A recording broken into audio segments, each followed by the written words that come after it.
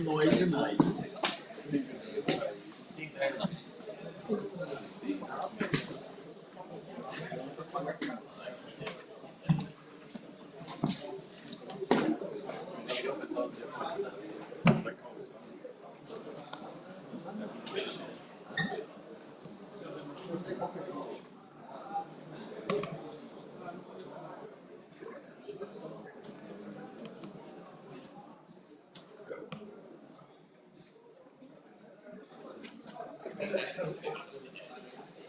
Olá.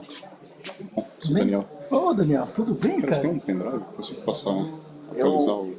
Ah, você quer atualizar? Eu não tenho pendrive, não. Só se tiver. Então, deixa. Você consegue fazer upload dela no... Eu vou tentar logar pelo Edu. Não precisa, aqui tem o Edu, mas tem a Unicamp Visitante, que qualquer um pode logar com... Você pode criar uma conta ou logar com o Google, Facebook. Conseguiu te mandar. Não, eu sei. E colocar no site. Isso, agora você vai conseguir. Ah, não, bom, a senha, você estava procurando a senha, é verdade. Eu ponho lá para mandar o e-mail. Teve um outro problema, teve uma outra pessoa que teve problema com a senha também. Você consegue mandar por e-mail? Ah, então, pendrive? Não, beleza. Tem vírus? Ele falou que tem um Ubuntu, então.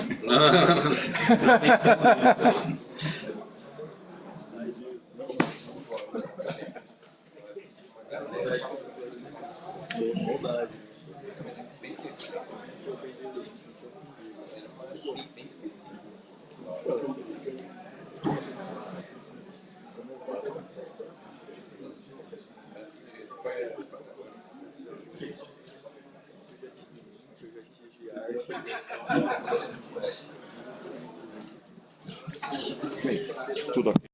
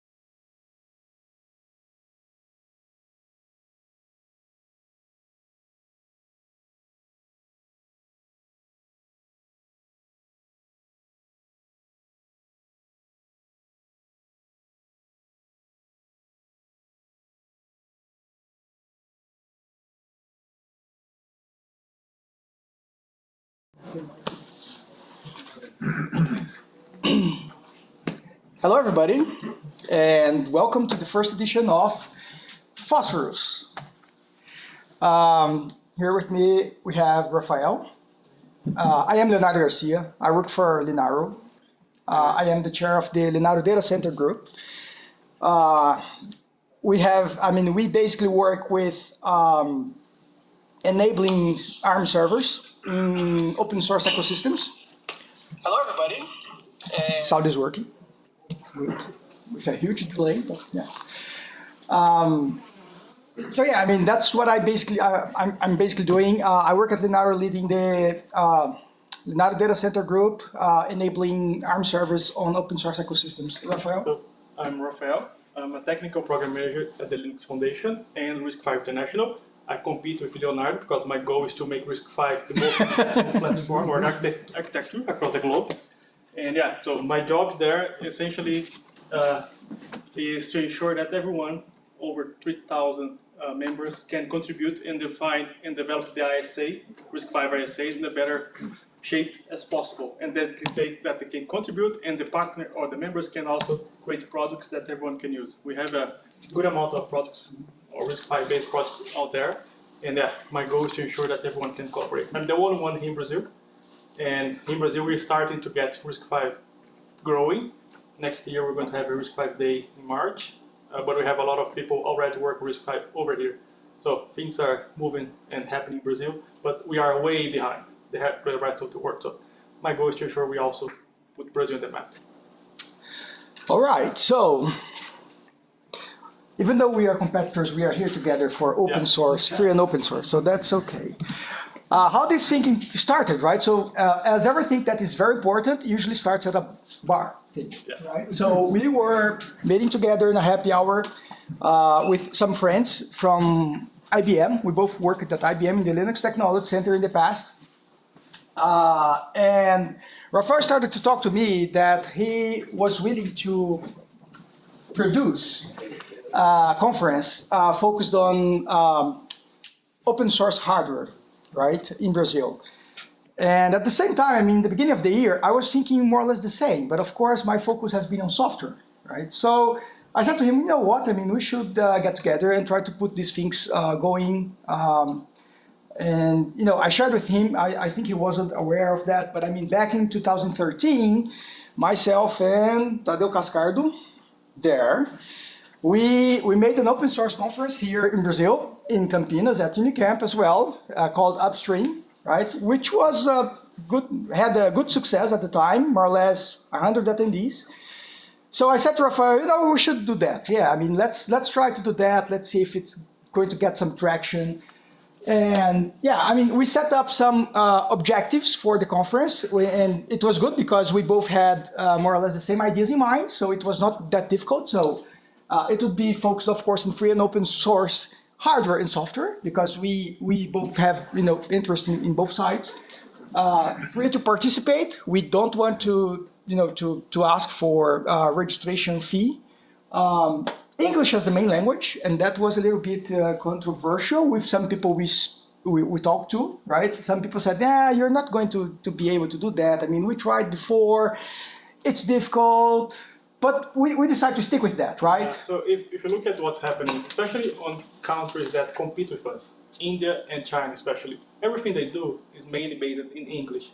If you want to somehow expose Brazil and the people that are working here and the developers that are working here, we need to ensure they can propagate their work in a language that anyone can understand. So it's better to do something in English, even though it's not going to be perfect at the first time, but it's going to be something that we can show off. So if someone asks, hey, can you point me to a presentation about debugging? Okay, maybe we have someone here that did that presentation, you can point someone out in another count. So doing this in English is for us, I would say, it's trying to open the door for people that does not know what we do in Brazil can also start to understand what we're doing over here.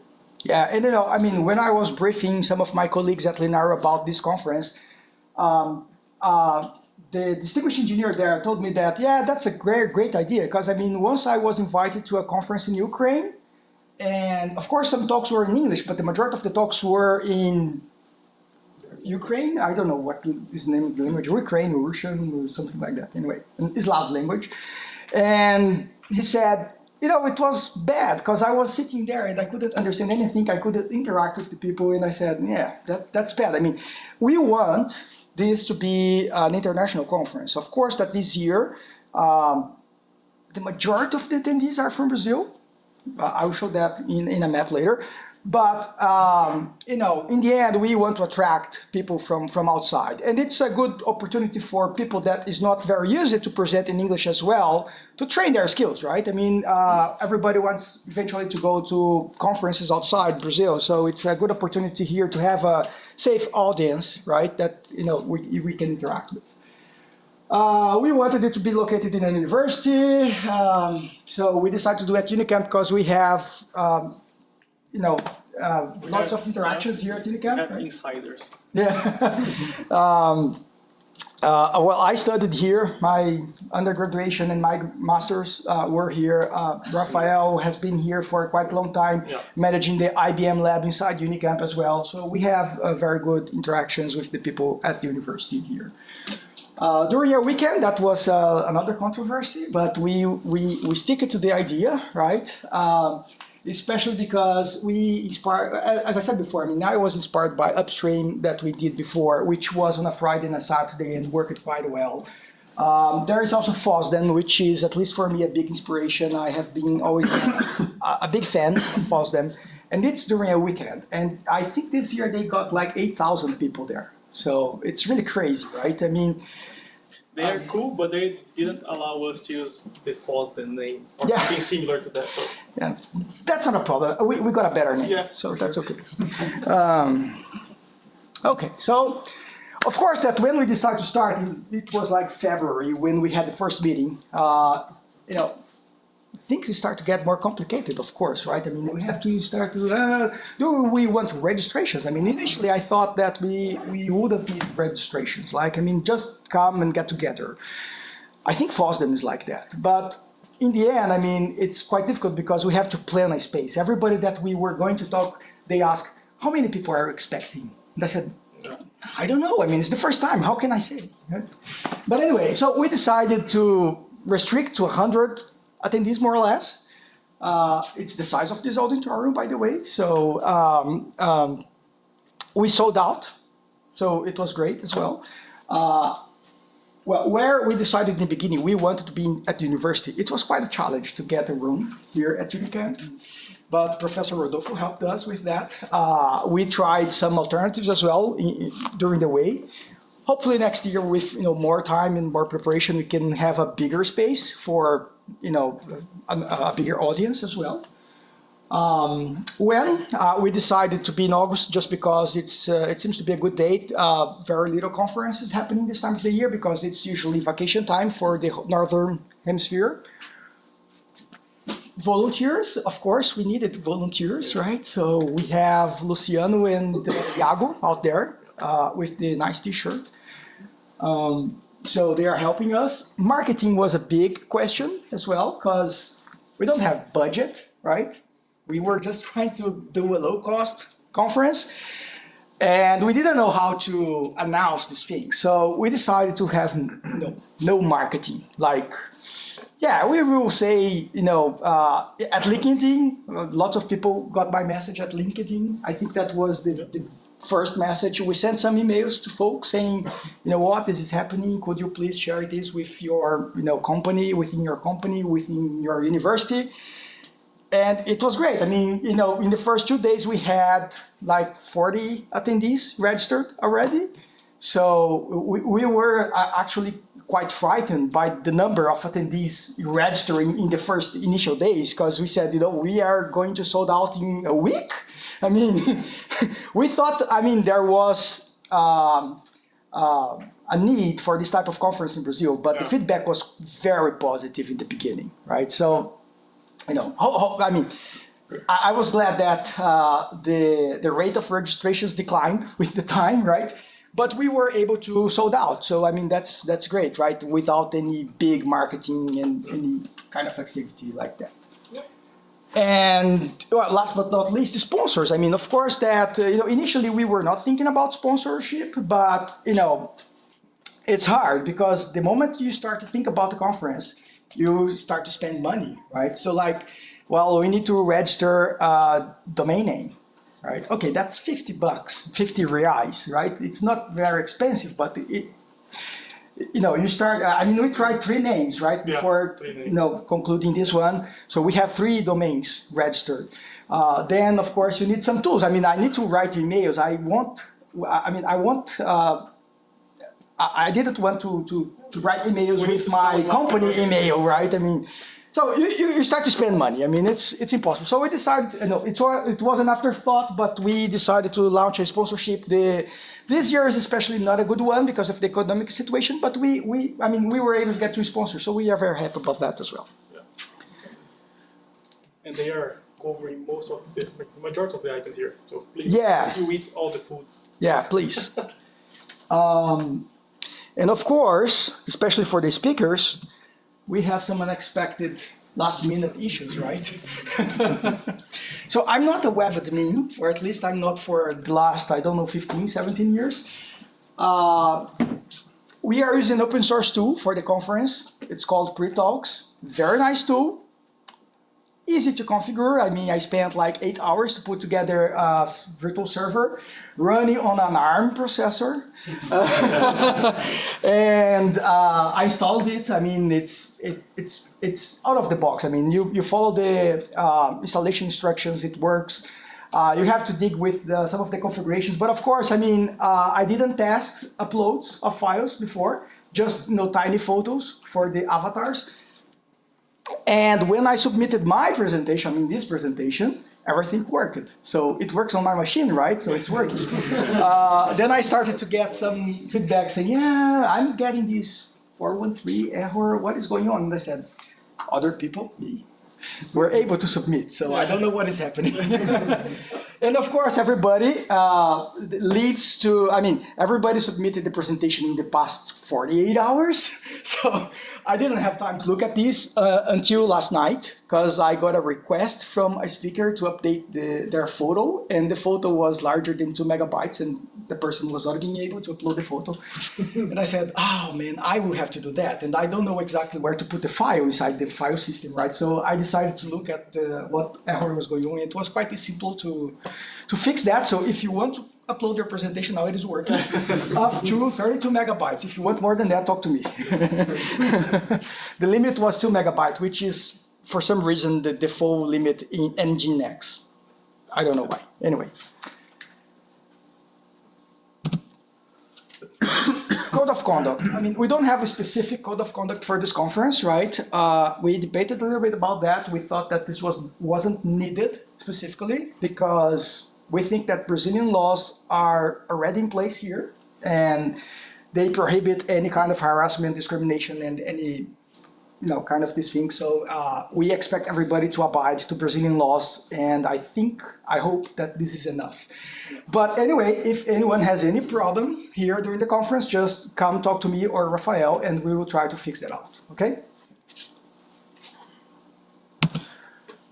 Data privacy, that's something that, we think a little bit in the beginning, but not very through. Yep. So in the beginning of the conference, we decided not to collect information about the attendees, right? Yep. And I think that's a good thing, right? I don't want to collect information about everybody. Of course, if I have a registration, I use the tool Eventbrite. You have to register to Eventbrite. I'm sorry about that. I wasn't going to put a tool for that. And I thought that Google Forms was not enough for this, because then all the work would be on us. So we collected your name and email, right? But of course, when you have sponsors want data, right? So they started to ask us, can we have a list of the attendees? And I said, okay, I cannot provide you that because Brazil has the LGPD law, right? Which is similar to the GDPR law in Europe, even more strict in some cases. So we are not going to provide your data to anyone, right? But if anyone, Well, actually, I mean, let me rephrase that. I mean, there is one sponsor, Husk, our sponsor. They want to send some messages to the attendees later after the conference, right? So if anyone has any problem with that, please come and talk to me, because I'll say them not to send emails to you, okay? But that's the only information that we are going to share. Just the email, not the name. Just the email, yeah, not the name. Okay, the email that you used to register to the conference. That's the only information we have anyway. So I want to thank you, our sponsors, right? Husk and Red Hat. We have also a number of partners. So Unicamp and Instituto de Computação, Institute of Computing. So that's where the conference is taking place, right? Professor Rodolfo helped us a lot with the interactions with the university and the institute to be able to use this space, which has a very, very nice infrastructure. You know, we're being able to stream to YouTube because they have everything set up. So that's great. Risk 5, Yeah. I believe it's going to be, we cannot say that word, but the Institute for the Conservancy of Freedom, Free Technologies, I'll talk a little bit about them later. That's a very nice non-profit organization that is helping us. And of course, Linaro, I mean, the place where I work and that supported me through this endeavor. So I'd like to talk a little bit about Husky. So Husky is a fintech that was created back in 2016, right? It tries to make it easy to do international transfers for Brazilians, especially for tech professionals that are working remotely for abroad, companies abroad, such as me, for instance. So I use their service, by the way. You know, it's really a seamless, hassle-free payment solution. It's very easy to use. They were backed by Nomad back in 2022, right? And Nomad has a broader service. They are really an account for travelers, content creators, global workers, and investors. You can have your money all around the world. I mean, it's quite broad what they offer. Red Hat, I suppose everybody knows Red Hat. I mean, I've been using Red Hat since 2000, right? Yeah, no, 1999, yeah. So it's the leading provider of enterprise open source solutions. It has a broad portfolio of products and solutions based on open source software, all right? I want to talk a little bit about the Instituto para a Conservação de Tecnologias Livres as well. The slides are in Portuguese because, you know, they are basically a Brazilian non-profit and their target is really to work with Brazilian projects. They try to be more or less like the Free Software Conservancy organization. I think Tadeu has a t-shirt from the Free Software Conservancy. So they try to do the same here. So it's very difficult for us, for instance. I mean, if you want to get a sponsor for a conference such as this, I mean, we don't have an enterprise, we don't have a company, right? So sponsors usually they do not pay anything for a person. They want to pay for a nonprofit. So that's what the ICTL does. I mean, they are basically this legal institution that can receive funds and provide them to the projects and manage these funds, right? So, you know, as I said, I mean, for sponsorships, to pay for stuff as well. I mean, we have to pay for, I mean, that's not the case here. I mean, the place is for free for this conference, but if we had to pay, they could pay that for us. They could sign a contract, right? So it's very useful, right? And of course, to keep the money, right? Because, you know, it's very difficult to size exactly the amount of money. So sometimes you have some money left, so they can keep this money to the next year. They can manage all these things. So it's very helpful. So, I mean, these are the projects that they have. So they always organize them in Brazil. FOSForums, of course. DebConf 19, which was in Curitiba, they were the ones that organized that as well. They maintain FluSP, and they were also behind Linux Dev VR. I mean, they were the organization helping Linux Dev VR to manage their financial resources as well. So if anyone wants to learn more, these slides are available. And I would like also to thank the people that helped us through this endeavor, right? I mean, Rafael, he presented himself. Luciano and Iago are, you know, our volunteers. Thank you very much. Professor Rodolfo, I mentioned before. I mean, he has been helping us with the interaction with the university. Gabriel was a person that provided me a number of insights in the beginning about how to put together the infrastructure for the conference. He was responsible for the infrastructure for the Linux Dev BR conference. Guilherme was my beta tester, right? He was even able to register with a wrong email. That was good test. Gustavo and Bruno, they were behind Linux Dev BR and they helped with some of the funding challenges that we had. So thank you very much for them. Antonio Terceiro and Daniel, they are behind ICTL. They helped us a lot as well. Renato Golin, he was one of the organizers of FOSDEN and LVM. I didn't know him. He reached out to me through LinkedIn because of my first initial post about FOSForums. And he helped me with lots of insights about how to organize conferences. So thank you very much for him. And Cascardo, thank you very much. I mean, even though we were not involved in this conference specifically, I mentioned Upstream before. And I think you have always been a good inspiration for everybody that likes open source and free and open source in Brazil. So thank you all. As I said before, we didn't collect any information about you, right? But everybody asks about some demographics, statistics of the conference, right? So I spoke with people and tried to put together some information that I can show to sponsors in the future, right? And I thought it was interesting to share with you as well. So this was based on your names, right? So I'm not making any judgment about your gender identity. I just read your names and thought, this might be a male or a female. That was it, right? Of course, as expected, we have much more males than females, right? But I was quite glad to have like 15-20% of females here. I think that's a good number to begin with. And other is just a statistic, right? Because I know that people might complain if I put just male and female. So I look through the internet and they say that more or less 9% of the population does not identify themselves as male or female. So we should have more or less the same amount of people that do not identify with male or female as attending the conference as well. Demographics. Well, as expected, the majority of the people is in Brazil, but there is one guy that, at least according to LinkedIn, is from Germany. I think he didn't register this morning. But anyway, it was quite a surprise to me, to be honest. So I'm willing to meet him and ask why he registered. If he's just around and decided to join us. It's a free conference, I'm going to say. Let me hash with him.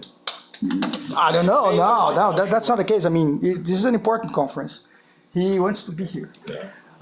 The majority of the people is from the southeast and the south of Brazil, right? I think that's more or less expected as well, even though it's a free conference. It's the first edition. It's very difficult for people to justify traveling, right? And it's not cheap. And the majority of the people is from the Campinas region, right? I mean, the large majority from Campinas. São Paulo is this other bigger red dot there. And then we have, all the cities around here, south of Minas Gerais. So as expected, right? Not a surprise. This data I collected from LinkedIn. So I just visit the profile of the ones that have profiles on LinkedIn. So it's very incomplete. Some people don't bother to put where they are from. So it's incomplete, but it's just to show some information about who is attending the conference, right? And last but not least, I mean, also collected from LinkedIn and from whoever I was able to find there. The majority of the folks attending here are students from Unicamp, so that's great. I mean, overall, I think 25% of the attendees that were registered are students. And then, CNEPEM, the National Laboratory of Energy and Materials here in Campinas, they will provide 2 speeches this morning, and they have the largest audience, the largest number of attendees here. Red Hat, Canonical, USP, Igalia, Linaro, Collabora. I mean, not a surprise, right? All companies that work with free and open source software so that they are, I mean, the majority of the attendees are from them. And then we have a huge collection of other companies and universities with 1 or 2 attendees, which is great as well, right? Because we don't want to be focused on just, very well-known companies. We want to have a broad range of attendees as well.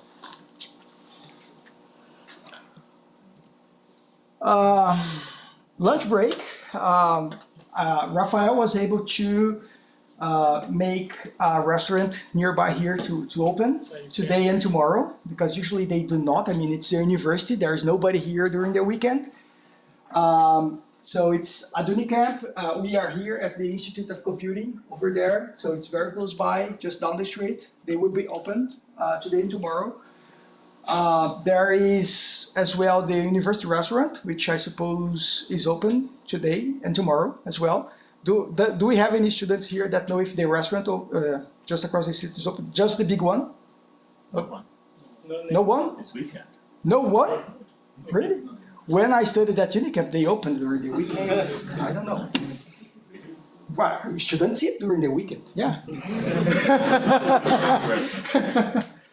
Anyway, so you have to find out where to have lunch. Unfortunately, we don't have any sponsors for the lunch this year, so we will have to go around. There are a number of other restaurants along the way for the ones that don't know Unicamp. So if you just exit through the physical education university here, so there is a number of restaurants in this avenue here as well.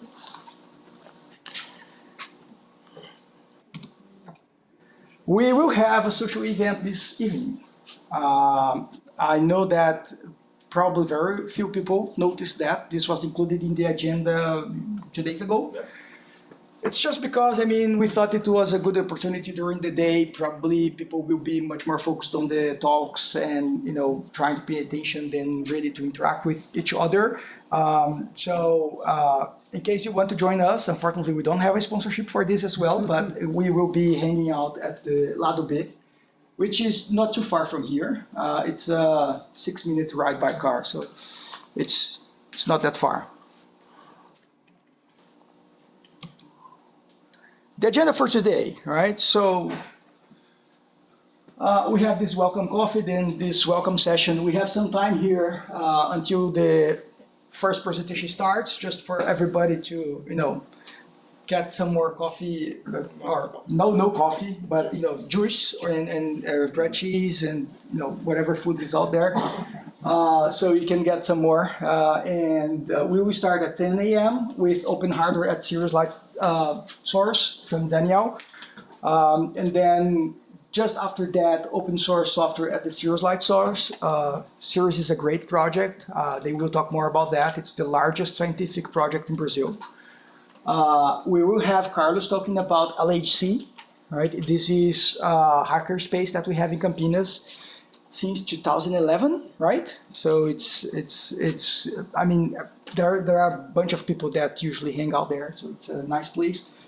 Then we will have a talk from Renato about FreeBSD before lunch, right? And then after lunch, Guilherme will talk about debugging VM cores, or not necessarily VM cores, right? I mean, crashes in the kernel.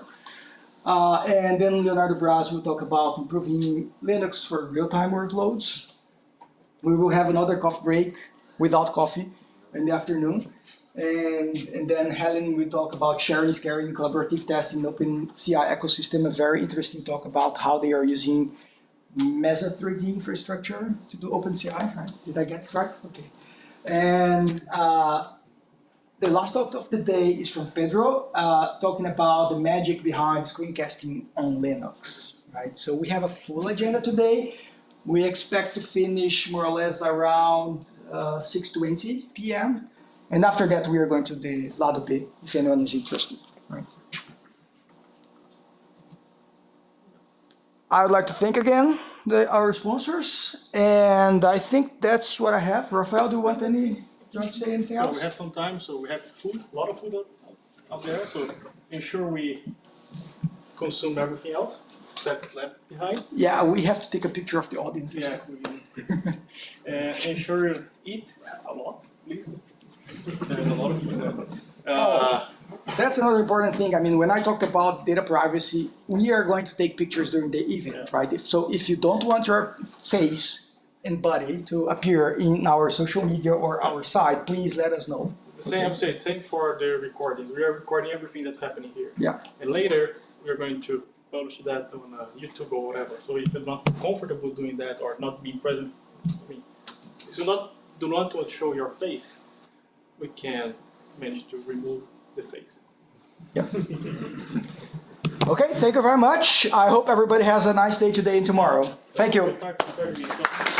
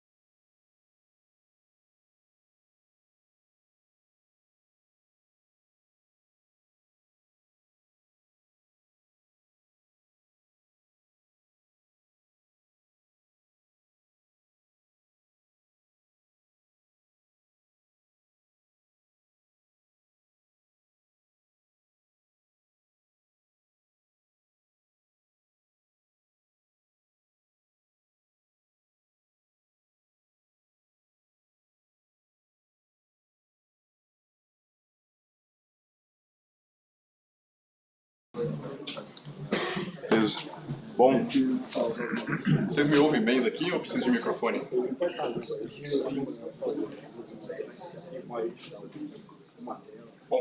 Bom dia a todos. Meu nome é Daniel Tavares, trabalho no CNPEM, LNLS, desde 2009. Eu estou aqui para falar sobre nossa experiência com Open Hardware lá no LNLS. A gente começou a pensar nisso em 2011. Essa apresentação vai ser breve, mas eu acho que a gente vai ter bastante tempo para discutir, se tiver interesse em saber mais. Deixa eu ver o que passar aqui. Bom, aqui é só algumas fotos lá dos Sirius. Então aqui é a vista aérea do prédio. E aqui são dois mundos mais ou menos separados. Ali em cima são elétrons e aqui fótons. Então, como alguns de vocês devem saber, a gente tem um acelerador de partículas lá, que é um síncrotron. E o síncrotron que a gente tem lá, ele acelera elétrons. São pacotes de elétrons viajando numa câmara de vácuo, num tubo, para produzir radiação síncrotron. Então imagina uma nuvem de elétrons viajando dentro desses tubos aí, passando por esses ímãs que conformam esse feixe ao longo da trajetória. E cada vez que esse feixe é defletido, ele gera radiação. E, no caso dos Sirius, o acelerador é otimizado para gerar raio-x. E o raio-x é usado para sondar... desculpa, eu deveria falar em inglês, né? Agora que eu lembrei. Sorry. Switching to English. Sorry about that. So, these electrons, when they are deflected, they generate a radiation. Sirius is optimized for X-rays. And these X-rays, they are used to probe the matter. It can be biological tissues or semiconductors, any kind of materials. We have different beam lines to different kinds of materials. And so on the bottom you can see an X-ray detector. It's a pixel detector with each pixel has 55 micrometer. And so it's just to say that we have two words here. One is the electron beam and the other is the photon beams. So in this world of the electron beams, this is an schematic view of Sirius on the bottom. So those magnets that I just showed in the previous slide is showing these schematics here. So we just have to repeat this 20 times. So this is just one cell of Sirius. We have 20 of these. And we have some sensors to measure the beam position inside this vacuum chamber. These are these magenta points over here. And on the top, what I'm showing is the beam size. So the beam is not always with the same size. Imagine this cloud of electrons, and it's changing the size along the way as it travels along this tube. And what I want to show is that in the most stringent part, the smallest size of this beam is of the order of 2 micrometers. And we need to be stable down to 5% of this beam size. So it means that we need to measure variations of the position in the order of 100 nanometers or so. And this is where the open hardware journey starts. We needed to develop electronics to measure this position of these beams. And this is what we have today. So this is just one rack of 20 racks that we have in the machine. And we decided roughly in 2012 to do these electronics as open hardware projects. And we started studying what would be required for this. So this is basically radio frequency digitizer electronics. We need to receive some radio frequency signals. They'll convert this to the baseband and do a amplitude demodulation. And with this, we can measure the position inside that beam. Okay, so this is the boards that we developed as open hardware, and I think it's not worth giving much details of each of these projects. But what I wanted to show is that each of these electronics has a GitHub or Open Hardware repository link where you can access all the design files, and you're ready to manufacture by yourselves if you want. And I also wanted to put here not open designs on the right, those boards there, because we try to follow standards as much as possible. So with this, we could combine open and not open designs. I think, I'm not sure, but maybe it's a bit different from software, but I think it's key to try to follow standards. Sometimes in hardware it's difficult to do everything open, so I think following these standards, it makes it much easier to combine these two different kind of designs. So in general, what these boards they do is process radio frequency signals. In series, we have 500 megahertz signals, and provide a digitizer. So analog to digital converters to digitize the signals, FPGA boards to process all the signals, do the digital signal processing chains. And the most recent board here, this one, is a power amplifier that allows us to act on the beam to correct the trajectory in very high frequency. So we can measure in several points the position of the beam, calculate the control loss, and apply to this power amplifier.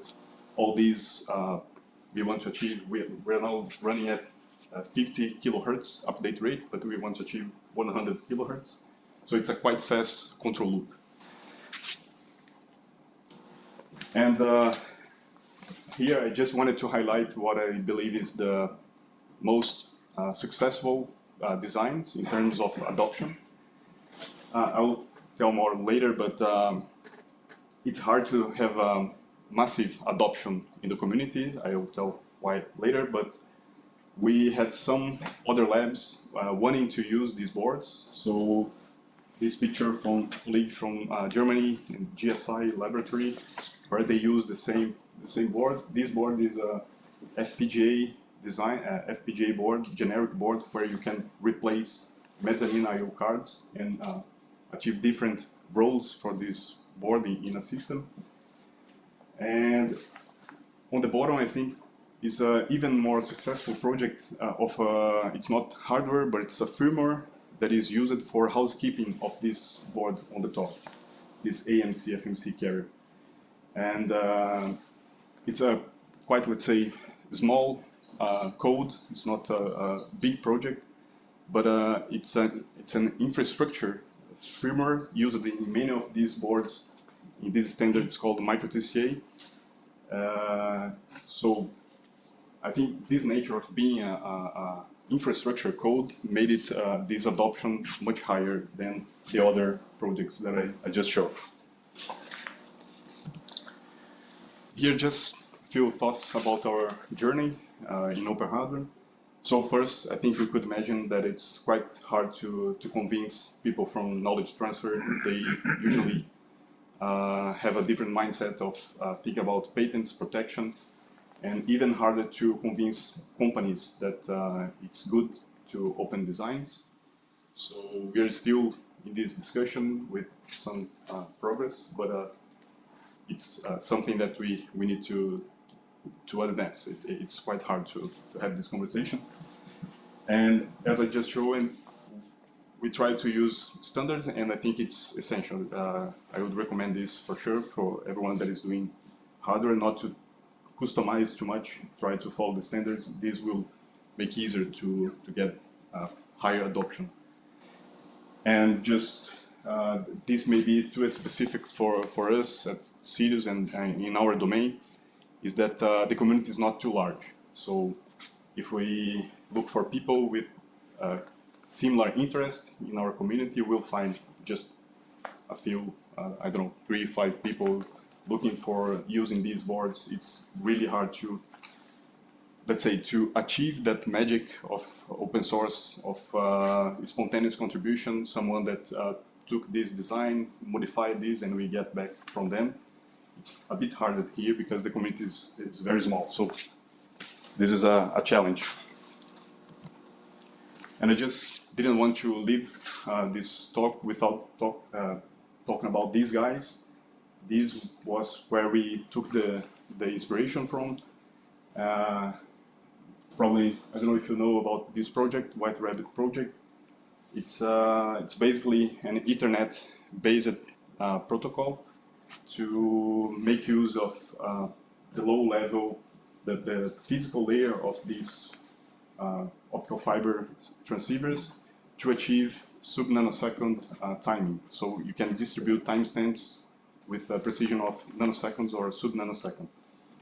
And okay, this is just for curiosity, but what really interested us here is that they, throughout this project, they build all the foundation to open hardware. So they provide the open hardware license, that's CERN OHL, an open hardware repository. So they, together with the project they made, they built these foundations for open hardware. So we just followed the steps of these guys. So I invite you to try to know more about their experience too.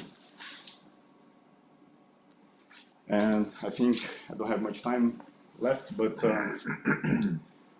similarly, for those who are in the open hardware domain, I think CERN open hardware license is a very well thought license, and it's worth a try if you are looking to open hardware design. So I just put some links. I think it's very interesting, the last link especially. It's very didactic explanations about the license.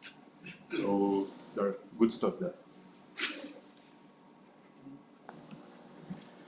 That's almost my last slide. Is just to say that we didn't have this in mind when we started, but today we see as this open hardware initiative just as a piece of open science goal. So, and we have good alignment from LNLS upper management to try this goal. We're just in the beginning of this, but we can extend it. And what matters here is just to try to achieve the sharing as a default. So you should have to, or at least I believe that you should justify if you are closing something, or if you're protecting something, not if you're just releasing to the public. If we want to be more romantic, it's just to think science as a big body of human knowledge spread, and we just contribute to this common good, let's say. But we are just in the beginning of this, but my point here is that LNLS has an alignment to do that and a support to achieve these goals. And this is just a summary. So I think it's important. What I wanted to show is that we do have electronics running at Sirius right now, 24/7, and with a large proportion of them are open source hardware. So it's an achievement. I again invite you to take a look at CERN Open Hardware License. I think it's the good one, the, let's say, most up-to-date license for hardware. And as I said, sharing as default is the goal for open science in general. And we are just a few, so we need critical mass, and we need more people to think together about this. Otherwise, it will be quite hard to achieve these objectives.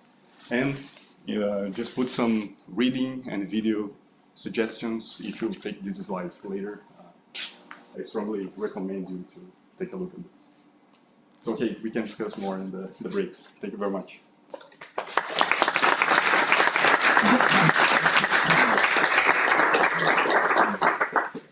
So anyone has any questions? I mean, we have 2 more minutes.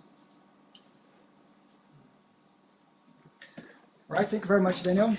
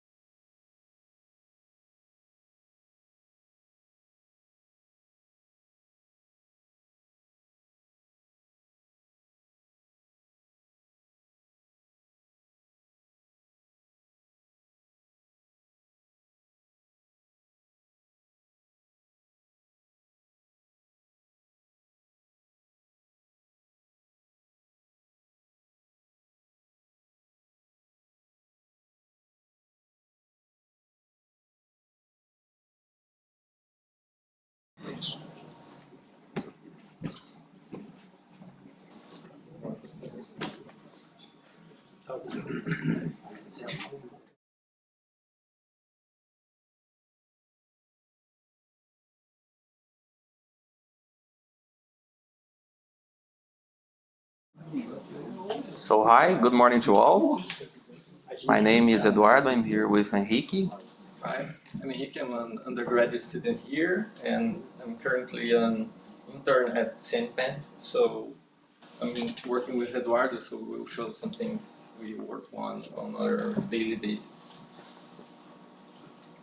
Okay, I cannot speak English as well as I speak Portuguese, but I will do my best, okay? So we are going to talk about open source software at Sirius Like Source. We have many teams in Sirius that work with software development. My team is one of them, where I work with Henrique. And let's go. First of all, I will talk a little bit about CNPEN.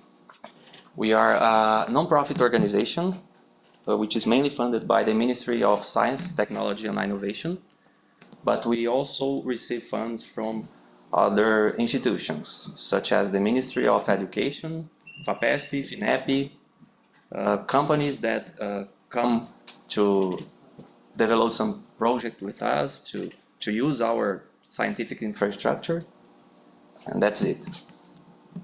We have about 40 years of history. We started to build the first synchrotron light source in Brazil. It was named UVX, and it remained under operation until 2019. And today we have a new synchrotron light source, which is much more modern and how can I say? It allows us to make science in a really high level of quality, and that's it. Okay, CNPEN.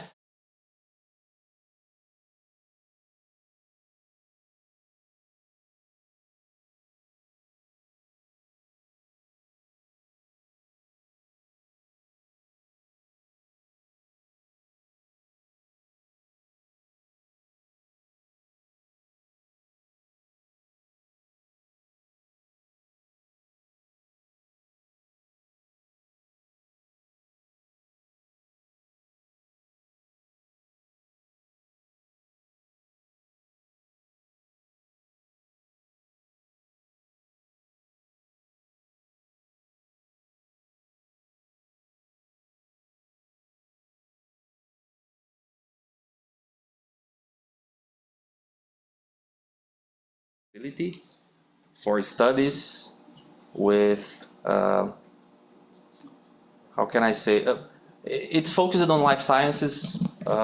It's going to be a lab for studying viruses and bacteria with the maximum level possible of biosecurity. So there, the scientists are going to work using clothes like an astronaut, because they are going to deal with an Ebola virus which is active, something like this. Okay? So let's go. So CNPEN has 4 lines of activity. We have many open facilities that receive researchers from Brazilian universities and also from abroad, especially Latin America. We also receive companies, industries from Brazil to perform some investigation in our infrastructure, product engineering.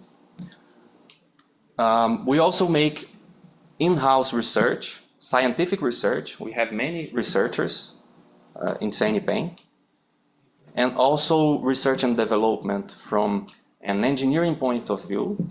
We develop scientific infrastructures. I will talk about it later. And we also develop projects with companies that have some partnership with us. Okay.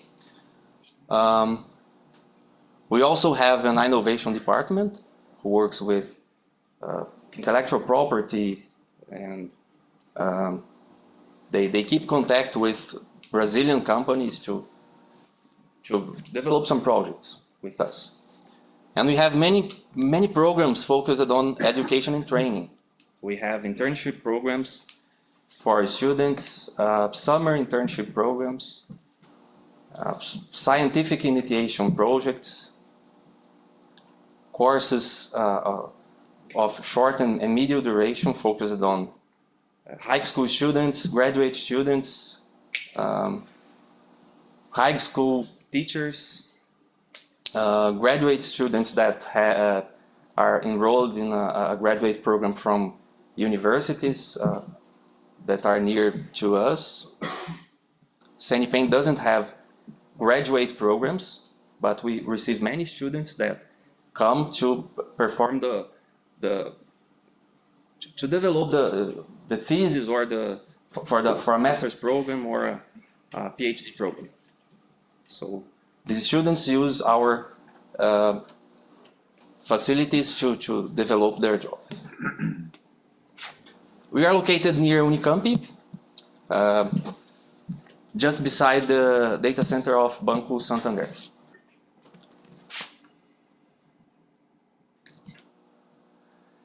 So as Daniel told us earlier, Sirius is a synchrotron light source. It's a particle accelerator. It's not focused on the study of the origin of the matter, like LHC in CERN. It's just a big facility that acts like a big microscope to investigate the matter, okay? So what's the principle of a synchrotron light source? We keep an electron beam stored. This beam is used to produce synchrotron radiation, which is just electromagnetic radiation in a broad spectrum. And we filter this electromagnetic radiation to a specific range of the spectrum. Depending on the beam line, we want to use this light. And we put some sample in the front of this radiation. And we register the interaction of this radiation with the sample using a detector. A detector is like a camera, an X-ray camera, or a photodiode. It really registers the interaction between the sample and the radiation, okay? And the science we do with synchrotron radiation has application in many fields. So you can put a soil sample inside of the beam, or a protein crystal, a metal alloy, and so on, okay? And the Sirius beam lines are named after animals and plants that are commonly found in Brazil. I will talk a little bit about them later. Okay, we have 6 beam lines that are under operation. They are open for use, but Sirius is capable of 38 beam lines. We have other beam lines under construction, and Sirius is not ready. We cannot say it is ready. Okay, we are just in the beginning of the project, I say. We will have much more beam lines in the future and receive much more scientists and students in the next years. So this is an aerial view of Sirius. Here we have the main building. These are beam lines that are that come to the outside part of the building because they are really long. Okay, this is the longest beam line. I will show you in some details later. This is a view of the inside of the building. Here we have a concrete tunnel. It has about 1 meter of width, this wall of concrete. This is for radiation protection purposes, because when the beam is on, nobody can stay inside the tunnel because it's really hazardous. And this is the interior of the concrete tunnel. Here we have many magnets. The beam stays here in a small vacuum chamber, and these magnets are used to keep the beam stable and keep it in its orbit. Okay.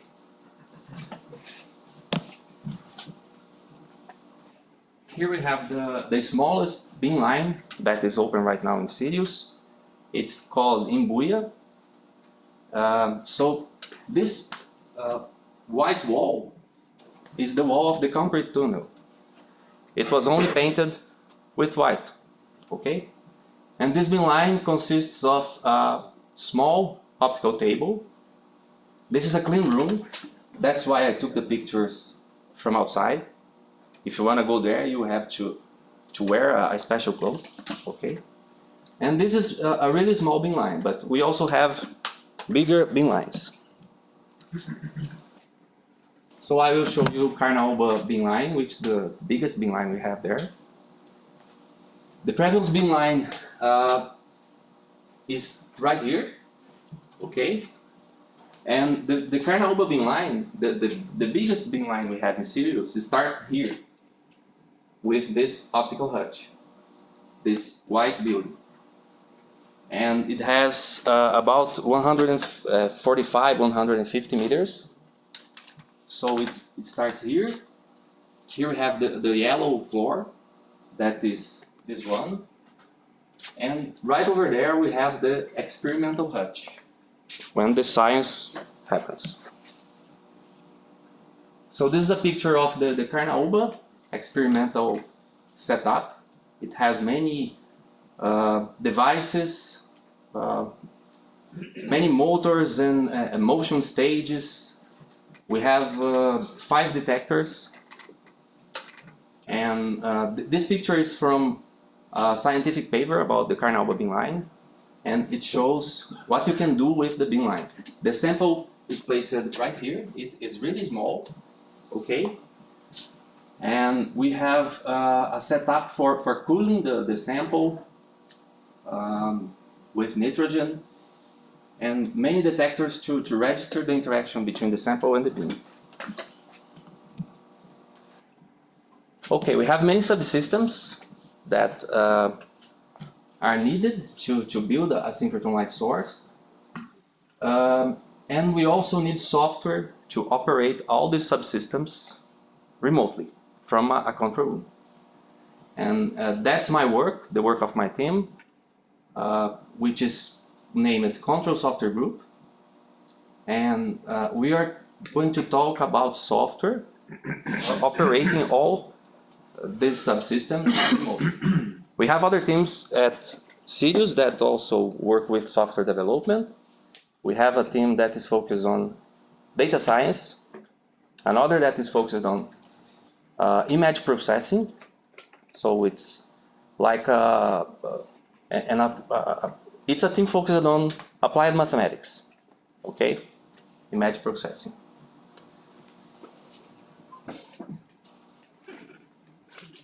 So my team and also my division, which has Daniel as the head, we also try to make every project as open source as possible, okay?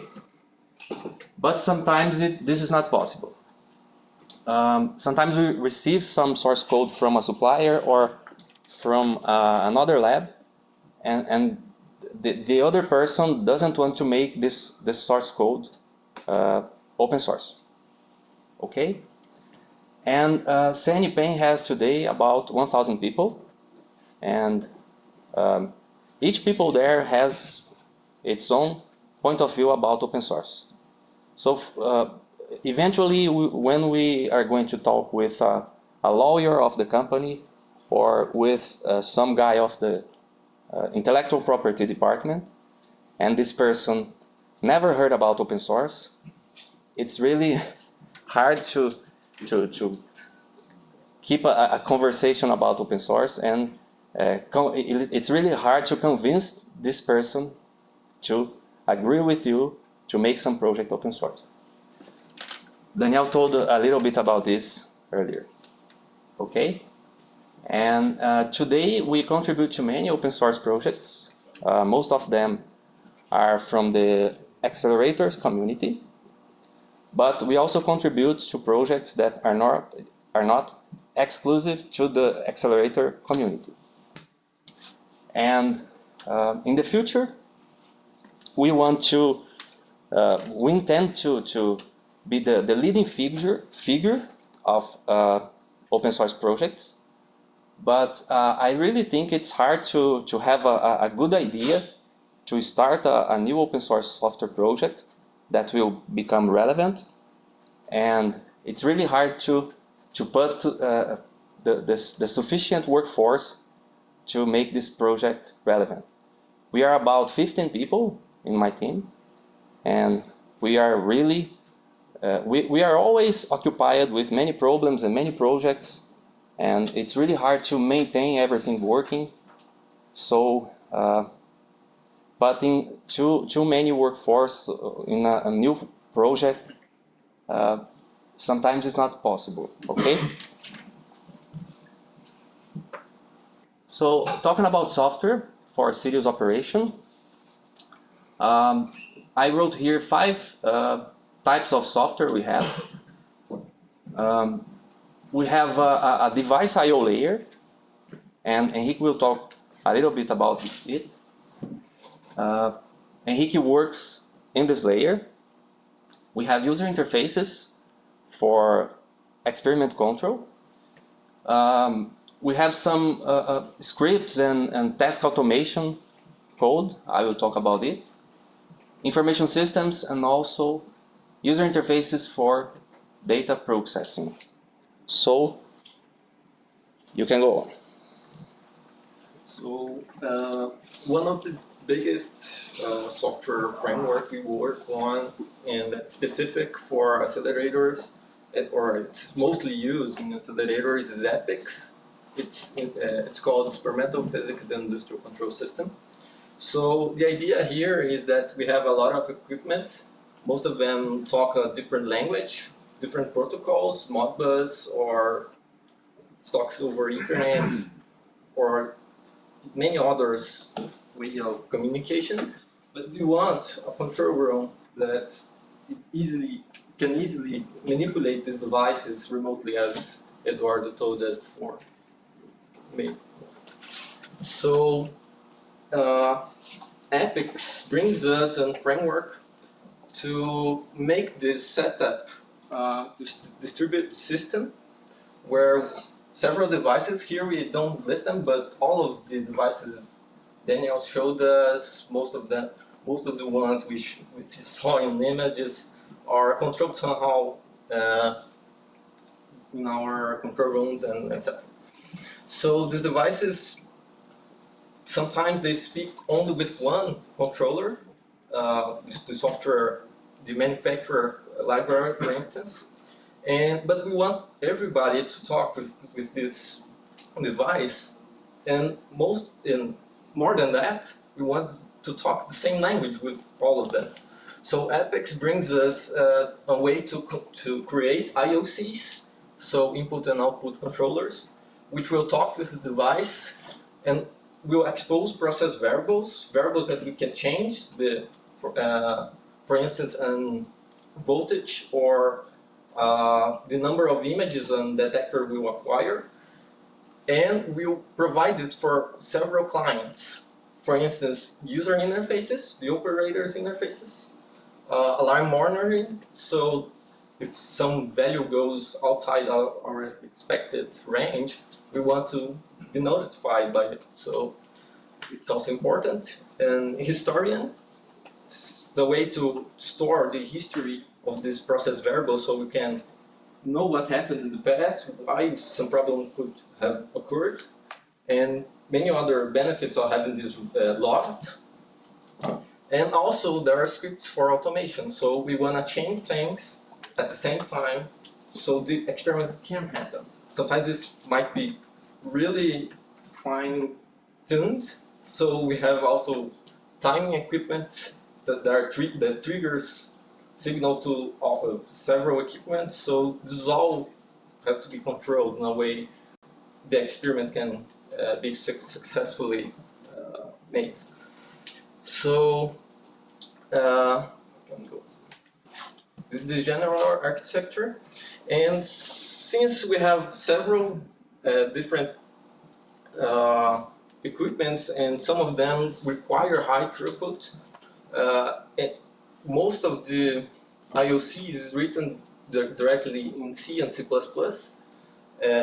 which will generate a optimized code that can deal with communicate with the device in the appropriate timing, let's say that way. And we also run these IOCs in servers, sometimes in our data center, sometimes locally, because of restrictions of the equipment or the protocol they use to communicate with the devices. And as I told you, there are several protocols that the devices use to communicate because there are specifics working and so on. So as I said, detectors is a case, and I'll talk a little bit more about that.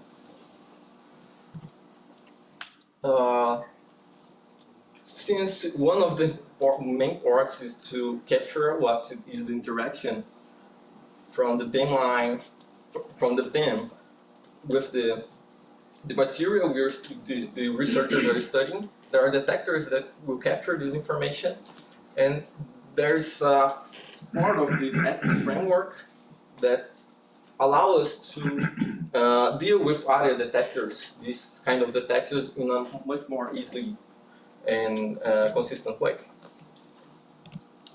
Here's a use case. So here's Paineta beamline. It's experimental station. This arc piece of pink. The purple box. The purple box, yeah. Okay. It is the detector. So this workstation is under construction. So there are several setup that is not assembled yet. But here's a use case of a diffraction case where the material the beam will hit the material and will detect, in this case in our arc, the image. The information of this.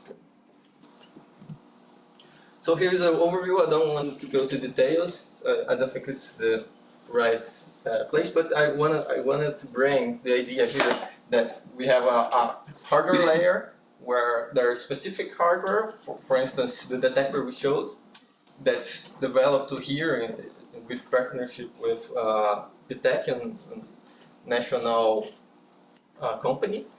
So we have the hardware layer, then the vendor API really knows how to communicate with the hardware, and then we bring the epics layers, which is porting this vendor API to epics, and then exploiting several processing software that's already written for epics in other detector. For instance, plugins for processing, for restricting the region of interest, and so on. And later, this will bring us to channel access, which is the protocol which I told earlier that every device will communicate through epics. So, here's a brief example of what I'm talking about. The detector will acquire an image. It will send it usually through Ethernet to a server that's ready for processing this image.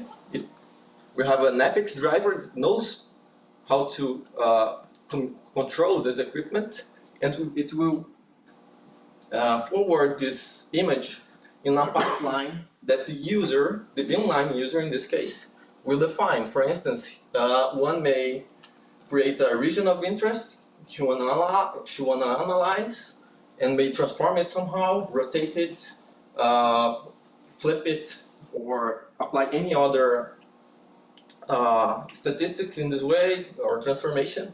And in parallel, it might be saving the raw image, or we may save only the region of interest. So it's a framework that thinks of this variability between experience and use of the detector.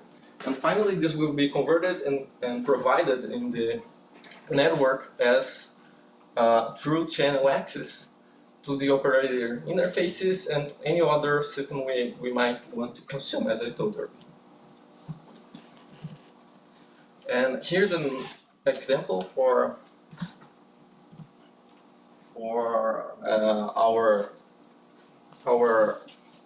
control, let's say that way. In this case, is the accelerator control room.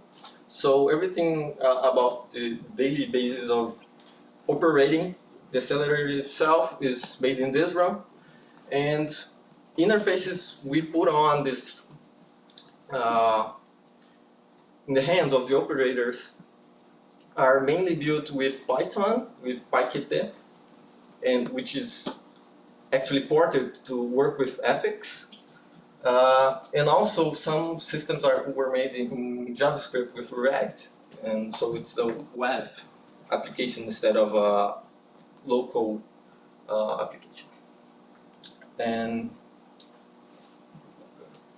Okay, we have a missing slide, right? But no problem. maybe the order was switched. Yes. Yeah, here I want to show you, it's a screenshot of one of the operators' interfaces. In this case, it's the diagnostics beam line. It's called the Carcara X or Carcara X. And here is a picture that I took when the beam was on. So it's the real vision of the beam, let's say that way. Of course, it's not hitting directly the sensor of the camera. It is hitting a piezo and then going to the camera. But here we can see in the real proportion of the inside, let's say that way, the way the accelerator generated the clock. Okay, so, well, Epics is a project that started in the USA in the 90s, and in the past years it received many funds from the USA government, and it's really popular in particle accelerators located in the US. So, well, we have many user interfaces for experiment control. As Henrique told, we use basically Python, Qt, and also PyDM, which means Python Display Manager. It's an Epics layer over PyQt with a visual editor for simple creating and running a GUI.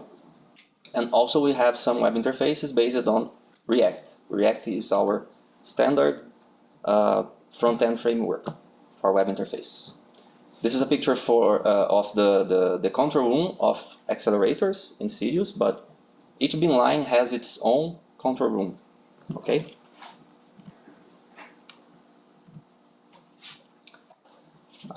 When we are going to perform a scientific experiment in a Sirius bin line, we need to set up many parameters of various devices and also collect data from many devices.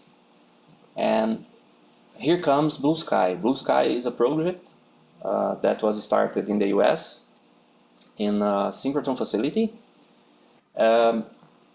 It's a layer over many Python popular libraries, scientific libraries such as NumPy, SciPy, and so on. And it also supports Epics for device I/O. And we intend to use this library. We are already using it for some bin lines, but we want to use it more in the future for experiment orchestration. It's automation of data collection at bin lines. This project has some facilities that are contributing to it. And that's it. Here's a diagram of the blue sky architecture. So you can have a central server that will receive the tasks that will be performed during the scans. We call a scan an automated procedure for performing a scientific experiment in a beamline. And you can use many popular libraries with Blue Sky for saving data, for streaming data to clients. There is a hardware abstraction layer that is compatible with Epix, but other similar systems can be used also. That's not our case, we use only Epix. And we intend to use Blue Sky in more scans in the future. We want to make it our default tool for scans. We also have some support information systems, such as a logbook for the operators when where they register all the events of the shifts.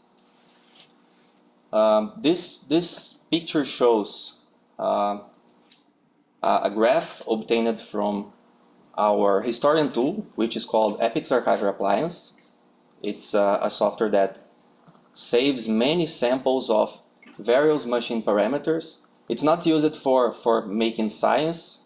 It's used by our engineers and operators for diagnostics and to study machine problems. So this graph is from Thursday, when we had a problem with some devices at about 9 p.m.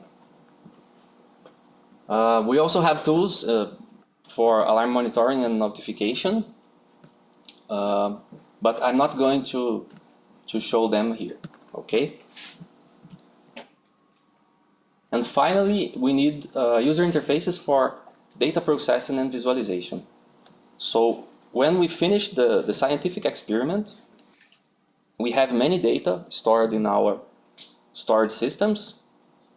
And in the beginning of Sirius, we had many Python scripts and also Jupyter notebooks for data processing. But today, the scientists are not happy with this type of solution because we have many scientists that are not able to use a terminal or to interact with a notebook in the Jupyter platform. So we have a great demand for intuitive user interfaces for data processing and visualization. Well, we have an experience with Orange.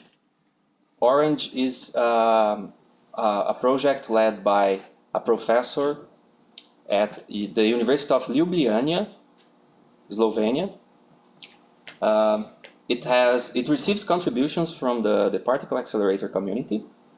It is based on Python and Qt and all the common scientific libraries that you use with Python. And we have a success case of Orange usage in the Imbuya beamline, the smallest beamline we have under operation today. I showed it earlier. And we are trying to use this type of user interface to make the data analysis and visualization processing easier for the scientists. So with Orange, you define visual workflows with these small balls.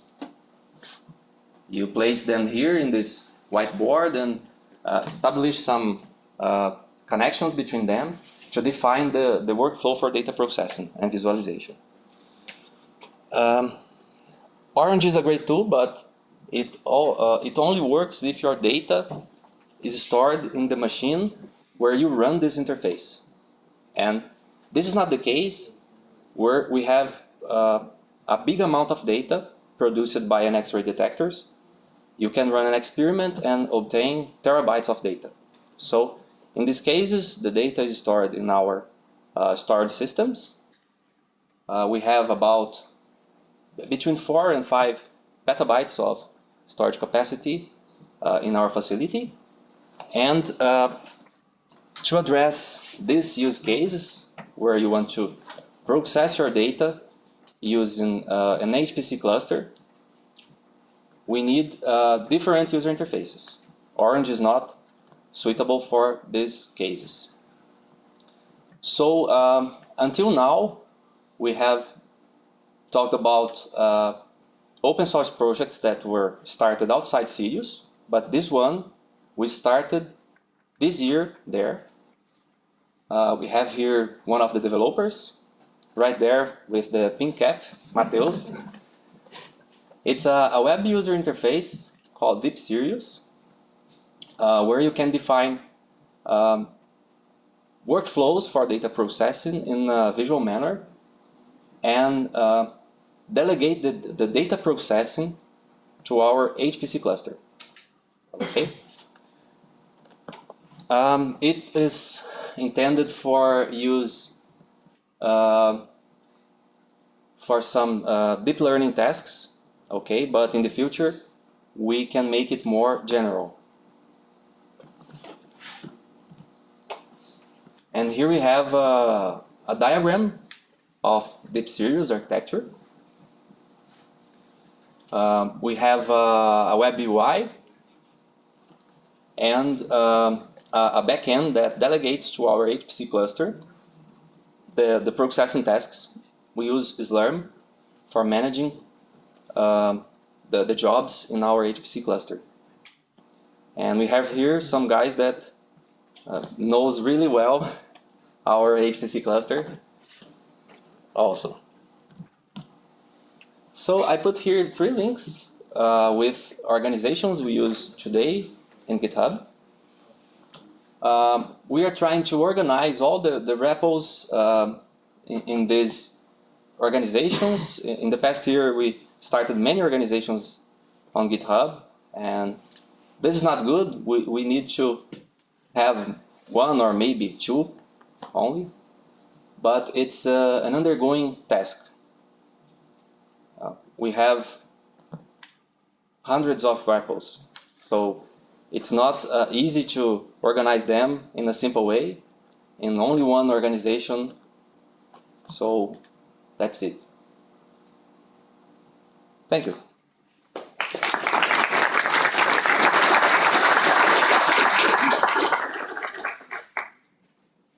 So do we have any questions to Eduardo or Enrique? Hi. So I'm interested in the why open sourcing your code or your hardware is so hard. Not exactly hard for you, but from the presentation, it seems like you have quite some freedom to develop not only the code, the hardware, everything, technology, and so on.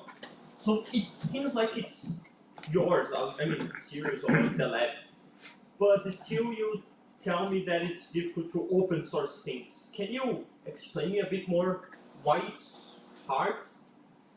Do you understand my question? Yes, there is some kind of brotherhood between accelerators worldwide, okay?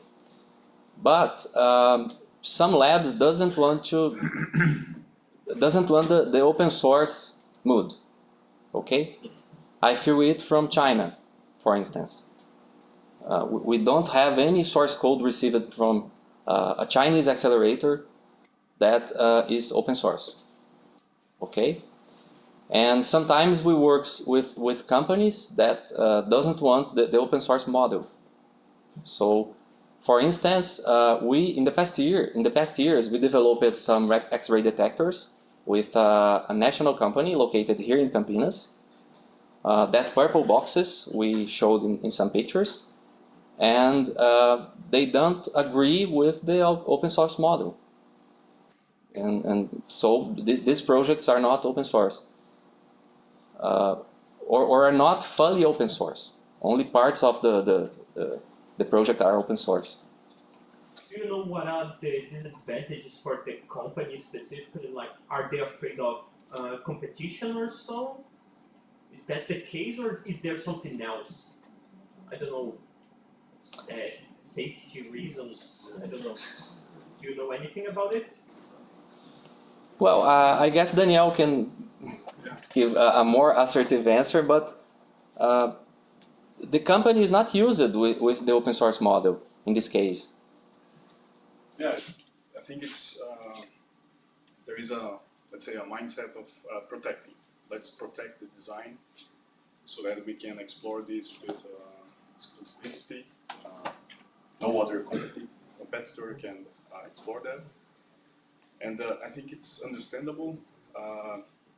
And actually, it's not, just to be clear, it's not a problem of Brazil or CEOs, it's everywhere. So when we discuss with those guys from CERN, that I showed in my talk, they have the same issues, and they also are looking for ways to how to interact with companies. So one of the discussions, recently discussions we had with them is that maybe what is more successful is if when you build something inside the lab that is like a platform.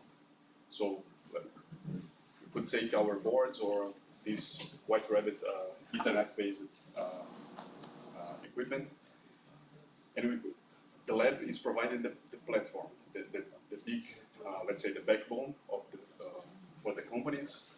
They can manufacture, but the companies can build specializations of this technology. And these can be exclusive to the company. But the common platform is provided as open hardware or open source. So it's like like it happened with software. We are still finding the ways to how to make companies profit from these open technologies as well. And but okay, this is one thing. The other thing is sometimes it's difficult to open this discussion with people that is more focused on, let's say, patents, because it's just like patents are good. Somehow the index, how many patents you have, is a good thing. But in the end, what is this doing for innovation? If we as a national facility, a national lab, if we provide open technologies that Brazilian companies or even from abroad can explore that, I believe that this is better for innovation. Let's say, maybe it's not how the company will profit most, but for the innovation itself, it's better, because you cannot just wait for exploring the technology. This is my secret. I can know about what is in design, and if you do it open, so it will move much faster, because you cannot stop. You must innovate every time. You cannot just sit on top of this innovation and wait until you get rich in your company. So this is how I think we should try to show to the lab that this is fostering innovation. Maybe this should be our point of view: innovation, not what the companies can make money out of this. It's just, and I think for the whole ecosystem, this will be healthier than thinking about only a few companies to get, let's say, the prize of this technology. I don't know. Maybe I don't know if it answers your question. It does. It does actually. Thank you very much. Hi, thanks for the presentation. Before, I think like 2 slides ago, you mentioned the HPC cluster and how you set jobs. However, on this talk, there were times that you use overview tools as Python, Qt, and all this stuff. So I'm trying to get how do you guarantee the throughput of getting this low? I guess it's a lot of data underneath the hood. Yeah. So how do you guarantee the throughput? And also, another question, if I may, you did mention before you also work on use a lot of Linux servers. So on these other appliances that you're creating the hardware and all this stuff, do you use like any real-time Linux on top of the kernel? Stuff. Okay. Sorry. No problem. But we can share the reply, I guess. Yes, for low throughputs, there is nothing special, okay? But for high throughputs or X-ray detectors, we have a storage system that uses the Lustre file system, okay? So we use this for high throughput case. Yeah, most of the data, let's say the bulk data, is coming from the experiments. So, like I said, there is the electrons and photons. So, in the photon side, because we have these X-rays hitting a sample and then hitting a detector, and we have to collect the data from the detector, and that is where the massive data comes from. And these guys here, Fernando Futsat and Mateus, they were responsible to assembling our high throughput data center.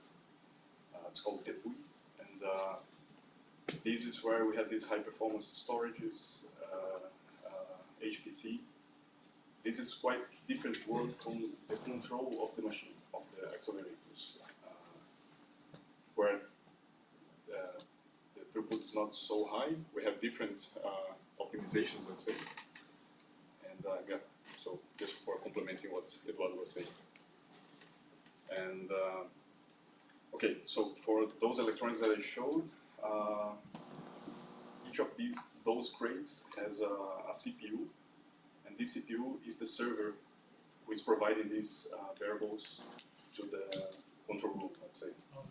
And this is still running on CentOS, right? Yes, CentOS 7.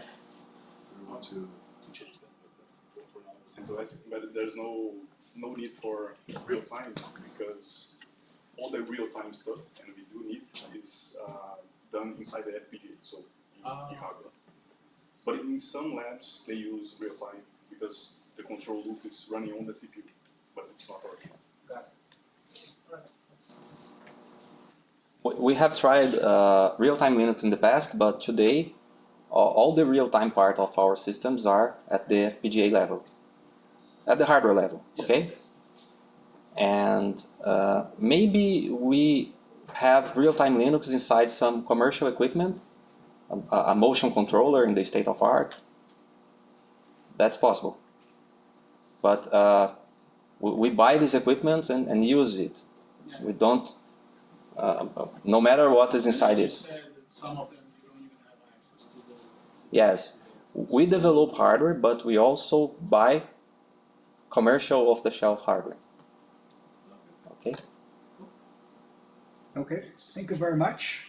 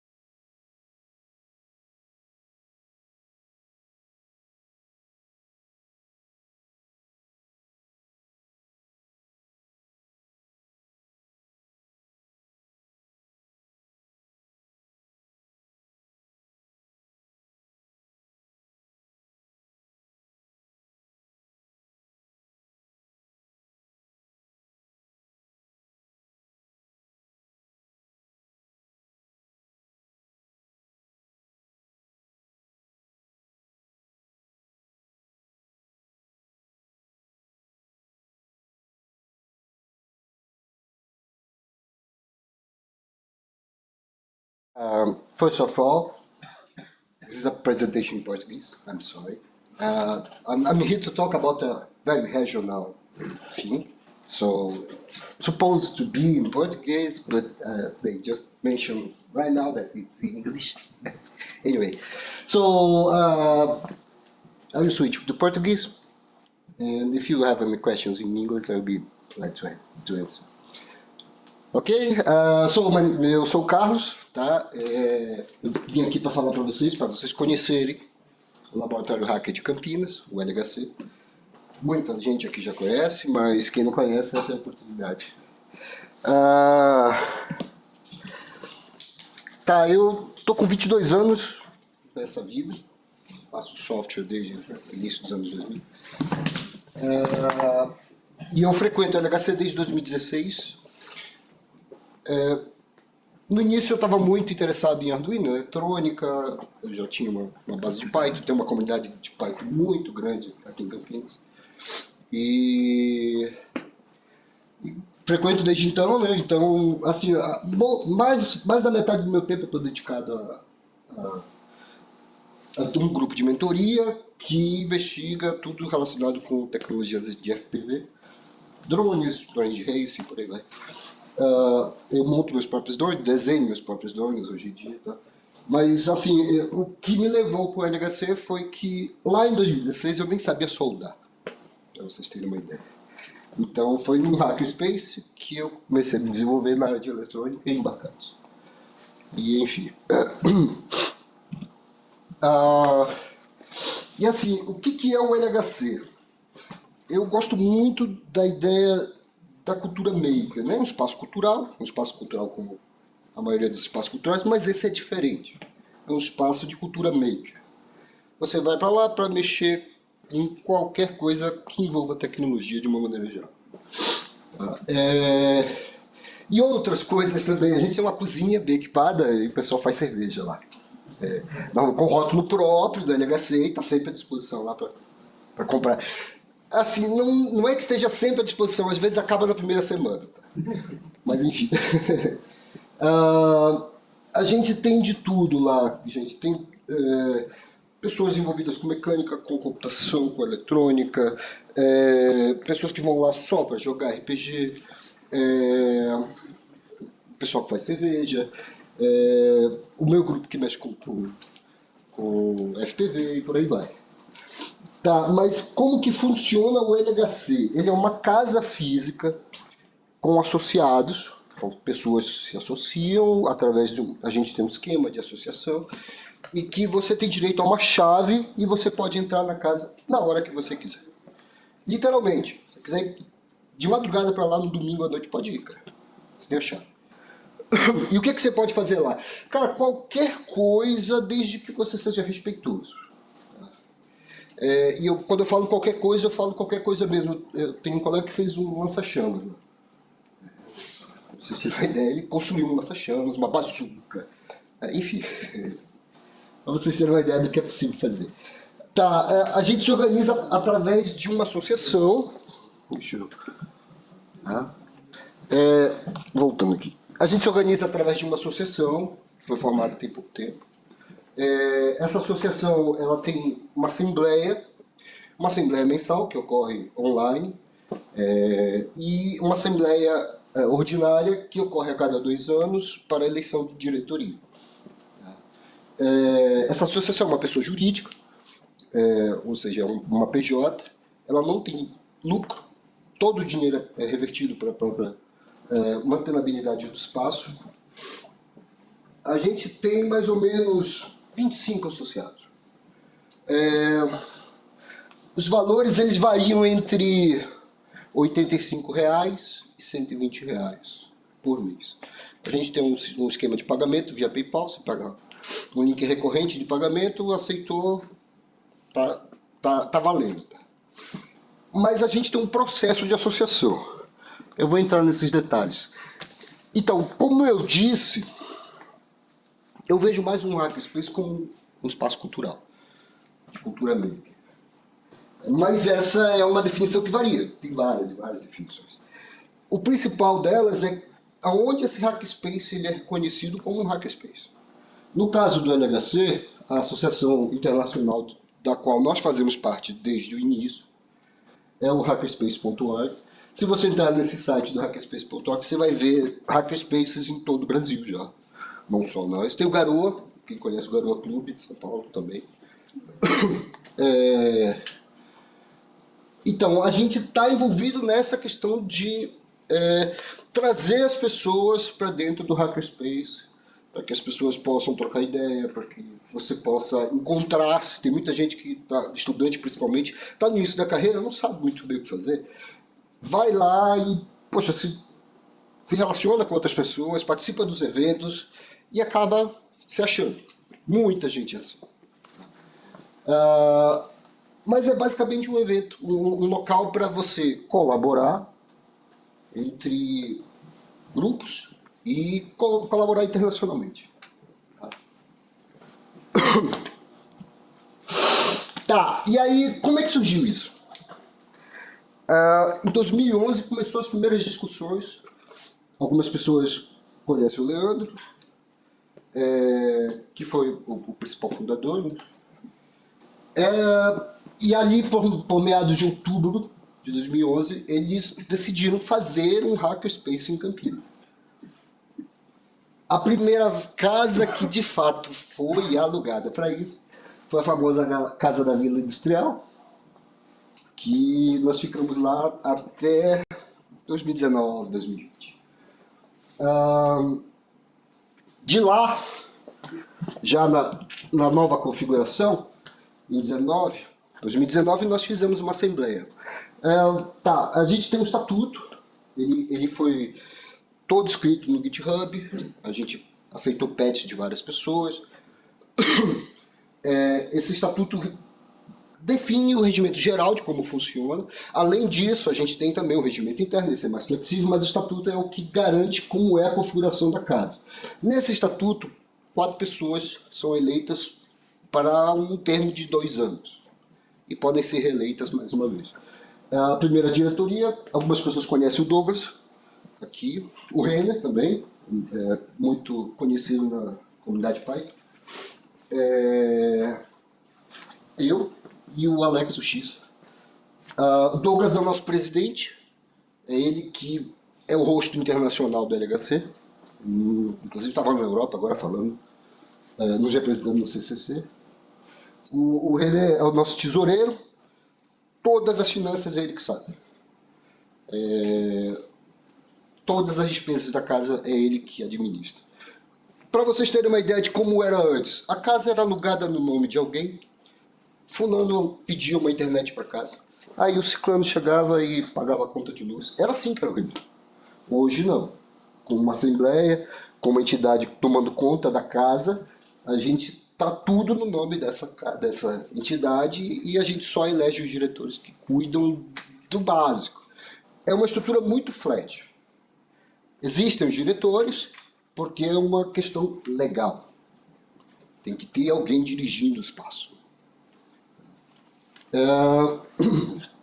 E é isso.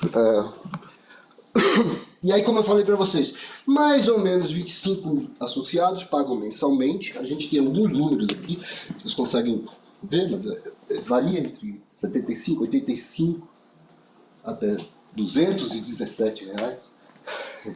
Ele paga em dólar, por isso que... Enfim, e esses 25 associados, mas tudo que a gente arrecada em eventos, mas tudo que as pessoas consomem da geladeira, sim, existe uma geladeira, ela está abarrotada de refrigerante, cerveja, água, enfim. As pessoas que frequentam a casa tiram o que precisam da geladeira e pagam. É completamente na confiança. Mas essas são basicamente as formas como a gente sobrevive. Existem outras? Existem. A gente vive muito de doação. Para vocês terem uma ideia, a gente recebeu uma doação recente, estava falando para o Leonardo, de ferro de solda para poder organizar um evento grande de eletrônica para crianças. E, enfim, pra vocês terem uma ideia de como funciona. E aí a gente disponibiliza um laboratório completo de eletrônica, com plaquinhas à vontade, tudo que você precisar está lá. É só abrir um armário e procurar o que você quer. Arduino, algumas coisas de SP32 e por aí vai. A gente tem a marcenaria, a cozinha, um salão enorme na parte de cima da casa. Cabe umas 60 pessoas, nós fizemos um evento recente com isso. E agora, estamos funcionando como cowork. Então, se você é um associado, chega lá para trabalhar, vai ter gente trabalhando provavelmente, e é uma oportunidade, mesmo que você não trabalhe na mesma firma do cara, é uma oportunidade de você conhecer pessoas. E aí, falando o que acontece no LHC. Sim, o Stallman, quando vem no Brasil, ele vai no LHC. A gente tem todo tipo de evento de comunidade. Grupai. Hoje mesmo está acontecendo um evento de pegar bandeira, cat flag, né? De segurança. Agora, nesse momento, está rolando. E a nossa mais importante conferência, que agora ocorre de forma anual, desde a pandemia ter acabado, que é a TosConf, a única conferência tosca do mundo. É tosca, velho, mas porque a gente fala assim que ela não é pela organização, é que a gente aceita qualquer trabalho. Ano passado tinha um cara ensinando a fazer refrigerante gaseificado usando uma folha que eu nunca tinha visto, uma coisa completamente... Nossa, que da hora, sabe? Enfim, a gente já teve um cara ensinando a fazer espadas, ele levou um forninho, ele derreteu metal, ele ensinou a bater e tal. Foi muito bacana. Enfim, é muito bacana o lugar. Tá? Não é só tecnologia, é muito mais coisa. E aí vem a questão, como é que vocês se associam, né? Então, a gente tem essa questão de você procurar um associado que vai te introduzir no espaço. Ele vai funcionar como mentor. Você tem um interesse, você procura a pessoa, você quer aprender FPV, você quer voar de drones, beleza, você me procura, eu vou te trazer para dentro do LHC e vou te colocar no meu grupo e junto com as outras pessoas que também mexem com isso, a gente vai te colocar no hobby, vamos dizer assim. Normalmente o processo você traz a pessoa, no mês seguinte ela se associa. Então ela de fato entra e recebe a chave no mês seguinte. Por que isso é importante? A gente precisa conhecer as pessoas. Você não pode simplesmente querer se associar. Quem é você? O que você faz e tal. Ajuda para que a gente não tenha qualquer pessoa entrando, enfim. Então essa pessoa que vai te encaminhar pelo primeiro mês, ele funciona como um mentor. Na reunião, você vai entrar na reunião também, a reunião mensal, ele vai dizer, estou trazendo aqui o fulano, ele está entrando, ele vai participar, vai participar do grupo de DevOps. Tem um grupo de DevOps enorme que se reúne praticamente toda semana. O Grupai de Python é gigantesco, eles fazem umas festas com pizza lá, que é da hora pra caramba. Enfim, é isso. E as regras para se associar estão todas escritas no nosso regimento interno. Tá? O nosso GitHub LHC, para quem quiser ver. Por que se associar? Como eu falei, ter a chave do espaço e você poder entrar 24 horas, 7 dias por semana. O associado ele também tem direito a guardar uma caixa com algumas coisas dele lá. Tá? Então você pode botar o seu nome na caixa, as pessoas respeitam. E aí você é associado, você participa tanto da gestão financeira, então as decisões de onde a gente vai investir o dinheiro que a gente arrecada, e você está fazendo parte do maior hackspace do Brasil. É arriscado dizer isso, né? Mas veja bem, o número de associados, o LHC é o maior do Brasil hoje. E a gente tende a crescer. A ideia nós estamos numa casa hoje e provavelmente, se a gente dobrar o número de associados, vamos precisar de um outro espaço. Enfim. E é isso, gente. Aqui é a nossa casa, tá? A gente fica na rua Araribóia, na Ponte Preta. Tá? Qualquer doação que você queira fazer, qualquer Pix, manda pro Batman. Tá? E o nosso canal do Telegram, eu convido todo mundo a participar, a dar uma olhada, a ir lá um dia, a comparecer, fala no nosso canal do Telegram e pergunta quando é que vai ter um evento. A gente tem um link só de eventos, eventos.lhc.net.br. Lá também dá para ver o que está rolando. todos os dias. Né? E é isso. Muito obrigado.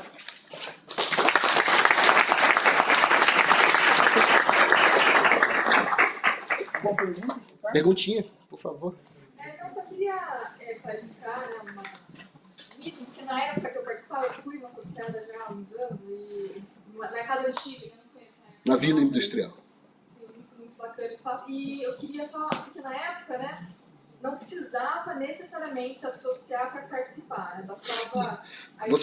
Você pode chegar em qualquer dia, em qualquer evento aberto.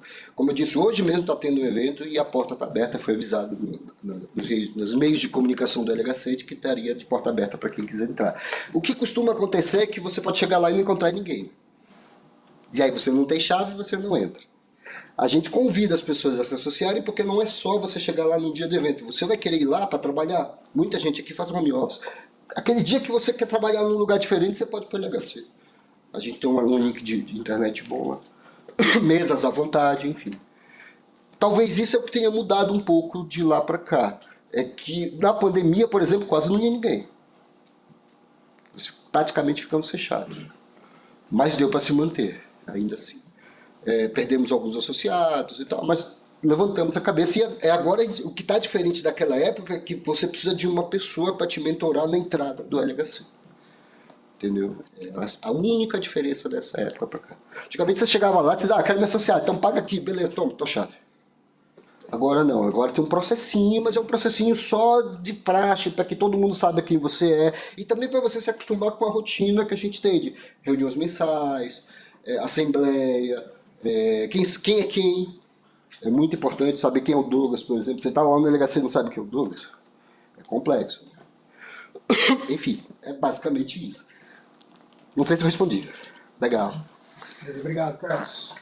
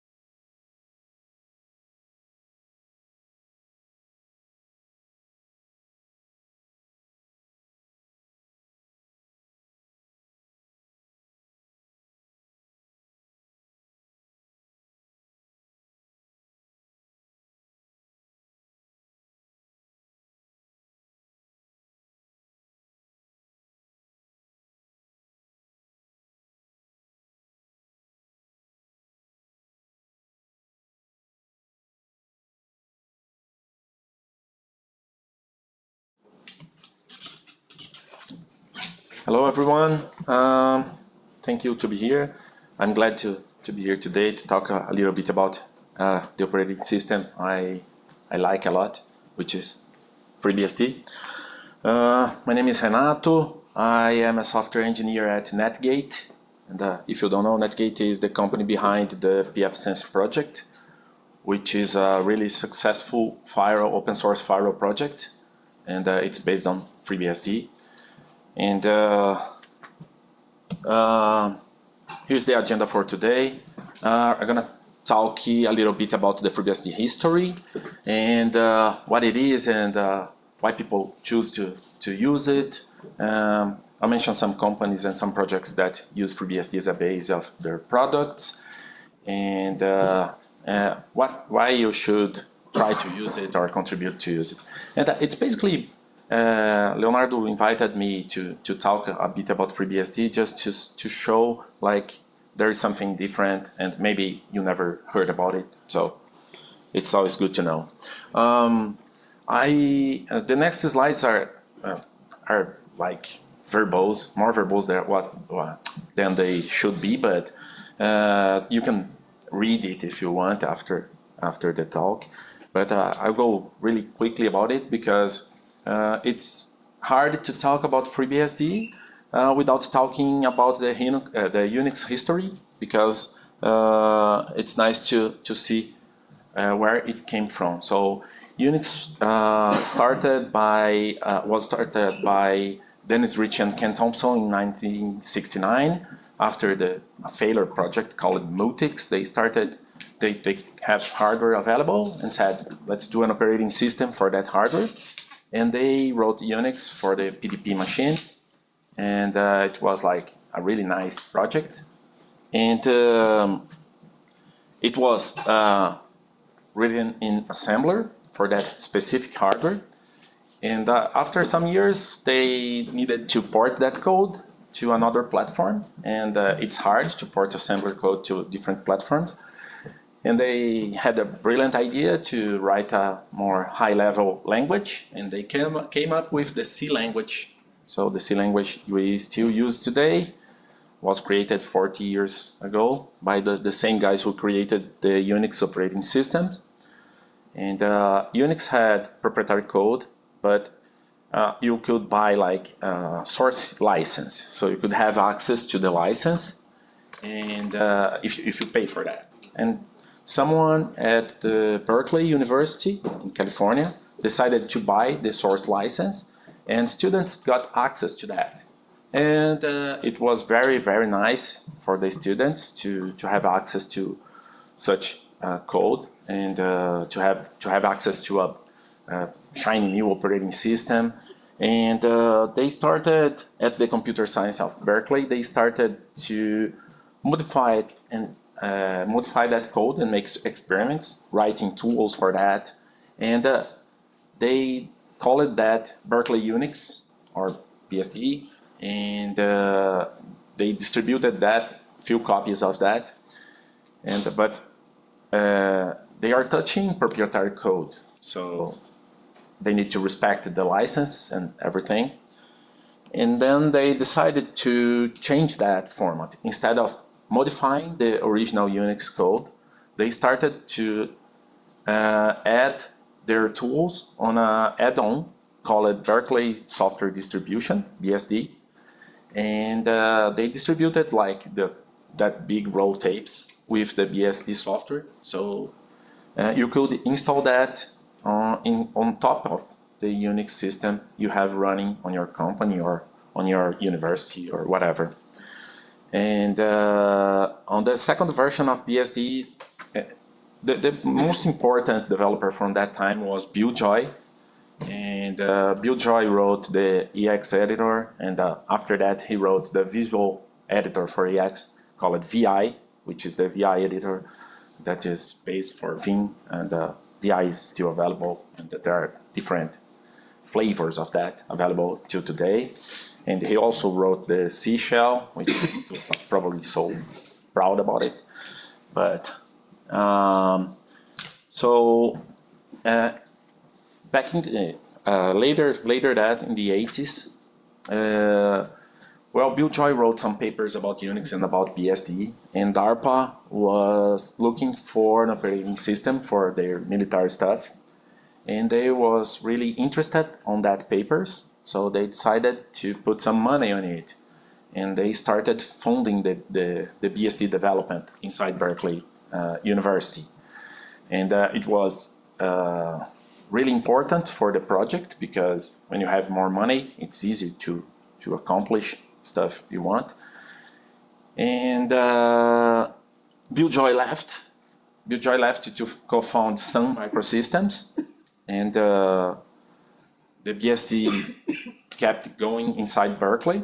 The 4.2 release was like one of the most important releases for the project. And instead of distributing like 75 copies, they distributed over 1,000 copies of this version. And it was the first time the mascot, the Beastie, was created, which is the mascot of the FreeBSD project until today. And it was printed in the manual pages distributed at Usenix.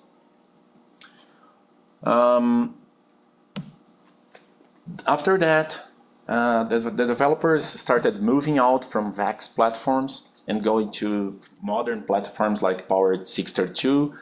And the BSD team wrote support for that platform called Tahoe. And it was important because they needed to separate the part of the code which was machine independent and independent.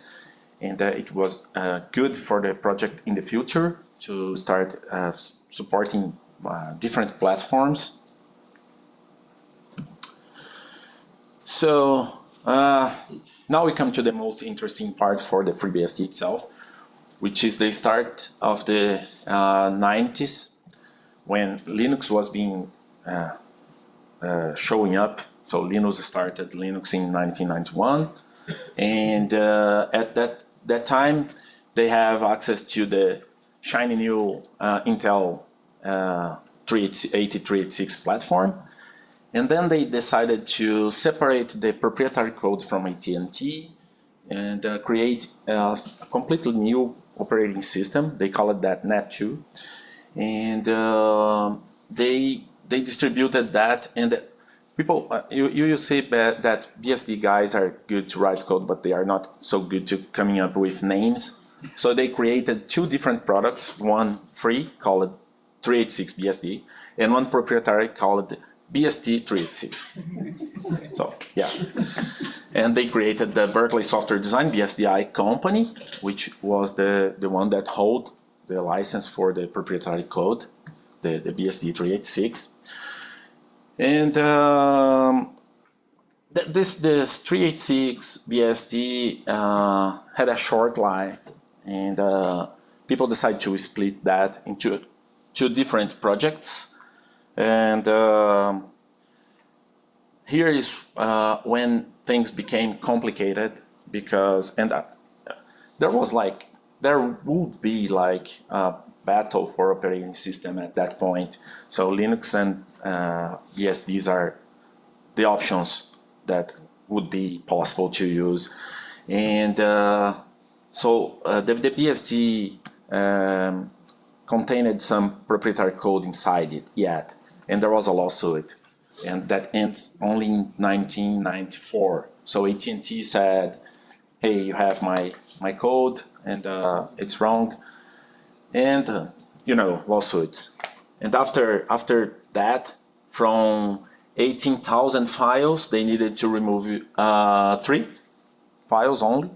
And they needed to modify 7 files, adding USL copyrights, and the legal battle settled. And at that point, Linux was adopted first, so it had more chances to grow up as it happened. And they created FreeBSD in 1993. So 386 BSD was split into FreeBSD and NetBSD, 2 different projects created by 2 different teams, maintained by 2 different teams. They came from the same place, but they are completely different. And after that, NetBSD was forked to 3 years later, creating OpenBSD. And FreeBSD was forked later too, during the version 4, creating Dragonfly BSD. So those are the major flavors of BSD available today: Net, Free, Open, and Dragonfly. So yes, we are 30 years old this year. We are celebrating.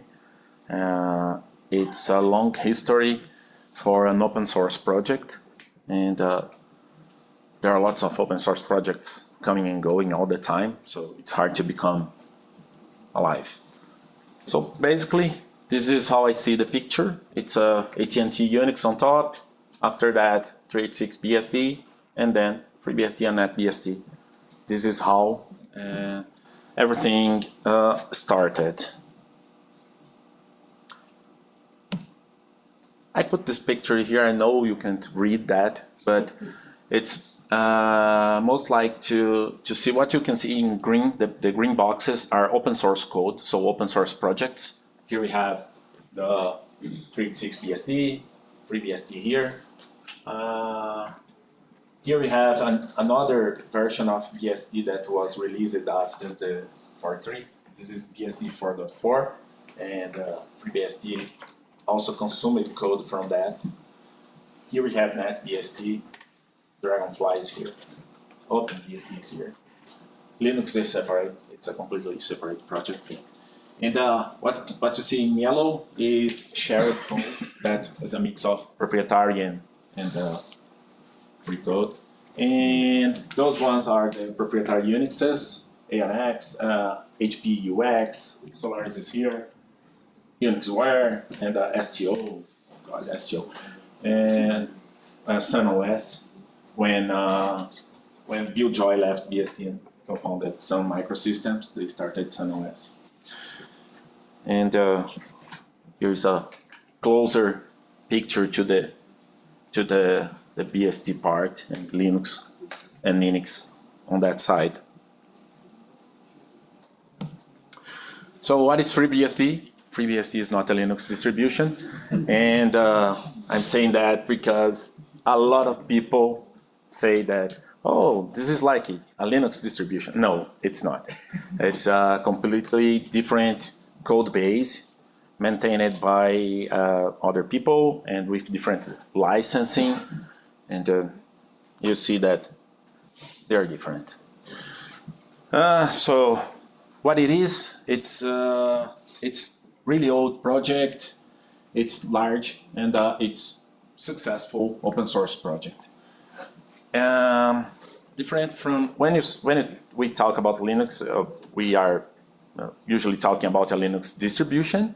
There are lots of them, and Linux is the kernel, and you have userland utilities from GNU, Free Software Foundation, and other places, and you have the distributions like Ubuntu and CentOS, Fedora, Red Hat. They get all this code and get everything together, package that, and distribute that, and take care of it, of patches, security fixes, and everything.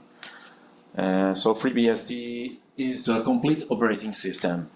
So if you look into the FreeBSD source repository, there's not only a kernel, it's a complete operating system, which is maintained together.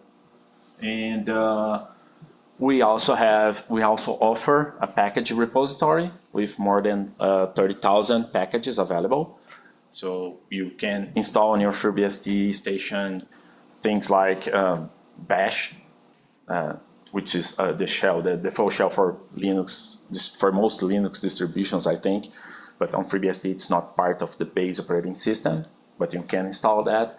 You can install the most well-known desktop environments like KDE, GNOME, Mate, Cinnamon, XFace, i3, whatever. And you have lots of things available to install on your FreeBSD station, depending on what you want to do with that. So here we have some data. We have like over 400 active developers, committers, to the project and thousands of contributors. We support the most important architectures. So we have Intel and AMD x86 32, not for so long because the FreeBSD 14, which is being released now, the release process started this week, is the last version that's going to support 32-bit platform. So x86 and ARM 32-bits are gone on FreeBSD 15. We support ARM, RISC-V, Sen is here. Yeah. We support RISC-V. Actually, FreeBSD was funded by DARPA to write RISC-V support, and it was the first operating system to have a bootable RISC-V in3 back in 2016, I think. I don't remember. PowerPC. There are some Brazilian guys that use it to work on PowerPC stuff for FreeBSD. People from you? This guy over there? Yes, Alfredo? Alfredo? Yes. Oh, nice to meet you. I see your names on the mailing list, but yeah, nice to meet you. And we also, FreeBSD is also available on AWS, Azure, and Google Cloud Platform. And recently, FreeBSD was ported to boot on Firecracker from Amazon. And it's impressive. Colin Percival did a really impressive work on that. It's booting in 20 milliseconds. It's really, really nice to see. There's some paper floating around with his work. And we have lots of deployed systems for many different purposes. And we can see some companies that use FreeBSD on their products. As I mentioned, Netgate, the company I work for, owns the pfSense, and pfSense is a really nice firewall, open source firewall, which runs on FreeBSD. Netflix created an appliance called OpenConnect, and it is a hardware, single unit hardware, that they distribute to ISPs all around the world to cache their content. And they run FreeBSD current, which is the development version of the operating system. They don't run the release version. They run the development version on their appliances, the OpenConnect appliance. And so probably if you watch, when you are watching a Netflix movie, you are getting the content from your local ISP cache running FreeBSD on it. You are not going to the CDN to get their content. You do it once, but then the content is cached and you get it directly from the ISP, which is a really nice solution. Well, Sony on PlayStation 4 and 5. PlayStation 4 and 5 run FreeBSD as the base operating system. And it's a very good marketing for us. So, Apple, so macOS, yeah. After macOS 9, when Steve Jobs went back, they brought the next step code with him and mixed a bit of that Mac kernel with BSD content from FreeBSD and NetBSD and created the macOS 10, which is the macOS still being used today. And there are other companies using that. So the DNS root servers, I know at least ISC runs FreeBSD, so when you are resolving names, we're probably reaching some BSD stuff on the internet every day. So why you should try that? FreeBSD has an excellent documentation. Since the project is singular and maintained, it's the complete stuff and maintained by one team. You have the FreeBSD handbook, which is really big and covered the most important parts of the system. And we have a documentation team that actually upgrades that all the time. So when new features come up, they go to the handbook and upgrades that. And so if something is happening here on the source base, handbook will reflect that as soon as possible, and it usually very fast to happen. We have a friendly and approachable community. It's people are always available to help, to answer questions, and I'm part of the groups of FreeBSD in Brazil and the international mailing lists, forums, and there are always people trying to help. We are also on IRC yet. I don't know if all of you knows IRC, but we are still there. Yeah, we're moving to Matrix. It's modern, but it's not ready yet. But we are moving to Matrix, and we are moving to that because there are breaches for IRC. yeah. There is that cartoon about the IRC. Yes. There's a bridge for that.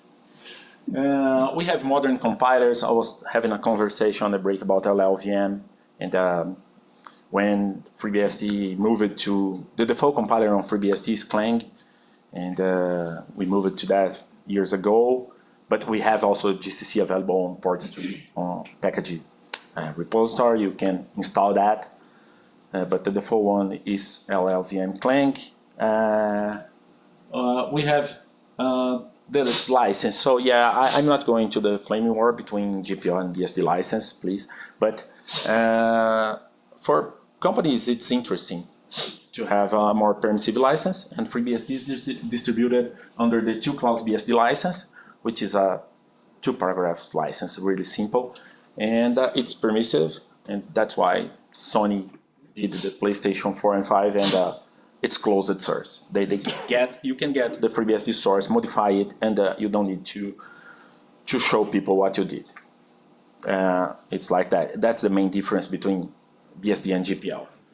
You don't need to give the code back. So for companies looking for a solid operating system to use as a base for their products, and for companies that don't want to go to the open source world, like to close that source code, they have on FreeBSD a good option to start.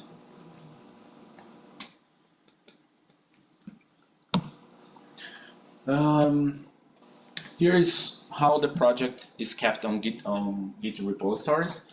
We have our own Git server, but we replicate the content to GitHub. So the source of truth is our own Git server maintained by our infrastructure team. And we publish that code on GitHub too. And it's a policy of the project to hold in-house all the environment. So we have 3 main repositories. We have the source repository. This is where the kernel and userland tools are. So if you look at the source repository, you're going to see a directory called sys, and it's where the code of the kernel is. And you have contrib for code that come from external projects that are maintained on Git subtrees. And then you have all the build structure to consume that and create the final operating system for you. We have libc, we have compilers, and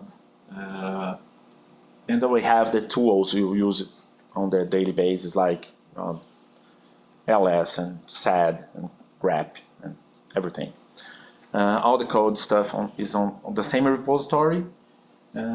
We have the ports repository, which is the one responsible to create the binary packages repository.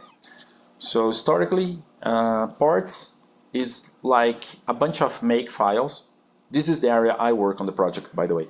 Ports is a bunch of make files split in different categories to help you to get one program installed on your system. So if you go like to the shells/bash and type make, it's going to download the bash source code, the tarball from bash server, and it's going to uncompress that, apply needed patches when patches are needed, because not all software are compatible with the system.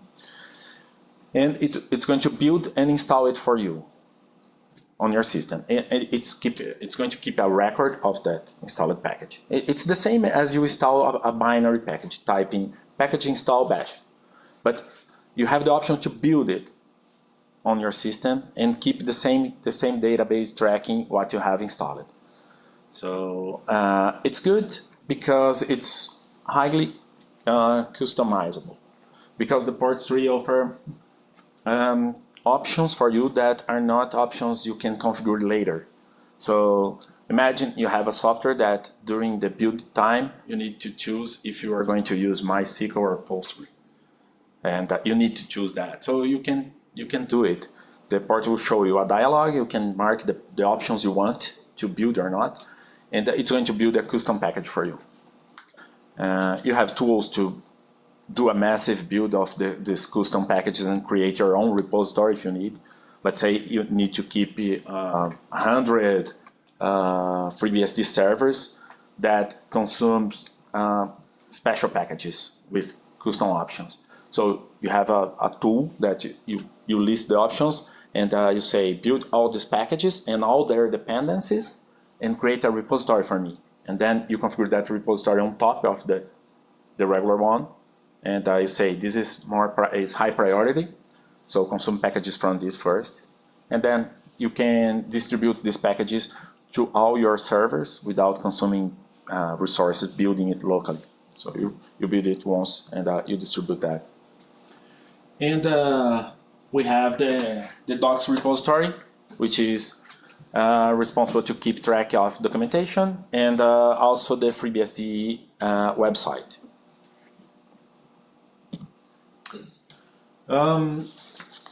We have the FreeBSD Foundation, which is a non-profit organization that helps the project, but the project doesn't depend on the foundation. They are completely independent. The foundation helps the project with law stuff, like they have lawyers, and lawyers are expensive. Like when I mentioned it, for example, when GPL3 was released, we needed to know like how are we going to be affected by GPL3 if we import new code into the source repository? So we needed lawyers to do that. And the FreeBSD Foundation sponsored that analysis, and they said, okay, you can't import more GPL3 code. You can't import any GPL3 code into the source repository. And when it happened, it was when FreeBSD got stuck with old compiler like the GCC 4.2.1, I think, which was the last version with GPL2. And then we started to move to LLVM Clang. FreeBSD Foundation also advocate the project all around the world, attending conferences, making presentations. This presentation is based on the FreeBSD Foundation one. They borrowed them to developers and said, okay, here is a base, you can use what you want. And they also hire people to work full-time on FreeBSD development, and they sponsor specific developments. Like, oh, let's work to provide like Netlink. FreeBSD, Linux used Netlink as a layer to access network stuff, and FreeBSD didn't have that. So they can sponsor things like this. Let's put some people working on that and get the support done. We have a core team, which is a team that coordinates lots of stuff. I'll talk a little later about that. But they are 9 people elected, and they have 2 years terms. They take care of the project in many aspects. We have a mentorship policy. So when you start contributing, you start sending patches to the project. And if you keep sending high quality code, at some point you're going to be punished with a commit bit. So some developer will approach you and say, hey, you're sending good stuff. It's time for you to start taking care of that yourself. So let's make you a committer. So as a committer, you have access to the Git repository. You can make your own changes over there. And for the source repository, core team must approve. So if I'm going to propose someone, I needed to submit an email to the core team and say, I want to propose this person. This person is doing a great job, submitting patches, and this person is a nice person to talk to on the mailing lists, and is responsible and everything, and they are going to vote. If you are accepted, you got a commit bit, and the person that proposed you becomes your mentor. So every change you want to do on the code must be reviewed by and approved by your mentor until the mentor says, okay, this person is ready to fly solo, and releases you from the mentorship. Then you are free to do whatever you want on the operating system. And of course, if you are doing big changes, it's nice to discuss that earlier. And so it's a consensus, it's a community. But FreeBSD Foundation will never determine what you do as a developer. You are free to work on whatever you want to work. So here are the teams. I don't think they're all here, but we have a security team which receives notices about security flows and creates all that embargo stuff and take care of that and prepare the patches for the releases. Document team, cluster administration, which are people that take care of the machines we get. Release engineer that takes care of the FreeBSD releases. Ports management for the ports team. And lots of other small teams with different functioning, like postmaster team that takes care of the mail servers, and that's basically like that. Teams of volunteers. So the core team, as I told, there are nine members elected, and every active committer can vote. So every 2 years we replace, people try to do a second term, and usually the core team is usually formed, it's a natural process, but it's usually formed by half by old people and new people. So new blood is always good, and old people can help with to keep the balance. It's nice. They have a secretary. No, it's not voted. They choose a secretary and say, hey, do you want to do this job nobody wants to? And if the person accepts, they become secretary. They do administrative things like the commit bits, approving the commit bits and hats, and they do a strategic coordination, like on conference they start to discuss with the audience what we want for the next major release, like FreeBSD 15 that's going to happen in 2 years. They started discussing that and preparing wiki pages with details to try to attract more people to do that job. And they do, of course, we are talking about people, and there are conflicts, and our team is responsible to try to approach and try to solve those conflicts. It's the most hard part. And we have no benevolent dictators for life. It's the teams are replaced all the time, and the project is never maintained by a single person. Regarding the FreeBSD releases, and that's important for vendors and for companies that want to use that, we respect the POLA, which means we don't do things that are going to cause much changes for users. One good example of that is we have 3 different firewalls available on FreeBSD: IPF, IPFW, and PF. And PF was ported from OpenBSD in the past, and then during the version 4.5 of OpenBSD, I don't remember, they changed completely the syntax of the config files. And then the FreeBSD refused to import that version because it would violate the POLA. And then we started to maintain ourselves our version of PF, which is much better than OpenBSD today. And yes, it's true. OpenBSD still uses a single CPU core for the PF firewall, and FreeBSD is multi-threaded. So yeah, it's much better. And we have major releases every 2 years. So the FreeBSD 14 release cycle already started, and it's going to be released this year, hopefully, until the end of the year. And so here are some examples. The 11th version was released in 2016 and ended the support in 2021. So the releases have a life of 5 years, and point releases are happening during these 5 years.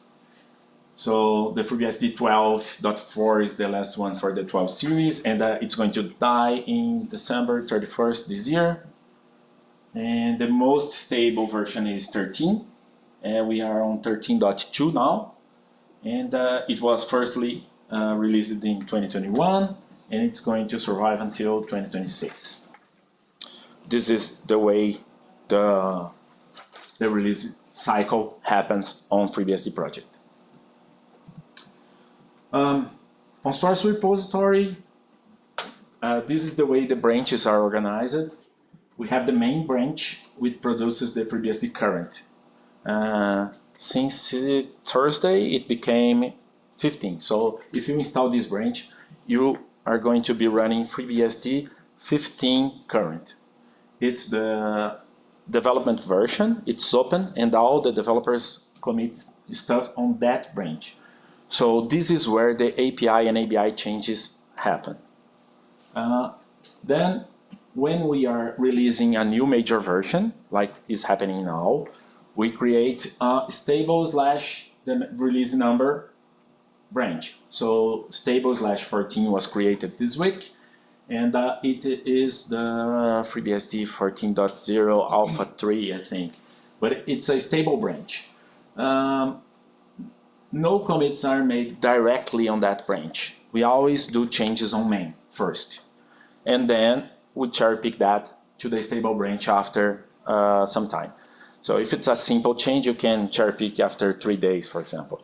But it's a more important change. Maybe you need 1 month of testing before you bring it to stable branch. No API ABI changes. So if you build a binary on FreeBSD 12.0, this binary must run on FreeBSD 12.4. It's important. It's important for everybody that consumes that system. So no API changes. And when the stable 14 is ready to release 14.0, we create the Relang 14.0 branch from stable 14, and the release happens. After that, only security updates and errata notices are applied on it by the security team, which is the only team that have access to commit on that. And then we create a release called 14.0 P1, P2, P3, P4, just to identify in which version you are. So it's only security fixes. And then the stable 14 keep receiving code, stable code, until it's time to release 14.1. Then a Relang 14.1 is cut from stable 14 again, and the release process happens. And while that, the main changes, the breaking changes are happening on main. Like the 32-bit support is going to be removed for 15. It's going to happen on main, and it's going to happen after 14.0 is released to the public, because now it's not a good time to make such big changes. But we try to do all these big changes in the beginning of the release cycle. Like the beginning of FreeBSD 15 is now. So we try to do the biggest changes now. And then we have time to mature that code. And of course, we try to never break the main branch. And you see Netflix is using that for a long time, and they are confident we don't break it often. So we try to don't break it often. You don't have a person, I mean, you said that there are multiple committers and you don't have a benevolent dictator, so, but do you have people coordinating these things? I mean, because it's very difficult, I suppose. I mean, it's not only a kernel, it's a full operating system, and you have different branches. So is there one person responsible for stable, for instance, or a small group of person? No. How that works? I mean, because how these people get consensus on when to cut when you do a things? commit that you want to, we call it MFC yet because it was merged from current in the past, from CVS days. But when you do a commit, when you do a change on main that you plan to MFC, you put a tag on that. MFC after 3 days. And then it's used for you to be notified by email. Hey, you have this commit you would like to MFC. And people review the commits. So we get pre-review on Fabricator. It's not mandatory, but we often use it. But after you push that and say, I'm going to MFC these, people start to reaching, oh, hey, don't do that, because you're going to break that. And people discuss that. And there's a policy like, you broke, you fix. So if you broke the stable branch, you fix it. If you don't fix, any other developer go there and revert that commit. And the same works for the relink? No, the relink is only the security team. It's a team. It's not a single person. It's a team. But only security team can commit to relink. Yeah, it's not open to the public because it can't be. Yeah, because the security team is the team that coordinates. Because all this process works out of the cameras. Because when we are talking about there are embargoes and people are not supposed to know about the bug before the fix is in place. So they prepare the binary upgrade, because you can upgrade running operating system with a small binary patch, and when they announce the patch is ready for download. So it's a very quick process. As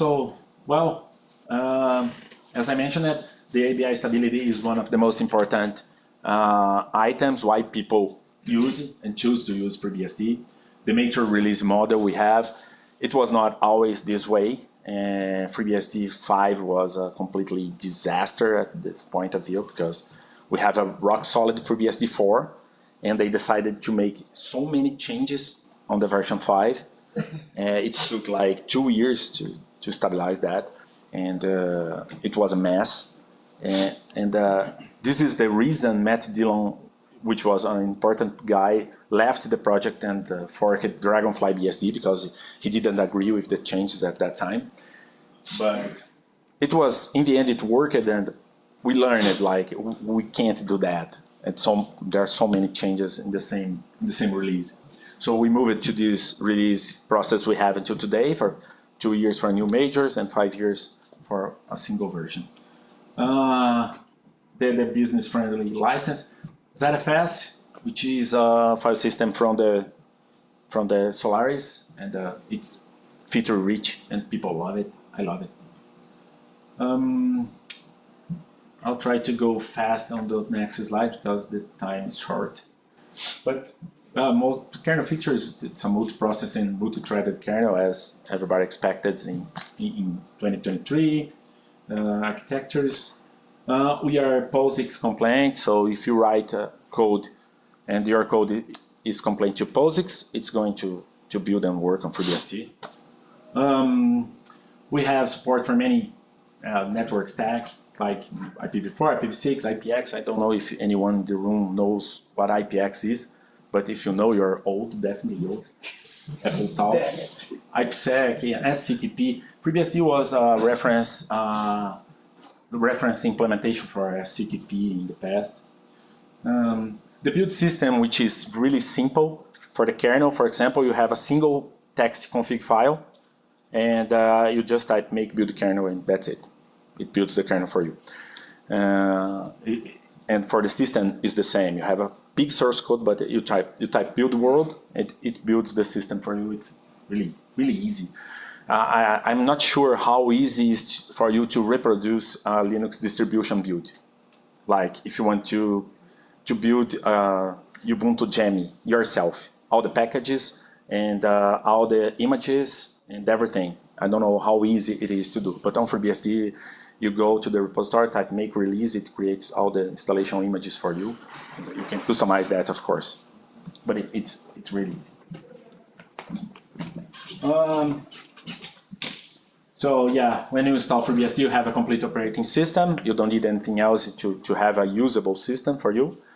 You can install the packages for extra functionalities, but the basic is there. You have an editor, you have a libc, you have a compiler, and you can start.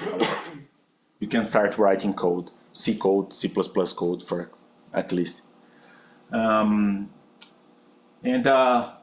userland is always in sync with kernel, which is important. So if you create a new network structure on kernel, the developer that did that will need to do the changes on ifconfig, for example, to support that. So if you upgrade FreeBSD to a version from version 12 to 13, you're upgrading the kernel and the userland, and it's going to work. There's no big problems. Other small, nice features. We have robust file system, include the original Unix file system and ZFS. We have dtrace, which is another tool that came from Solaris, Open Solaris. And dtrace is a tool that helps you to profile the system. It helps you to troubleshoot a system in production. So you can see everything that's happening on the system in real time, and you can have fine-grained access to see functions parameters. You can see what parameters functions are receiving right now, and you can see it on kernel and on userland. And you can script that to collect only the data that is important for you. So it's a really nice stuff. We have Jails, which is a lightweight virtualization added to FreeBSD back in the 2000s. Basically, it's comparable to Linux containers. We don't have Docker, but it's compared to Linux containers. You have another system completely separated, and you can separate that on we have VNet now, so you can separate the network stack completely. It's a completely separate network stack. And we have Beehive, which is compared to KVM on Linux. It's a hypervisor, and you can boot Windows, Linux distributions, other BSDs using that. Capsicum, originally developed by Cambridge University Computer Department. It's a sandbox, and it extends the POSIX API to make it possible for you to have different attributes, security capabilities. You can say like this binary can do that or not, and it's interesting to see. I don't want to talk much about it, just putting the names here. And so, just finishing that. Why use or contribute FreeBSD? Well, it's a really interesting operating system. The source code is not so big when compared, for example, to Linux. Linux is much bigger. So it's a nice operating system for you to learn about systems, to learn about kernel development, and it has a really nice community. It's easy to find people and to talk to people. Some people that helped to develop BSD at Berkeley in the 70s are still around and still contributing with code. You can talk to those people. You can talk to them. They are really easygoing. It's a great operating system to be part of. I am using FreeBSD since 1999, and I am a committer of the FreeBSD ports 3 since 2005, and I'm still around because it's fun. And it helped me to build my career. So it's really nice to get involved with any open source project. But if you want something, if you want to try something new, try FreeBSD. Why not? And if you like it, try to join us. Patches are always welcome. And you have questions? Any questions? Yeah, over the packaging system. You said that you basically have make files for each package and you build them on your machine. But let's say you have Firefox, for example. Do you have a cache if you just want the application not build it yourself, or do you have to build it? No. Yeah, the ports tree is used to build packages. So if you want to build packages locally on your system, you can do it. But on FreeBSD we have resources and people working, and they build packages constantly from the ports tree, and those packages are available in binary format. So you can just type package install Firefox, and it's going to install Firefox and all dependencies using binaries from the FreeBSD repositories. You don't need to build it. You can do it, but you don't need to. And do you have multiple versions on the cache? Like, let's say you have multiple commits that added some change to Firefox. Do you store all those changes? No. Or, No. so if you want to build an older version, you need to build it yourself. Yes, or you don't upgrade. Yeah, we have older versions available in other repositories, like, but only for older FreeBSD versions. Like if you are running 12.4 and you go to the 12.3 repository, maybe we're gonna find an older version of that package. But one great tool about ZFS is boot environments. For example, the loader can be pointed to the ZFS volume which holds your root partition. So when you're going to upgrade your system, the system and the packages, you can create a new root partition. There is a tool called BECTL for that. You create a new boot environment. You do a chroot inside of that new partition, and you do the upgrade all inside of that. Then you say to the BECTL, try to boot this new volume just once, and if it doesn't work, you return to the older one. Then you reboot. If it works, you activate that as your main boot. If it doesn't work, you remove the power, plug again, and it boots on the old one. It's very nice. Thank you. Welcome.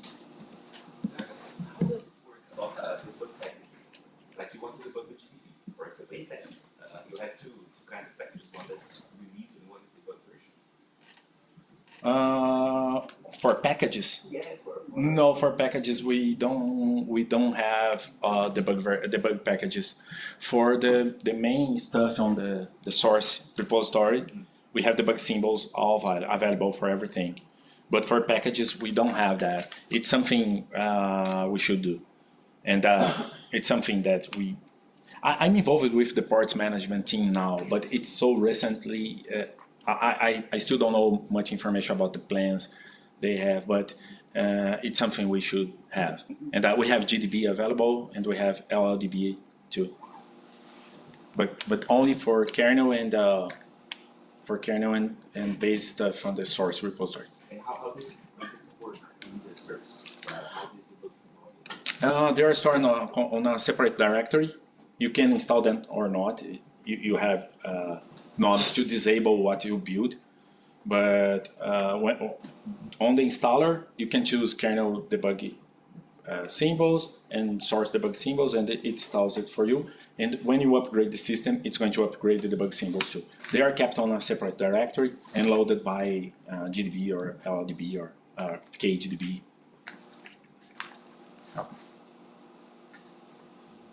All right. Daniel, do you use RTM or something else? No, we have our own package version. It's called package PKG. PKG. Yeah. It was developed. By a FreeBSD developer called Baptiste Husson.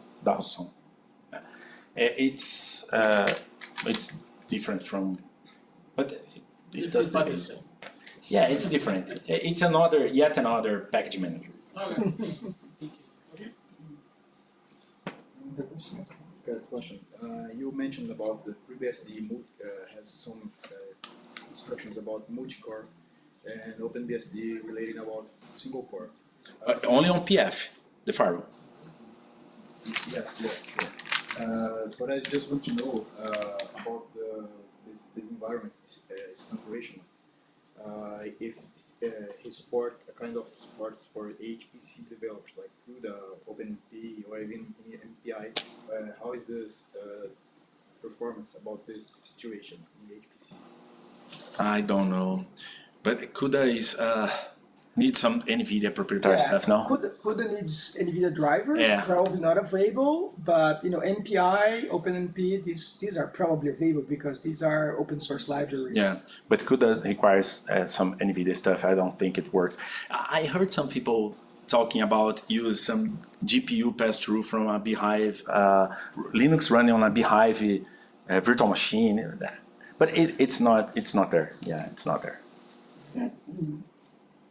Okay, any other questions? Thank you very much, Renato. Thank you.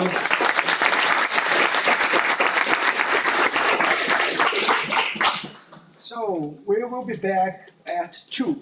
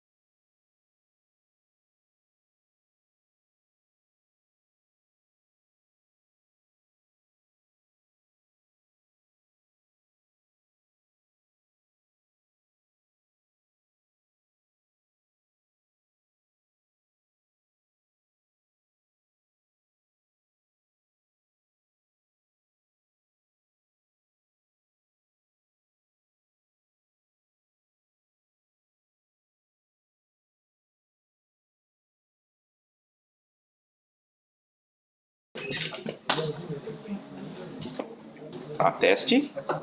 Tá, bom som. Tá aberto o microfone? Pode começar?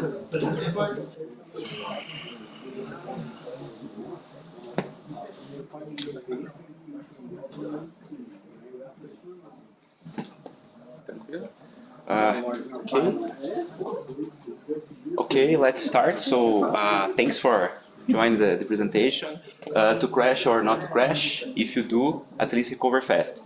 Crash, debug, and that part of kernel is very interesting area for me, oddly, because it's broken stuff, right? So, I'm Guilherme. I will present now this topic. So, for those that don't know me, some people already know me. So I always loved computers since I was a kid. I started programming super early. Then I go to mathematics. I went to bachelor in applied mathematics, and then a master here in Unicamp. I see. Then I moved to IBM. My first work was IBM Linux Technology Center. So I worked there in kernel, in Power I/O, PowerPC mainly, PCI stuff, PCI 64, etc. in KDump, which we were going to talk soon. Then I moved to Canonical some years later, working in sustain engineering, which is support team. We worked as a support engineer, last level engineer. So if customers had trouble and anything, we need to debug and provide solutions. And there I worked with Ubuntu, kernel, some user space, and KDump again. And finally, I moved to Igalia recently, which is a worker-owned cooperative. So very interesting place, focused on open source and free software. It's very interesting to work there. I'm working in x86, ButterFS, and a bit of KDump again. Right. So, what is a kernel crash panic? Or panic. Crash and panic are synonyms, right? So Linux is mostly a regular software, right, written in C, and a bit of Rust recently. And so there are bugs. And when the kernel detects a problem, we call it oops. It's not a panic per se, it's the kernel detecting the problem, right? Some causes of the problem are null pointers, lockups. Null pointers, it's not like the programmer wrote wrong code, like doing new stuff. It's because of concurrency, as SMP, multiple CPUs. So you need locking mechanisms and whatnot. And we have lockups. Lockups, for example, soft lockups. We have interrupts that take a while, and the kernel threads, they get stuck. So it's called soft lockup. The kernel is delaying processing, right? Hard lockups are different, are when you have the same situation but in interrupt context. So you cannot exit that context. Those situations, you can configure the kernel to panic on that. Panic is an action that is taken when an oops is detected. So oops is an error log and whatnot. Panic is the action that is taken for the kernel. For example, you can reboot in such action. You can collect the data. We're going to mention more about this. Right? Other conditions, out of memory situations, invalid memory. If a driver accesses, for example, pages that they cannot access for some reason, you can have this problem as well. And you have also the bug call, which is very interesting. If a programmer, for example, a kernel model, they consider that a special corner case could not happen. But if that happens, it's completely crazy, shouldn't happen. You can put a bug there. So basically the kernel will force a crash in this situation, right? Oh, you have Caesar keys as well. Caesar keys are a mechanism to induce a panic. If you prefer to induce for testing and whatnot, you can also do that. So that's a portrait of a kernel panic. I usually don't like to put codes in slides because it's a bit difficult to read and whatnot. I try to make it visible here, like black on white. So this is a portrait. Panic can vary. The log, of course, can vary based on the cause of the panic and whatnot. So in this case, worth to take a look, especially in the bold lines. Kernel, this case was a null pointer reference, right? Page faults. You CPF there, which it's an x86 exception. Exception may vary based on different architectures. We have oops, the oops entry, and a call trace. You can see a call trace that helps to understand how it failed. The call trace of the functions that reach the failure. RIP is a register in x86 that shows the function that failed specifically. The problem in this case was DRM SCAD FINI. It was a real case. So we debugged that. It was wrong stuff there, and we managed to fix. So this is what it looks like. We can see the kernel version. In this specific one is 6.1 dash Valve. And Valve is the company, the gaming company. I'll reach to there, but this presentation is related with gaming as well. Panics on game devices. So how does it happen? So the kernel detects the problem, as I said, and show that kind of logs. There are some CCTLs and some tunings you can configure to force the panic. So oops is detected. You can live with the oops, right, if you want. But you can trigger the panic. And the goal for triggering the panic is to recover the system, because system in oops stage is not really reliable. Some modules, some parts are broken, right? So you don't know the implications of that. So you might want to reboot in this case.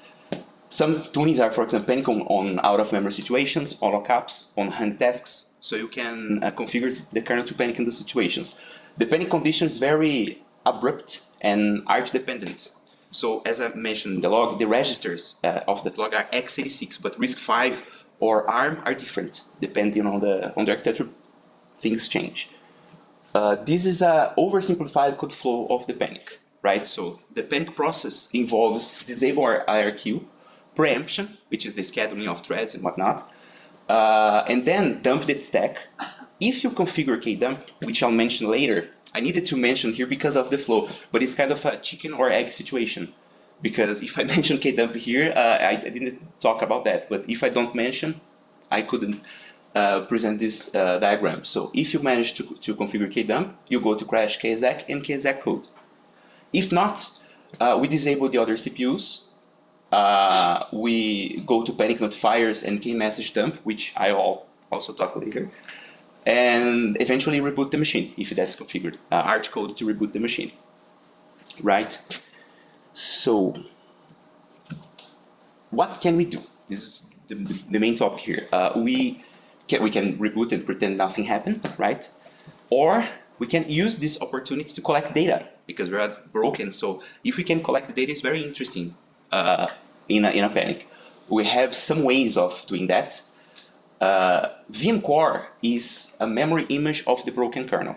Is the kdump mechanism, which I'll go through more. And the message is the kernel log, right? So you can collect only the kernel log or the VM core and the kernel log as well. We also can use console for that, net or serial consoles. For example, if you have a server, usually have serial output. You can collect those logs based on pictures, or you can dump through screen or demux or a mechanism like that.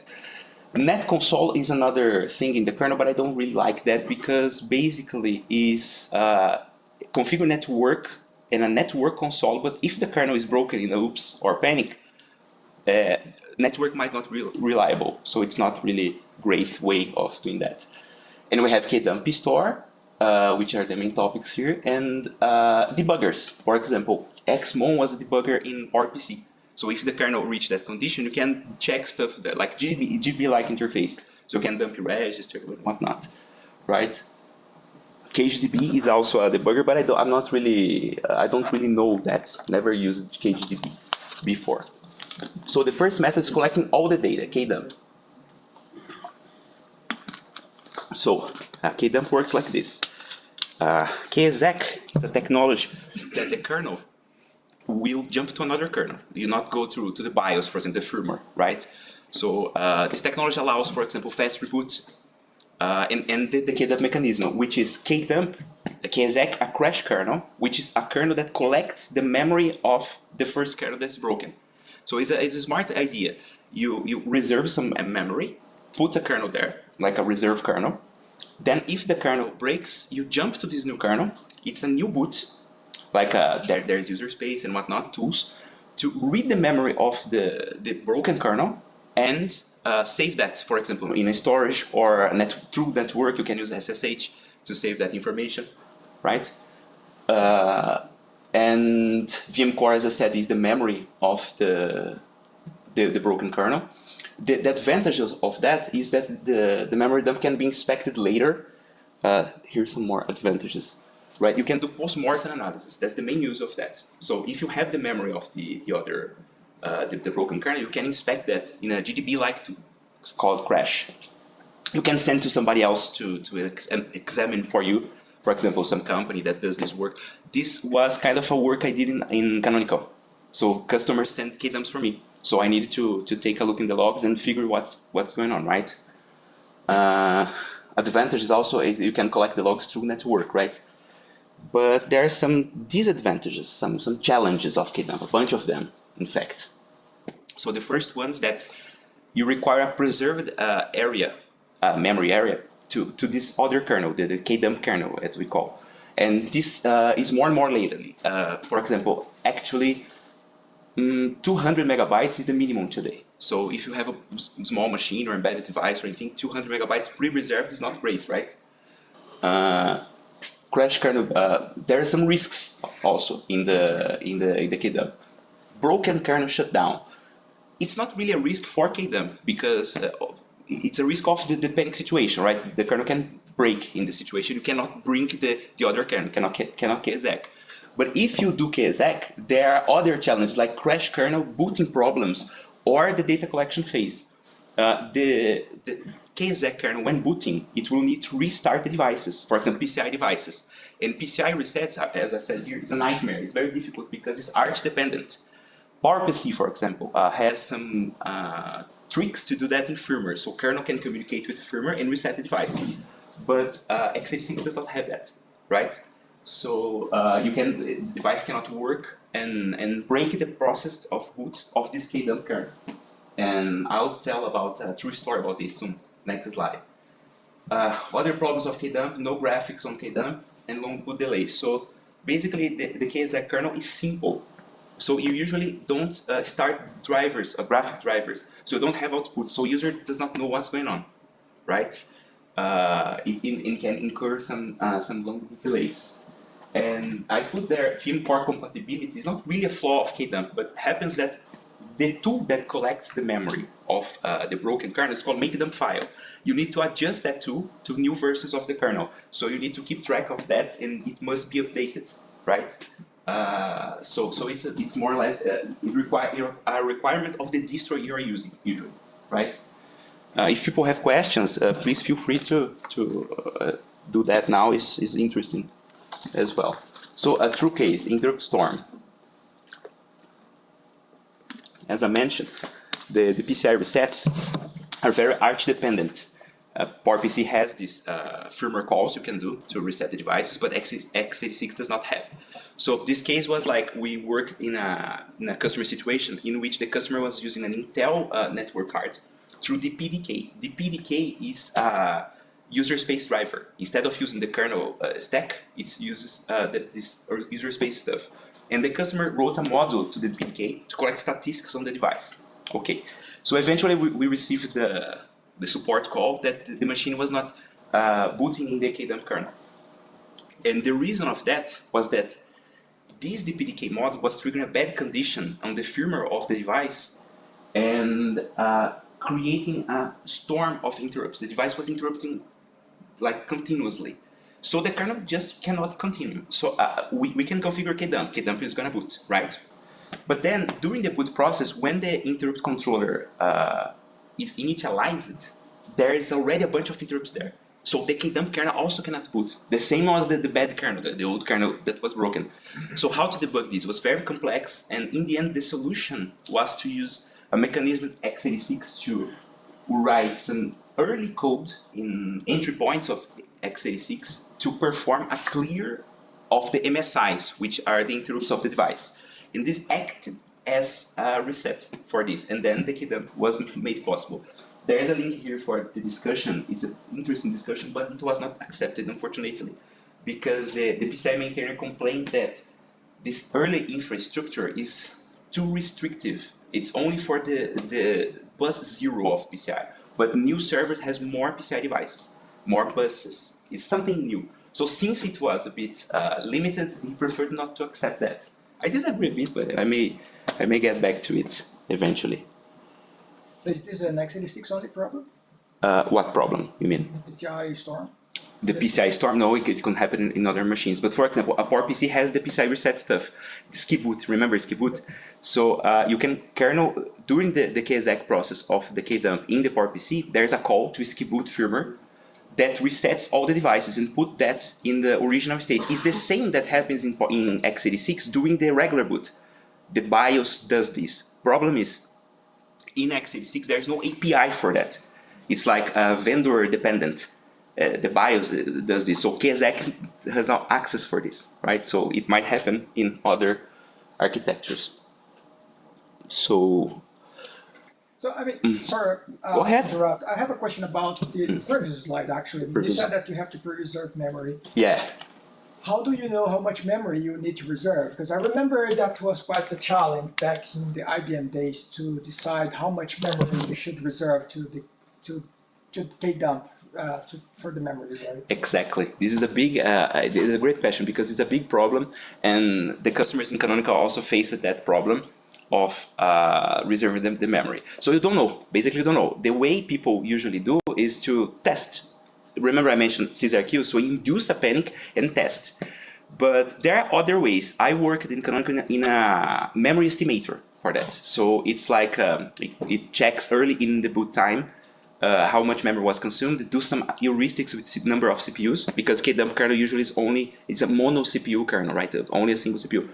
And I figured out when I finished working on this estimator that Fedora has a similar tool, but Fedora 1 requires a reboot. So you configure the tool to reboot and perform the analysis, and then it tells you, oh, should save, I don't know, 200 megabytes, for example. But usually is done manually, is the way it's usually done. So it can happen in all the distros, and well, that's very difficult. The estimator, by the way, was not merged. Because Debian kdump tools maintainers are asking some stuff, and I didn't finish that. Right. So as mentioned here, we have a bunch of challenges on kdump. So there is another alternative, which is called pstore. So pstore is very interesting because it's a lightweight mechanism. The difference from kdump is that kdump requires booting another kernel. So you can exec another kernel to collect the memory of the first one, right? pstore does not work like this. In the final phase of the broken kernel, you dump the kernel log, the pstore technology, the front ends dump the kernel log to some backend. You have multiple backends and multiple front ends.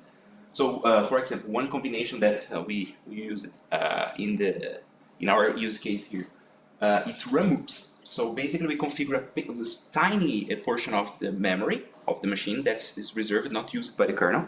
So when you have the situation, you dump the kernel log there and reboot the machine. So it's quite fast because it's just a write into some memory and reboot. You don't require another full reboot. And you have more front ends, which is very interesting for multiple debug approaches. You can dump, for example, the ftrace log to pstore, which is the Linux tracing mechanism. I remember Garga mentioned dtrace in FreeBSD. And in Linux, ftrace is similar to detect functions and that's running in the arguments and whatnot. You can dump the console, you can dump user space. It's called pmessage, this front end. So some user space too can dump to pstore as well. And as for the backends, you have RAM, UEFI. So you basically dump to UEFI variable. The problem is that it's a bit small, right? But you can, a small message fits there. ACPI Erst, which is another area for, ACPI is the protocol of the BIOS in x86, so there is an error facility there. And even a block device, recently it was added. If you have a block device, you want to fully use that for pstore, it's possible as well, right? So, the benefits of pstore. It's kind of, it's very fast because it's in the end part of the panic that this process happens, right? You don't need to bootstrap a new kernel. It's more secure, less prone to failures. Although I put citation in it because the kernel is in a panic state. So of course it can be so broken that it's unable to do the pstore. But usually it's very safe. It usually works, right? It does not require KExec support and can be used to another, as I said, to another front ends like ftrace and whatnot. For me, the best advantage is that you don't require to keep 200 megabytes stuck there for nothing, because you should not panic usually. It's a rare condition. So basically block that amount of memory in all boots, right? with PSTOR, you don't do this. You don't need that if you are using RAM. If you're using Wi-Fi, for example, you need no memory at all because Wi-Fi has this storage area. So these are the main advantages of PSTOR. Just one question. Sure. Regarding the KDump, where does it save the crash file? It's a good question. You can save, it's very flexible usually, because it's a new kernel that booted there. It's basically, you can think it's a minimal distro that boots. So for example, you can configure network there and dump through SSH into another machine. You can dump in the storage, a different storage like USB. The storage can be in a broken state too. Exactly. That's one of the big problems. So what we did in the past, in IBM times, IBM machines had multiple storages. So we reserved one storage for that because it's a different driver. Because imagine you have, I don't know, AHCI, which is the usual ID devices for most computers. So if this driver is broken and causes the panic, it might put the device, the PCI device, in a really bad state. So when the KDump will start without the PCI reset, device is broken. Guess what happens? Yeah. Right? You cannot collect the data and the machine might be stuck, which is even worse. The user does not know what's happening because there's no output, no graphic output. So it's way trickier. And the PSTOR, you have the specific backends, right? So it's more safe, right? So these are the benefits, the challenges of PSTOR. The main one, obviously, you are not collecting the full VM core, the full memory image, so you will lose data. But for most cases, the message is enough to understand the problem. And you can circumvent that with the panic print option. So you can print more stuff. For example, you can print the states of the user space processes, the memory, and the states of the memory, OOM or whatnot, timers, the locks that are taken. So it's a very big message full of question.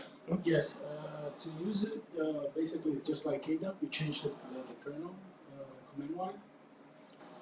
How do I set my system to use it? To use PSTOR, I'm going to talk about PSTOR setting, but the problem is that there's no tool to do this. KDump usually has a tool, like KDump tools. PSTOR, now there's a new tool, but I'll mention that soon, okay?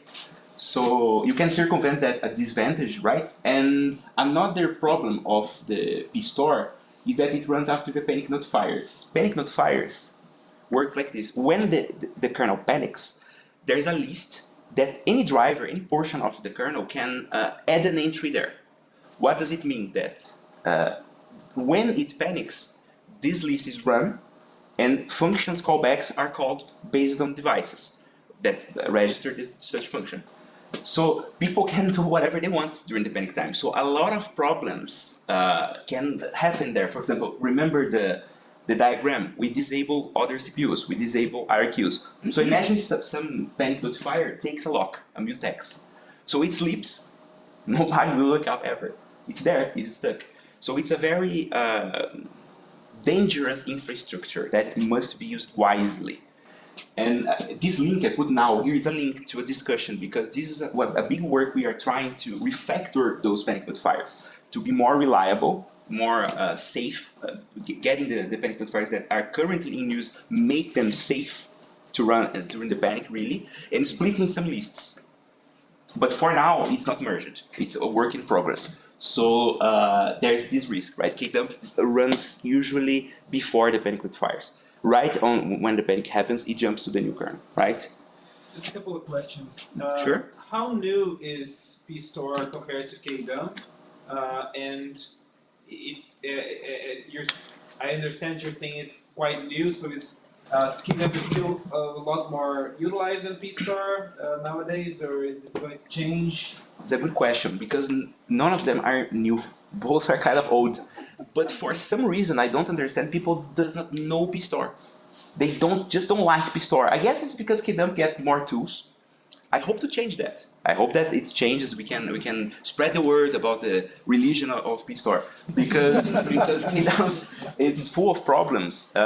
It's not full of problems. It's a good technology, but it's a thing like a lot of times I used KDump. I needed to debug KDump.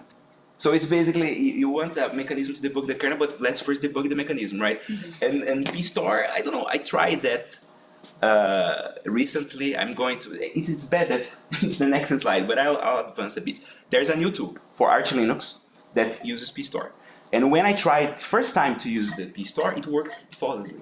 Super simple. So both are kind of standard, not so new tools, but pstore is not really known for the public. And distros, they didn't invest in creating a tool for that.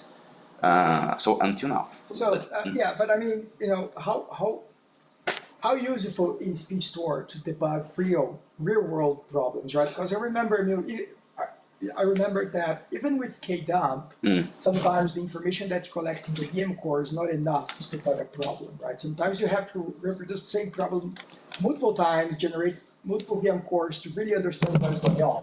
And you have all the kernel memory dumped there. In pstore, you don't have all this information. So is this really useful? I mean, maybe that's why distros are investing much more on kdump, right? Because they find it more useful. So in your experience, I mean, is pstore really useful to help on that? Because it doesn't seem to have enough information, maybe, I don't know. Yeah, depends on the problem, right? In fact, this is a trade-off. And kdump, we mentioned here, that it collects whole memory, but device memory is not collected. So for example, the MMIO region, the bars of a device are not collected. User space data are not collected as well, because remember I mentioned makedump file, the tool that collects the logs. Imagine a machine you have 64 gigabytes. It's too much, right? So it cuts parts of the memory. It cuts user space, it cuts free pages, some stuff. So it's not really full, but okay, it's fair. It's a bunch of memory to debug and go through structures and whatnot and determine. So it's a better tool, but imagine like this, you have a pstore set in all machines in the world. It's just an ideal scenario. So you have a server, like Sentry, telemetry, those kind of technologies that I really don't understand. You submit all of those logs there. So you have statistics about that. You can correlate stuff and say, oh, this kind of crash, because you see RP. RP is the pointer to the function that failed. Excluding the offset, because offset, of course, changes according to the build and whatnot compiler. But you just isolate the function, you can have suddenly a statistics of that function is broken. And it's enough information at least to start to configure kdump if you need more data. So we can consider that tier 1. But it's in most cases is good enough to this example I put there, the portrait of the kernel panic. I just used the message to debug. I didn't use kdump at all to collect. Because kdump is, you need to navigate in the structures, so it's not easy. It's not like comfortable to do. You only do that when it's less resource. You really need to do this.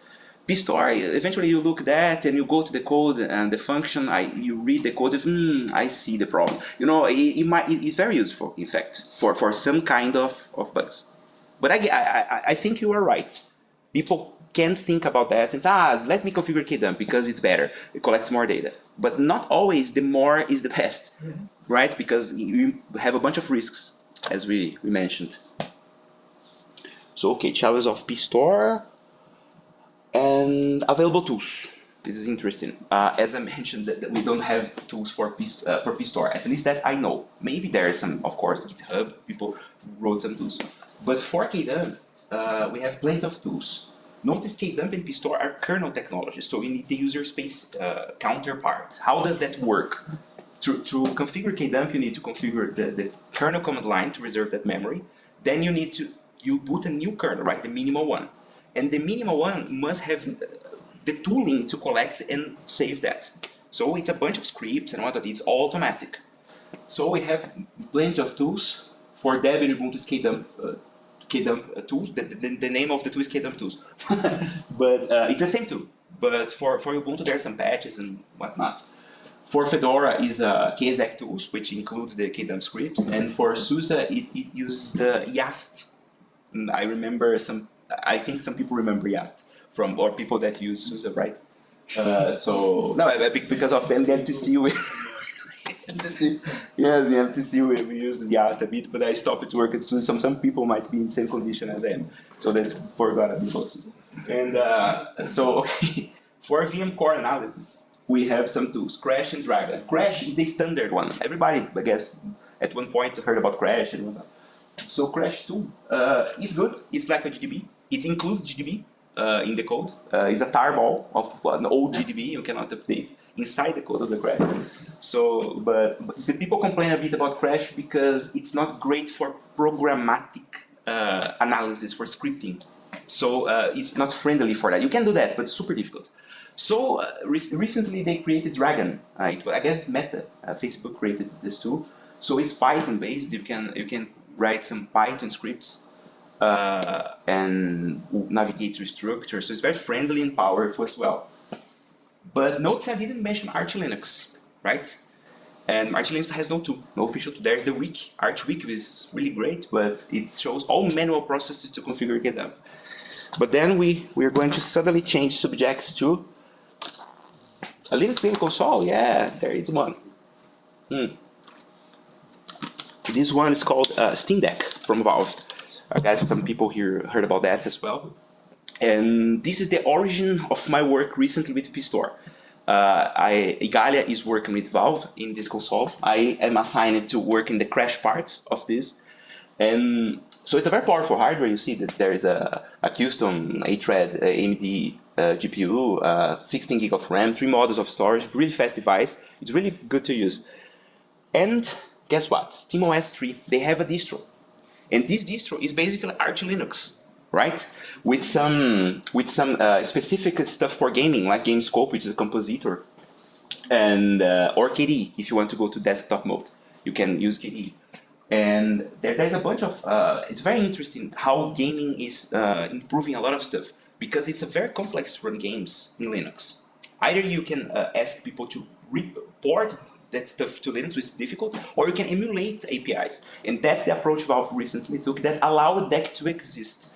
They use Proton now, which is Wine, based on Wine, some modifications to emulate the API for Windows. They use DXVK, which it's a Vulkan emulator to DirectX calls.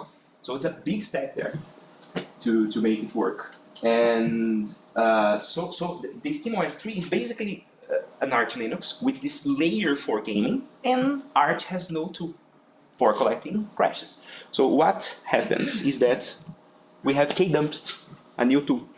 And the name is just a joke because it's a superlative, it's better than kdump. In PST, it's pStore, right? So it's a tool that includes the pStore. This tool is shell script as well. It supports grub, supports 2 init systems, Dracut and initcpio. For those that work with Arch or know more about this, initcpio is the default. But for some reason that nobody could answer, SteamOS 3 was using Dracut. So when I wrote this tool, I needed to make it work with Dracut. As soon as I finished the tool, they changed it to initcpio. And it was good. No, it's real story. And it was good because now I can support both. I need to support both because we have versions in both stuff. So having support for initcpio may make it a generic tool for Arch Linux, right? And the big differential for kdumpst is that it defaults to pStore. And so my first attempts to pStore in the Steam Deck was great because it works like a charm. And I'm using RAM, right, RAM backend. And checking the RAM buffers in the Steam Deck, I noticed that for some alignment reasons, the kernel was ignoring 16 megabytes. Was there, not used it. So I already have the memory. I didn't need to reserve and whatnot. You asked me how we can configure pStore. In this case, it was really simple to configure pStore. We can run the module removes with some parameters. You can put the kdumpst can do that automatically for you. But basically, you need to put an address, the memory, the size of the memory, the size of the buffer. And I already have the memory, right? But imagine you don't have the memory all consumed. So you want to reserve some stuff, some portion of the memory. There is no current way in the kernel to do that easily. The way I do when I need to test in a VM and whatnot is to use the mem parameter to reduce the memory of the kernel. Mem equals, so it's 4 gig machine, I can put mem equals 3.8 gigabytes. So I reserve a bit 20 megabytes there, something 3.88, something, like I reserve. But it's not great. So this is one thing we have in the plans to work, to improve that. But so far, the tool works with RAMOOPS, which is the RAM backend. And we have plans to make it work with UEFI as well, because it's useful. Also, not only group. Right now it's group only, but we want to support unikernels or UEFI directed boot. because it's more is used today, right? The tool also customize CCTLs, the crash kernel, because you can opt to use kdump. I prefer kdump, I can collect vimcore, okay. And if you configure crash kernel parameter, it's present on the SteamOS as the DEX crash collecting tool, default. Previous version, the initial version, also submitted the logs to Valve servers, to those Sentry telemetry stuff that I mentioned. But we removed that from the tool because it does not belong, right? It's like overriding the tool with this functionality that does not belong there. So now there is another tool to do this. It's the SteamOS log submitter, working for a different person that collects the kdump data and sends it to Valve, right? So I welcome you, Arch Linux users, to try this. It would be nice to have feedback. And let's see here. Okay, the missing pieces. I mentioned a bit about the panic notifiers, right? Which are risky, and we have a work in progress about this. We want to split that in multiple lists, not only one single list. For example, Azure or Google Cloud, they require the panic notifiers for kdump because they're you have a VM, the VM panics. You need to inform some stuff to the hypervisor and uses panic notifiers for that. So it's essential to have it. If you don't have kdump, it does not work. But others are more or less, like some devices that dump, there are some notifiers that goes to a device and dumps a lot of registers and whatnot. So you don't really want that by default, right? So right now you have a parameter that you can say kdump before or after the panic notifiers. It's like a Boolean. Either you can exclude all the panic notifiers or you can include all of them. Not great. We want to split that more interestingly. So some list is more mandatory for kdump, let's do it. Some list is more informational. You enable that if you want more information. For example, for pstore. In the case of pstore, you could enable that second list to dump more stuff in the kernel and have more information. And there are the final list, which is like, wow, this is just a lot of MISC stuff that put that in the list. So the work is a bit polemic because kernel panic is an area that there is no maintainer for this in the kernel. It's like Andro maintains, Andro AKPM, because it maintains everything that does not have a proper maintainer. So it's like nobody loves this area. So when you send a patch, it's very difficult to get feedback and need to ping multiple times. So it's a work in progress. But we hope to finish that. As I mentioned to you, the parameter for improving the RAM reservation would be nice to have. I tried to use crash kernel for this. Crash kernel is the kdump parameter, and it works. I can use crash kernel, reserve a bit of memory, and configure pstore to use that memory.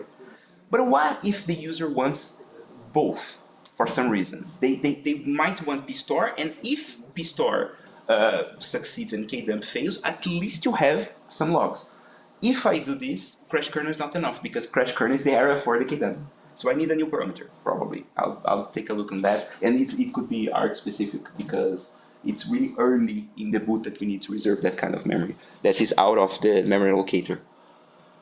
Some more missing pieces in the kdump word and panic word. Graphic output. Graphic output is really difficult.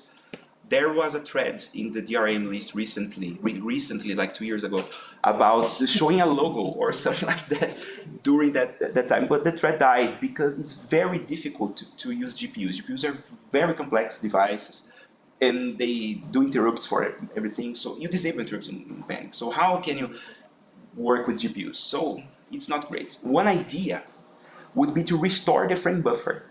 When the BIOS inits the machine, we have like a single mode called frame buffer, right?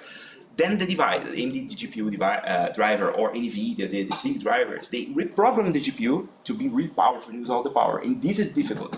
You can't usually unprogram that back to the frame buffer. There is no infrastructure for that. If we can work on this, would be nice. We can restore the frame buffer capability, right? But I'm considering another approach that I think it's easier for the deck at least, which is an UEFI panic notifier. I was talking about panic notifier, so we will have a new panic notifier that notifies just one bit in the UEFI, a panic happened, lightweight, right? And then the BIOS can plot different in its stages. And the Steam Deck is very nice use case for that, because it's custom. We are in control of the firmware. We can put whatever we want. And if we can make it work, the link is for the patches. The patches exist and it work, but maintainer complained a bit that it's not really useful. So I'm planning to make that work on deck and show to maintainer, see, we are using that in the field. So try to convince there is use for that. And since we control the firmware, we can plot different stuff. We can use different logos. And that would be interesting because it would be the first device that has this capability. I don't know if, I honestly know if there's any other desktop that prints stuff during the panic. So the Steam Deck would be one of the first, or the first. More like Nintendo Switch, if you use other consoles and they break, there is some logo and whatnot. It's beautiful, right? So Steam Deck is screwed in this respect because it just reboots. So we hope to change that. PCI resets, reliable PCI resets for KDump. It's like wishful thinking. I would like to fix that. We have the patches there, but it's very difficult to fix. There is no perfect solution. I received feedback to use IOMMIU for this, instead of using the early PCI ancestors to restart, clear size and whatnot. Use MMIO, but then I responded, what if we don't use MMIO? It's configured, so this case doesn't work. So basically it's a bunch of corner cases. We need to cover most of them to have more reliable PCI resets. And to add on that, I don't know much of other architectures than Power or x86. Like RISC-V is the new architecture here, some trendy stuff. I don't know how it works there. I need to test PCI resets, but it's interesting stuff to improve. And finally, we have the maintainer's communication awareness, which I think is one of the big issues with pStore and KDump Word and Panic and whatnot. I work in the estimator, as I mentioned to Leo, without knowing the other estimator from Fedora. There's no single community. Everybody's spread. So it's not great. I really hope we could have a more centered community about this. I don't know how to make it work, but how to propose that. Recently, there is a group of people, the Dragon maintainer, created a mailing list and a group of discussion about debugging stuff. I'm participating on that and hope more people can participate and we make more a community of KDump people, right? Instead of spread. So that's it. Mostly, I hope we can, you can now see a bit more how the Panic works under the hood and whatnot. Multiple ways of collecting data with trade-offs. It's an area full of trade-offs. There is no perfect solution. You need to choose your battles. Like, I prefer more data, I prefer more reliability, right? Things to improve, we have a bunch of them. And finally, I really appreciate the efforts of Valve and the Linux gaming community in improving stuff that it wasn't expected to improve, like Crash. You don't expect that gamers are improving Crash, which is so rare, but it's happening, right? So it's very good. That's it. Thanks for your attention, and feel free to ask questions and whatnot. Thanks.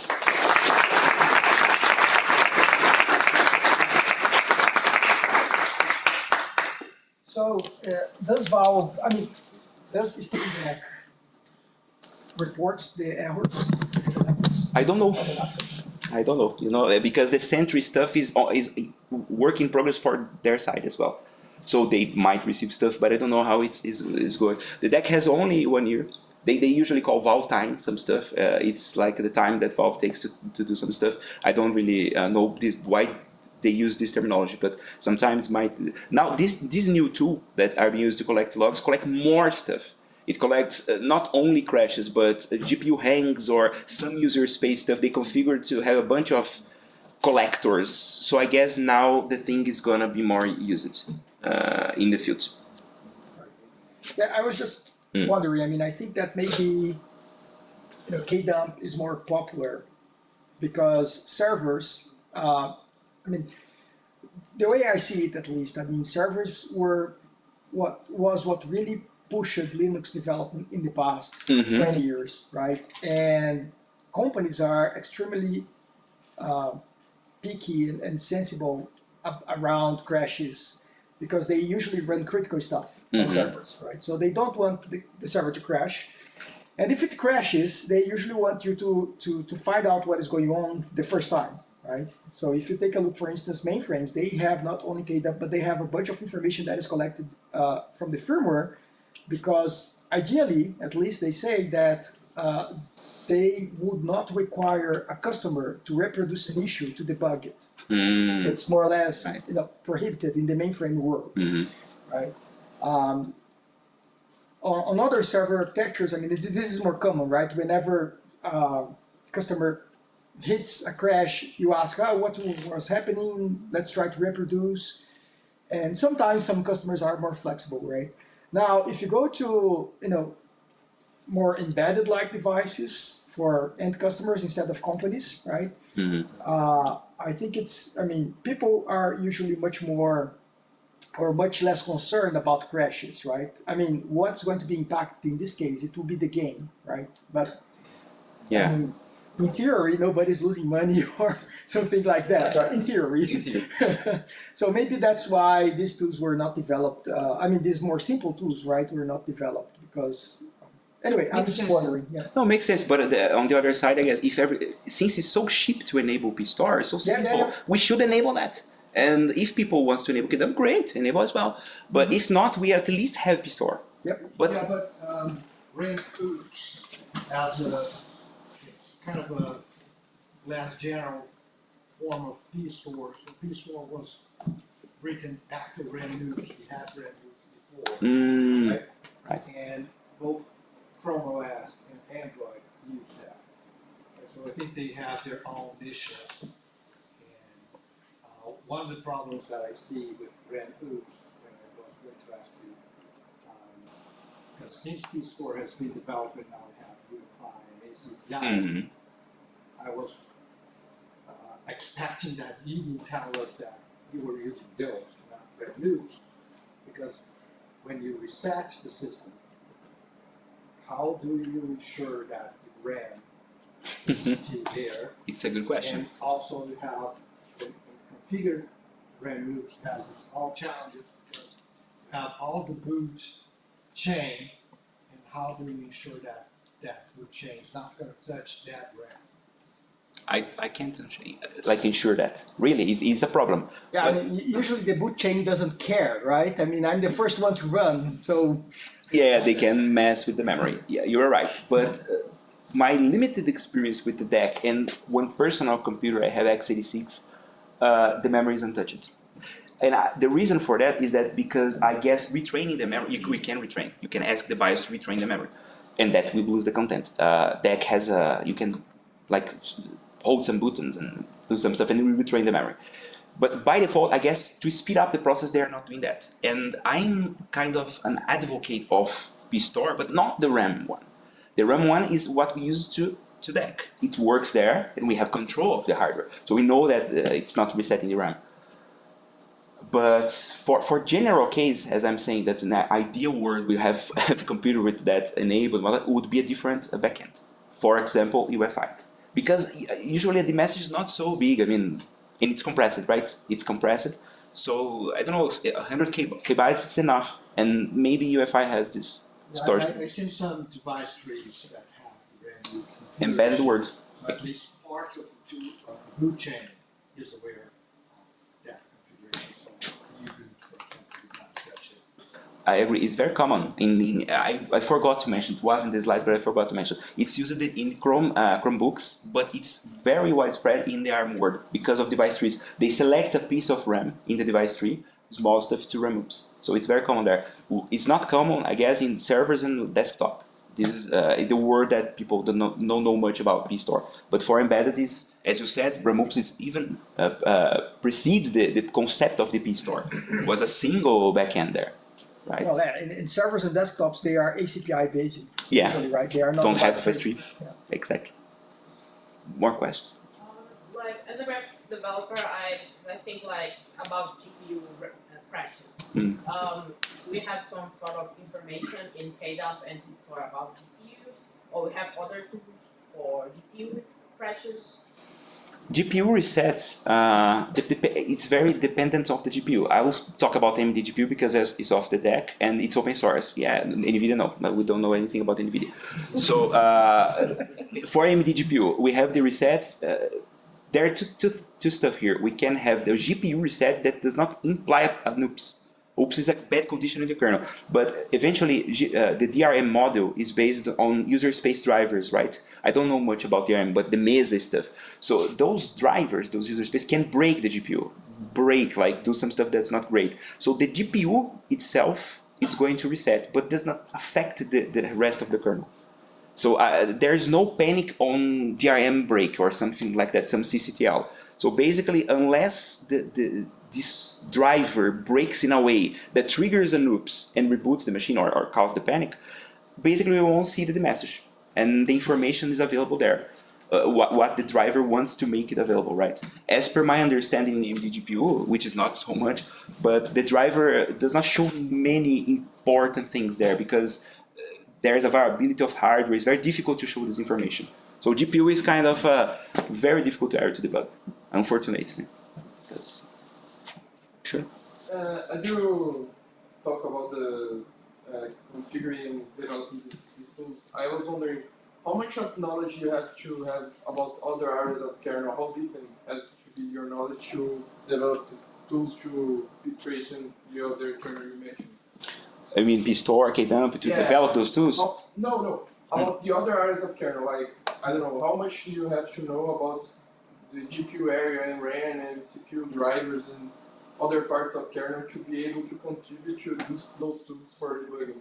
I guess not much, because, well, depends. If you want to investigate a problem, like you're using the tools to debugging specifically, you must have some knowledge or study, because it's very difficult to have horizontal knowledge in the kernel or areas and know everything. It's not feasible, basically. It's very difficult.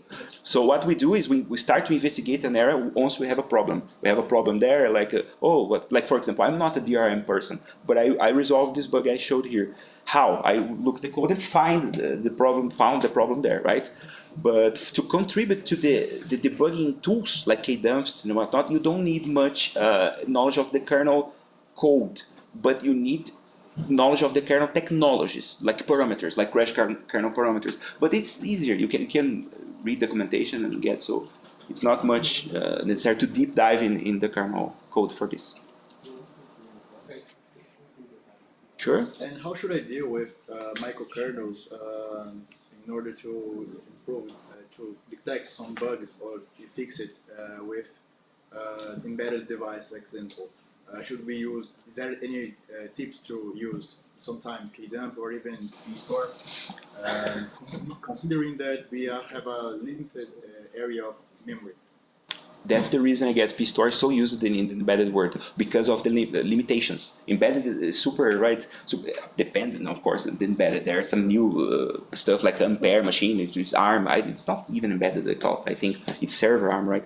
But usually people use PSTOR, collect the data in the message and whatnot, and don't use KDump, as far as I know. We have good embedded people here that work with Linaro and ARM. I don't know if you have some expertise on KDump embedded. I'm the server guy at Linaro. Yeah. It is difficult because of the firmware. I have a board there, Enforce board it's called, and it's Qualcomm. And I tried KZAC there, it fails. It fails because it does not support KZAC, because the firmware think it's a security flaw or something like that. Embedded is very complicated, it's very ad hoc. It's my feeling, my personal feeling. It's a bit ad hoc. Every vendor does whatever they like. Qualcomm has a firmware stack, own tools, on bootloaders, and not so very difficult to deal with KZAC, which is an advantage for PSTOR because you don't need the KZAC. You don't need to bootstrap a new kernel, but you have limited tooling for that, limited logs, and you cannot collect the memory, so it's a trade-off, right? Yeah, that's unfortunately true. I mean, the embedded environment is very vendor specific, right? I mean, ARM has an initiative called System Ready, which is basically trying to build the standards for devices, ARM platforms in general. This started with servers. They used to have server ready standard in the past, and now this was transformed into System Ready, and you have System Ready SR for servers, and you have System Ready IR for embedded devices. You have multiple different tiers of standards. But I see that on the server side, it's quite easy to get traction on the vendors, and they usually want to be compliant because, you know, cloud providers, they all want things that are standard because they want to easily substitute one vendor by the other.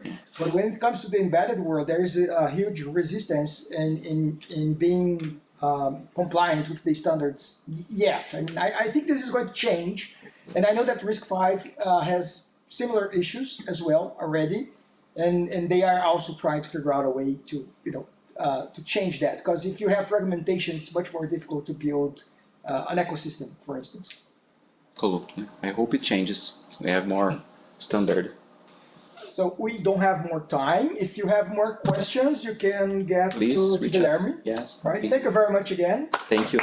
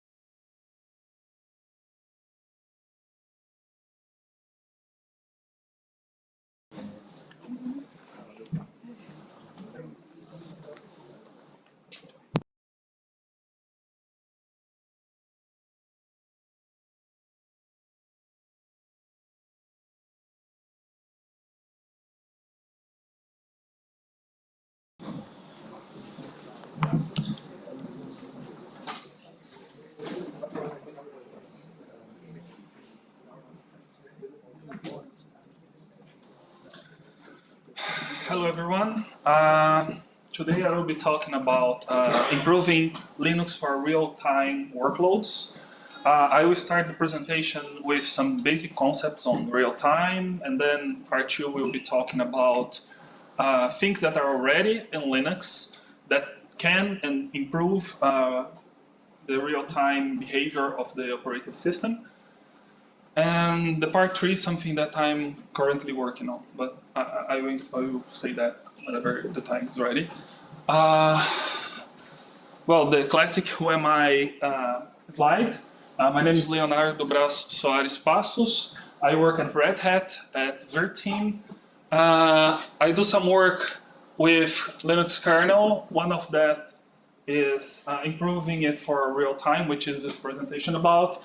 I also work with some RISC-V code, ARC-specific code, but as a side quest.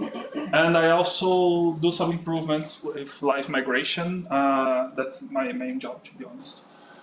You can find me at my handle Leo Bras at GitLab, GitHub, or at redhat.com whenever you need to talk about something. Well, part one, the basic stuff. I will introduce the basic of real time and what is it. I can't just assume everybody knows that because it's not very used, very spread. Well, these are some definitions you can find at Wikipedia. Real time is honestly, I like this one better. Real time is about having a request or something like that and replying in a defined time limit. After you pass the time limit, bad things happen. So the idea is to try your best to stay at this time limit, which are called deadlines.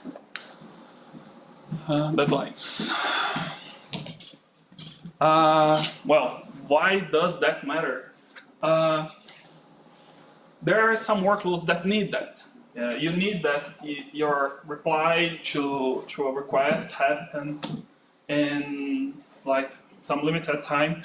There are several consequences to that. If that fails, if you fail to reply on that deadline, there are systems that we call hard real-time. The idea is that missing a deadline is total system failure. I will have examples in the next slide.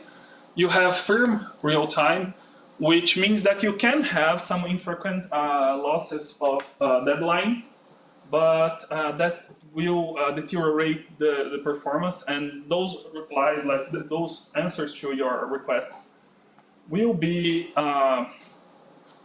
useless, to be honest, after that time that deadline is reached. And you have soft real-time, which is basically you can miss some or a lot of those packages, those replies at time, and you will only degrade the performance, but that won't be like critical. Just to make sure everybody understands here, a deadline in real-time workloads is like this. You receive this request, this event, you do the workload and have a result or response, and this response time cannot surpass a deadline, a maximum value of time that will depend on the workload. There are workloads that this is like a few milliseconds. There are workloads that means like nanoseconds or microseconds. So it will largely depend on the workload. Some few examples of hard real times. What don't you want to miss a reply on a system? Imagine that you have a pacemaker. You don't want that to fail on you. Imagine that you're having robot surgery on your heart. Missing a package or two may be fatal. Imagine that you have like this assembly line, and your sensor triggers something. That something is wrong at your assembly line, and you miss the time to actuate and remove that product or so. Maybe you have some catastrophic consequences, and you have to stop your assembly line, and that's terrible for like money.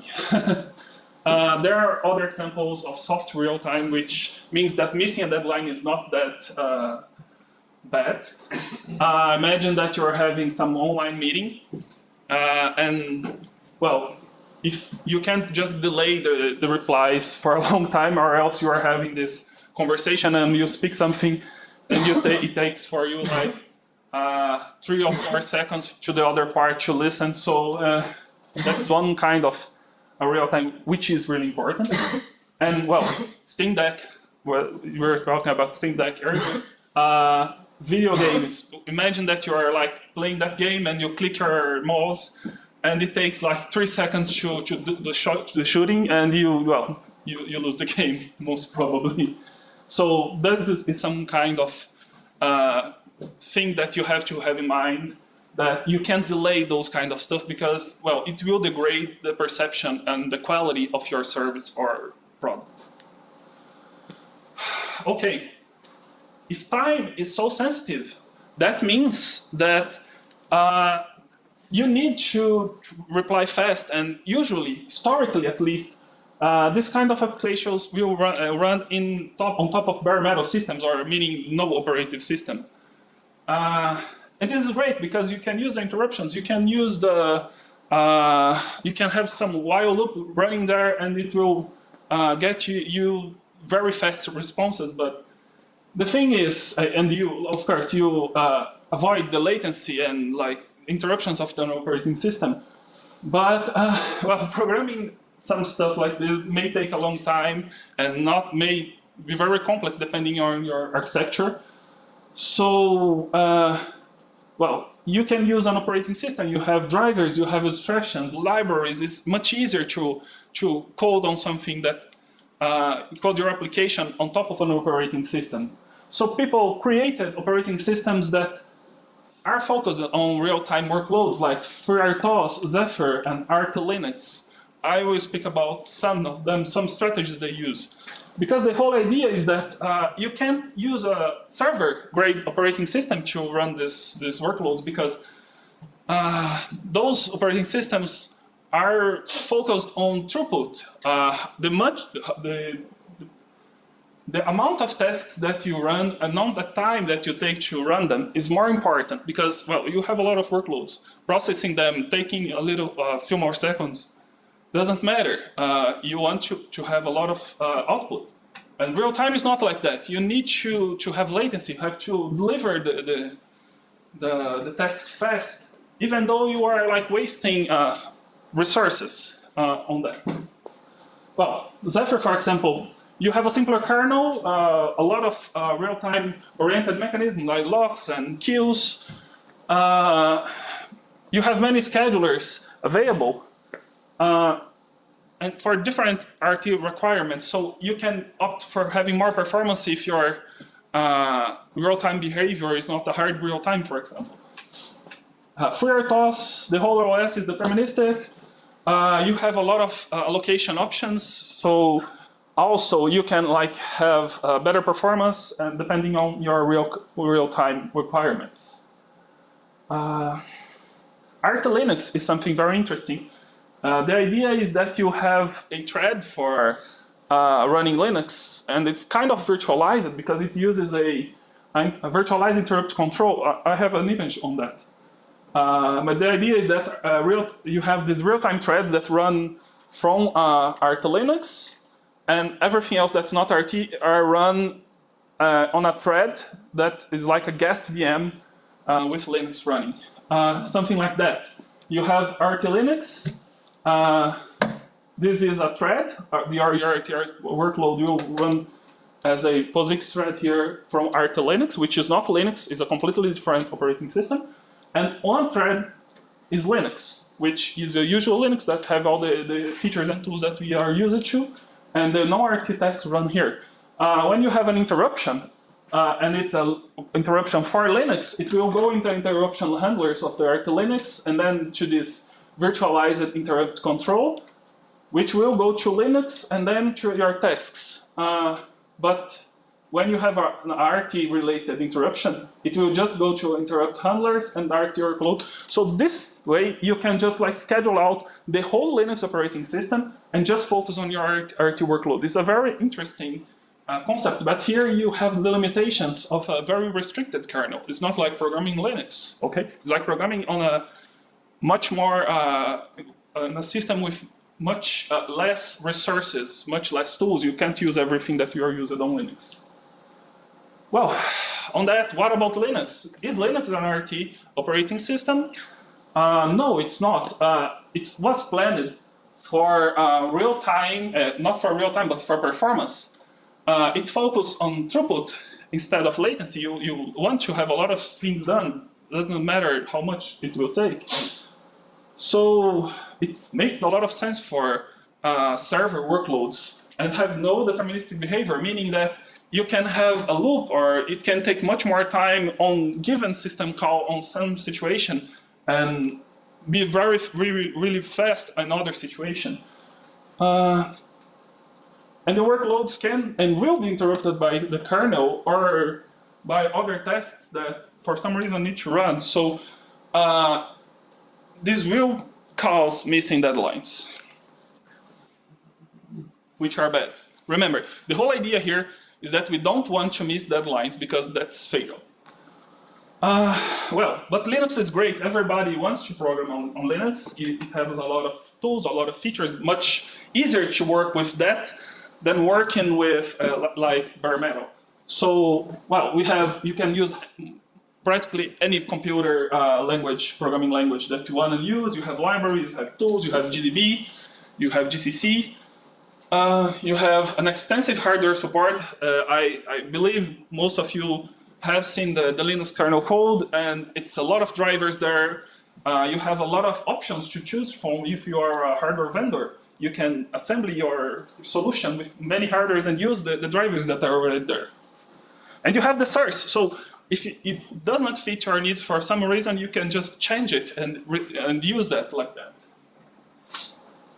So the whole idea is how can we improve Linux to be more like a real-time operating system. The first step, which is already, the whole part 2 here is about things that are already in place at Linux. So everything that you see in part 2, you can already use its own mainstream. Just a question Sure. Before we get into Sure. it. For how long have these been part of core Linux?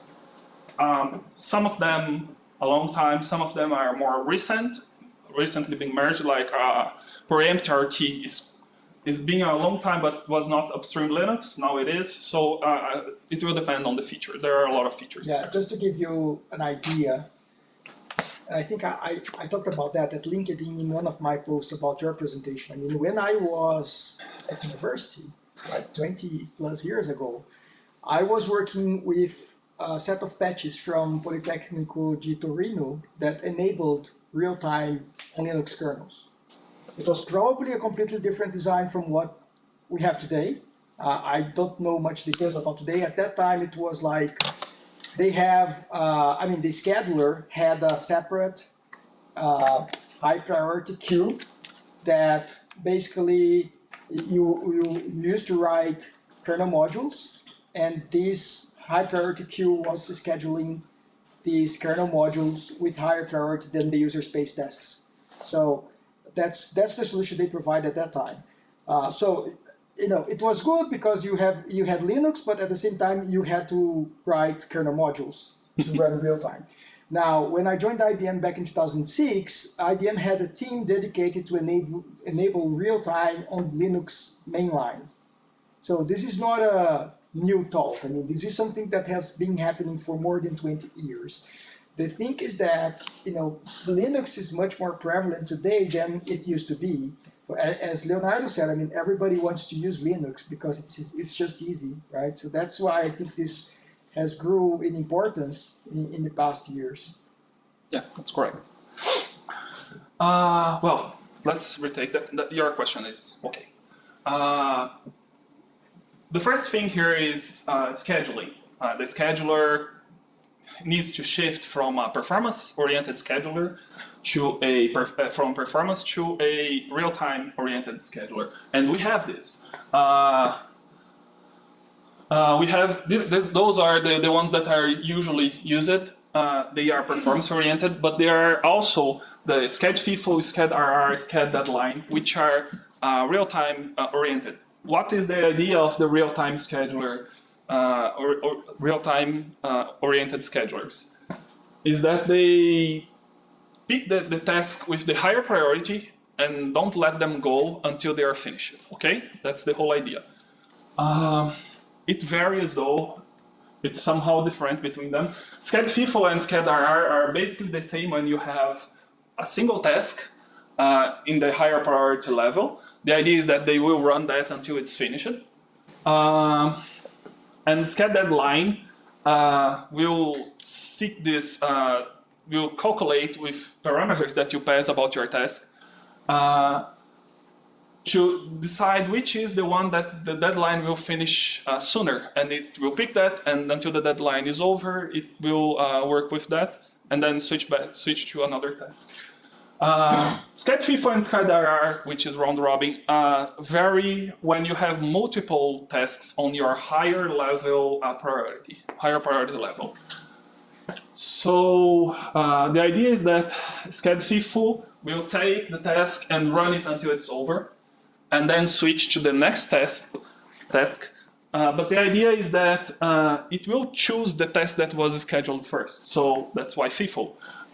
If you schedule in time here, task A, then task B, then task C on the higher priority level, and you have on your lower priority level task D, task E, and task F, it doesn't matter the relation in time between those two. Since this is the higher priority level, it will do them first, in order in which they arrive at the processor.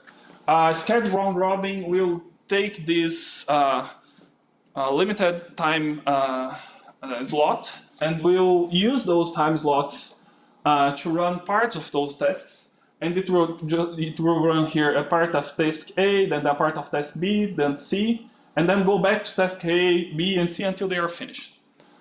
And then when those tasks are finished, it will go to the lower priority tasks and do that there. The SCAD deadline here, it will calculate which deadline will be due sooner, and we'll work on that before. Here you have this deadline will be finished before this and before those, and you have them in order here. So Sure. Ross, in the previous slide, you said that the previous one, the SCAD deadline you have to provide some more information about the runtime and the deadline to the scheduler. So how do you calculate the runtime in this case? Because this can vary a lot depending on the architecture, the processor, and number of parameters. Yeah, that's something that the person that is programming the real-time workload will be the possibility to provide if he wants to use this scheduler. It's kind of hard. Yeah. That's why we usually will use the SCAD FIFO, which is much easier and less interrupted. So. Yeah. Sure. So going back on the same slide, this means that you can have a process sleeping with the lock. Oh, sorry. This is after. Sorry. I will reach No problem. Sorry. I was asking a question. Oh, you went forward. Yeah. Okay. I was asking a question about this one, but he go. Yeah, sorry. I didn't see. Sorry. I will reach there. Please go on. What's the difference between these scheduling policies and the ones from free RTOS, for example? No idea. I'm not an expert on RTOS. I just presented them as another option. But the idea is that Linux is much more complex, so it deals with more stuff. So that's the idea. So we have a specialist on Zephyr. Just tracing stuff. Okay.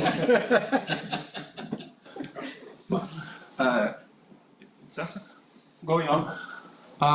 Preempt RT, what is it? The idea is that you have this option which was quite recently merged in the kernel, like a couple of years, which enables you to make Linux a fully preempted kernel. What is the idea? What is preemption?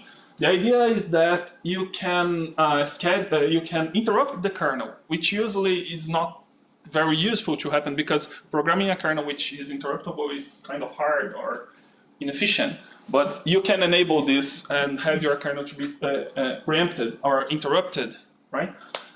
By user space code, if nothing else. So what does change it? It will replace the lock primitives, spin locks, read-write locks, etc. And you can have a sleeping spin lock, for example. They are preemptible, have priority inheritance.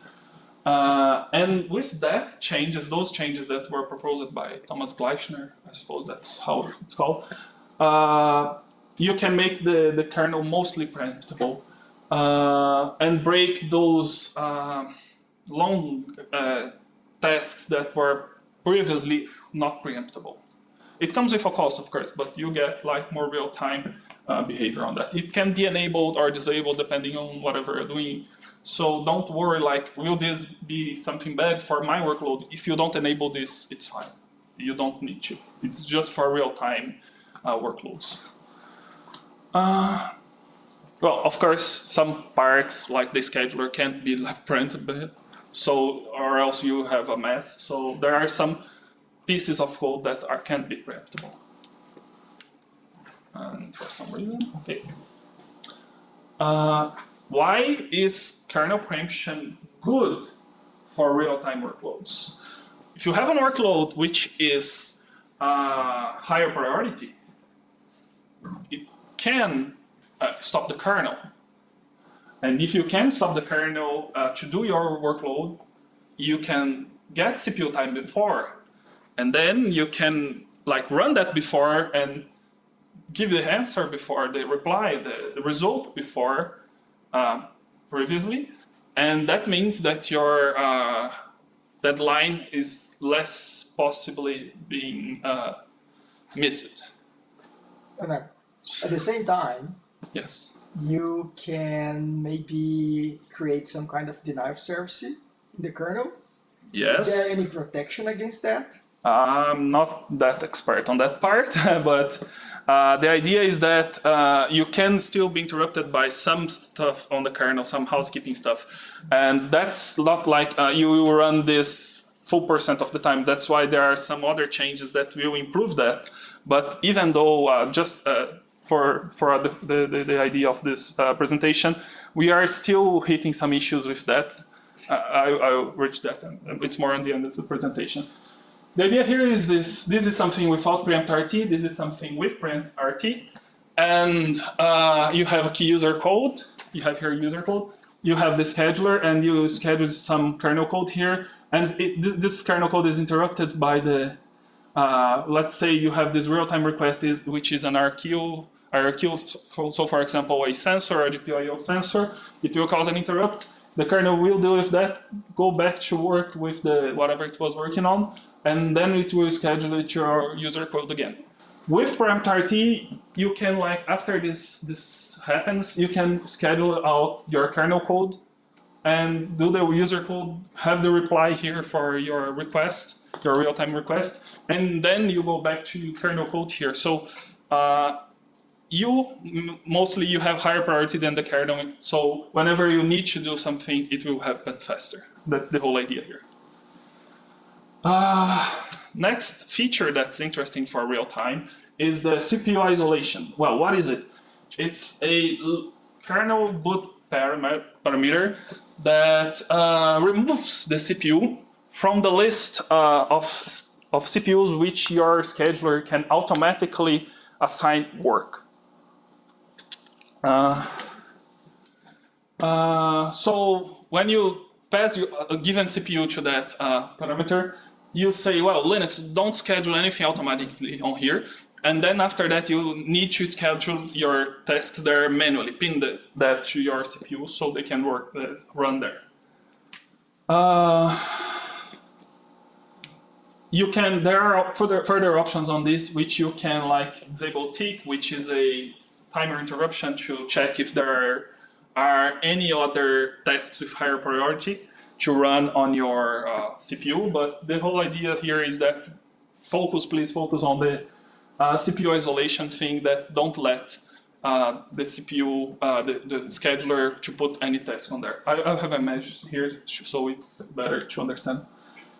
What does it change? I've already gone through that. So you have less interruptions here because your CPU is not running like 5 tasks. It's just running 1 or 2 tasks that you manually assign it there. So there is your real-time workload will have more CPU time and the processor fully available for it. So there are less interruptions, less scheduler interruptions, let's say. How does that improve the real-time behavior? You have the CPU all for yourself. There are less tasks running there, so you will, in the end of the day, have more CPU time, which means that you are less prone to miss a deadline. Here is a picture, so it's easier to understand. When you don't pass a ISO CPU parameter, in this example here, it has 4 CPUs. So scheduler knows that it can schedule work on 0, 1, 2, and 3. So here you have CPU 0 with a lot of tests, CPU 1, CPU 2, and CPU 3. And when you pin a task on CPU 3, it will compete for CPU time with the other tasks that can be moved here. When you pass your isolate CPUs, for this example 1 and 3, CPUs 1 and 3 are free. Scheduler won't automatically schedule anything here. So you have to manually ping a task here, and this task will run without any competition. So you are sure that you don't have anything else running on that CPU.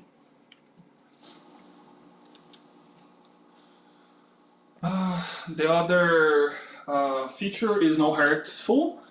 The idea is that you disable the tick, which is this interruption, this timer interruption that checks for different tasks that can be a higher priority, which makes sense on situations where you have an isolated CPU, for example, that there is nothing else running there. You don't need your scheduler to be from time to time interrupting your workload to check if there is something else to run, because you guarantee that there is nothing else running there.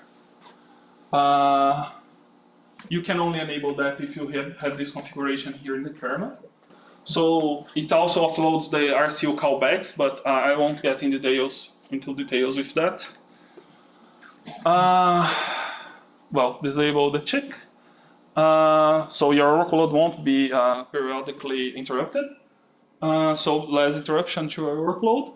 And this is nice to the RT behavior of your operating system, because you won't have those ticks happening and interrupting your RT workload. So there are less chains that you will receive a request and your CPU will just have this tick and the scheduler will run, and then you'll miss your deadline. Something like that. The scheduler, let's say this is the tick, periodically, and after some time it will try and check if there is any other tasks here. And let's say that you get a real-time request here. It will only process that after your scheduler finishes verifying, so you can have a higher total time, like this can be greater than your deadline. And with no hertz full here, you can just process it because there are no scheduler interruptions. That's the main improvement, let's say. Well, then this is part 3. This is something that will require some knowledge with kernel, or at least with locking primitives. I'm not sure how many of you will be able to, but I suppose all of you will. The idea is that we have an issue, which is what you are talking about, inter-process interruptions. Let's say that we want to clean the cache, for example, for all the CPUs, and we have a routine that needs that. That will still happen. We will still have these APIs that will interrupt the kernel. So it will interrupt your workload to happen. And those, will interrupt your RT workload, so all the problems that you may miss the deadline still happen here. We get a lot of those in the field, in production. So the whole idea here is to avoid those inter-process interruptions. The cache cleaning situation is not the usual situation, because that needs to happen this way. But there are a lot of APIs that are not necessarily, they don't need to be an API, okay? Well, why this is a problem for real time? These APIs will schedule out your real-time workload and take time, and we don't want that. So you have an inter-process interruption here. It will have a context switch. You run your API, and then you have another context switch. So let's suppose that you have your real-time request here. It will take this much time to process that. It could take just this much time if you don't have this API here. But of course, some of them are not non-negotiable. This is hard to solve. Like, we can't just remove all the APIs, as I was saying, because that will be very bad for the kernel. There are very efficient parallel programming algorithms that use API. Basically, they use local locks, and local locks are just for your local CPU. In many situations, it will just like disable preemption. For real time, you just get a spin lock which is local, so it's very fast. And then you just use the API very not oftenly. So it's a high price to pay, but overall it's very efficient. But it's not good for real time because those APIs are bad for real time. So there are a lot of APIs around the kernel because of those highly efficient parallel programming methods.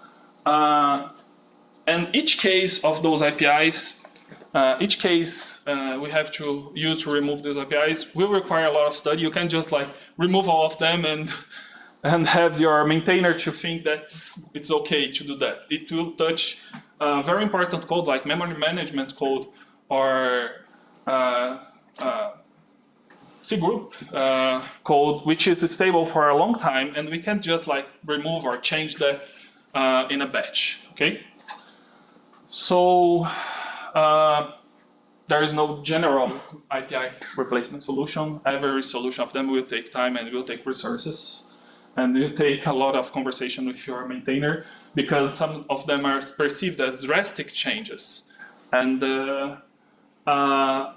you will find a resistance from the maintainers. And of course, it's their job. So the whole idea is, if it takes a long time and each case is really important and it requires a lot of work, how can we decide which API is the most important to remove first? For this, I propose the solution of a trace point, which you can enable, and whenever you miss a deadline on your code, you can get the logs from the tracing. And with that, you can see and you can check which APIs are bothering your real-time workload. And it's very specific because it will depend on the other things that are running on your processor. So you can use that. The idea is that they are called CSD function entry and function exit. So in our scenarios, we enable everything, no heartful, sched FIFO, and preempt RT, isolate the CPU, and then you keep track of your deadline. You can like put a debug on your real-time workload, and whenever it misses a deadline, you get the log, and you compare it with your times and see what was running, which APIs were running during your time slot for your real-time request. So you will see something like that in the end.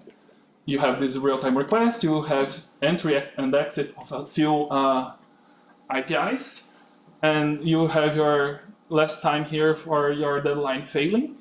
And you can see, well, this is something that is bothering my my workload, but this one here is bothering it more. So I can try to deal with that first. That's the strategy that we are currently using to determine which API we can remove first. What else I'm working on? Well, removing these APIs. There are some low-hanging fruits there. There are some algorithms there that use all the processors to distribute some workload. For example, pcrypt. Encryption can be expensive. So pcrypt will give for each processor that is online on your machine, it will give it some work to do, part of the encryption work to do, and that's great. But if you have an isolated CPU, you probably don't want that. So in this case, the change is really simple. You just say to your algorithm, well, if it's an isolated CPU, don't schedule work there. And that's basically what I proposed it here. The idea is that you get this housekeeping CPU mask, which will say, well, these CPUs can do work queue stuff. And this CPU mask is basically a integer which have 1 bit for each of your CPUs, and we'll just have a 1 if the CPU is able to do like work queue stuff, and a 0 if it is not able to. So the patch here is simple. I just get this CPU mask and I do an AND operation, logical AND operation, with the online mask, and I only schedule stuff there. So basically what I'm saying to the algorithm is, it's isolated, don't do pcrypt work here. There are this, I saw this at least in 3 very important points in the operating system, in the base operating system, which they use local lock, schedule work on, and we can replace them with spin locks. But wait, spin locks are locks, locks are expensive, right?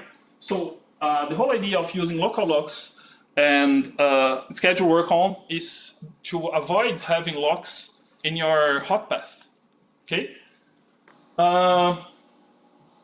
So why am I trying to replace them with spin locks, which are, in this case, expensive? The whole idea is that if you can have a spin lock that is you only get this lock, or you mainly get this lock on your local CPU, like a per CPU spin lock, you don't pay a huge price. You pay like 12 clocks, for my experience, or down to even 5 clocks, if clock cycles in this case, for getting a spin lock.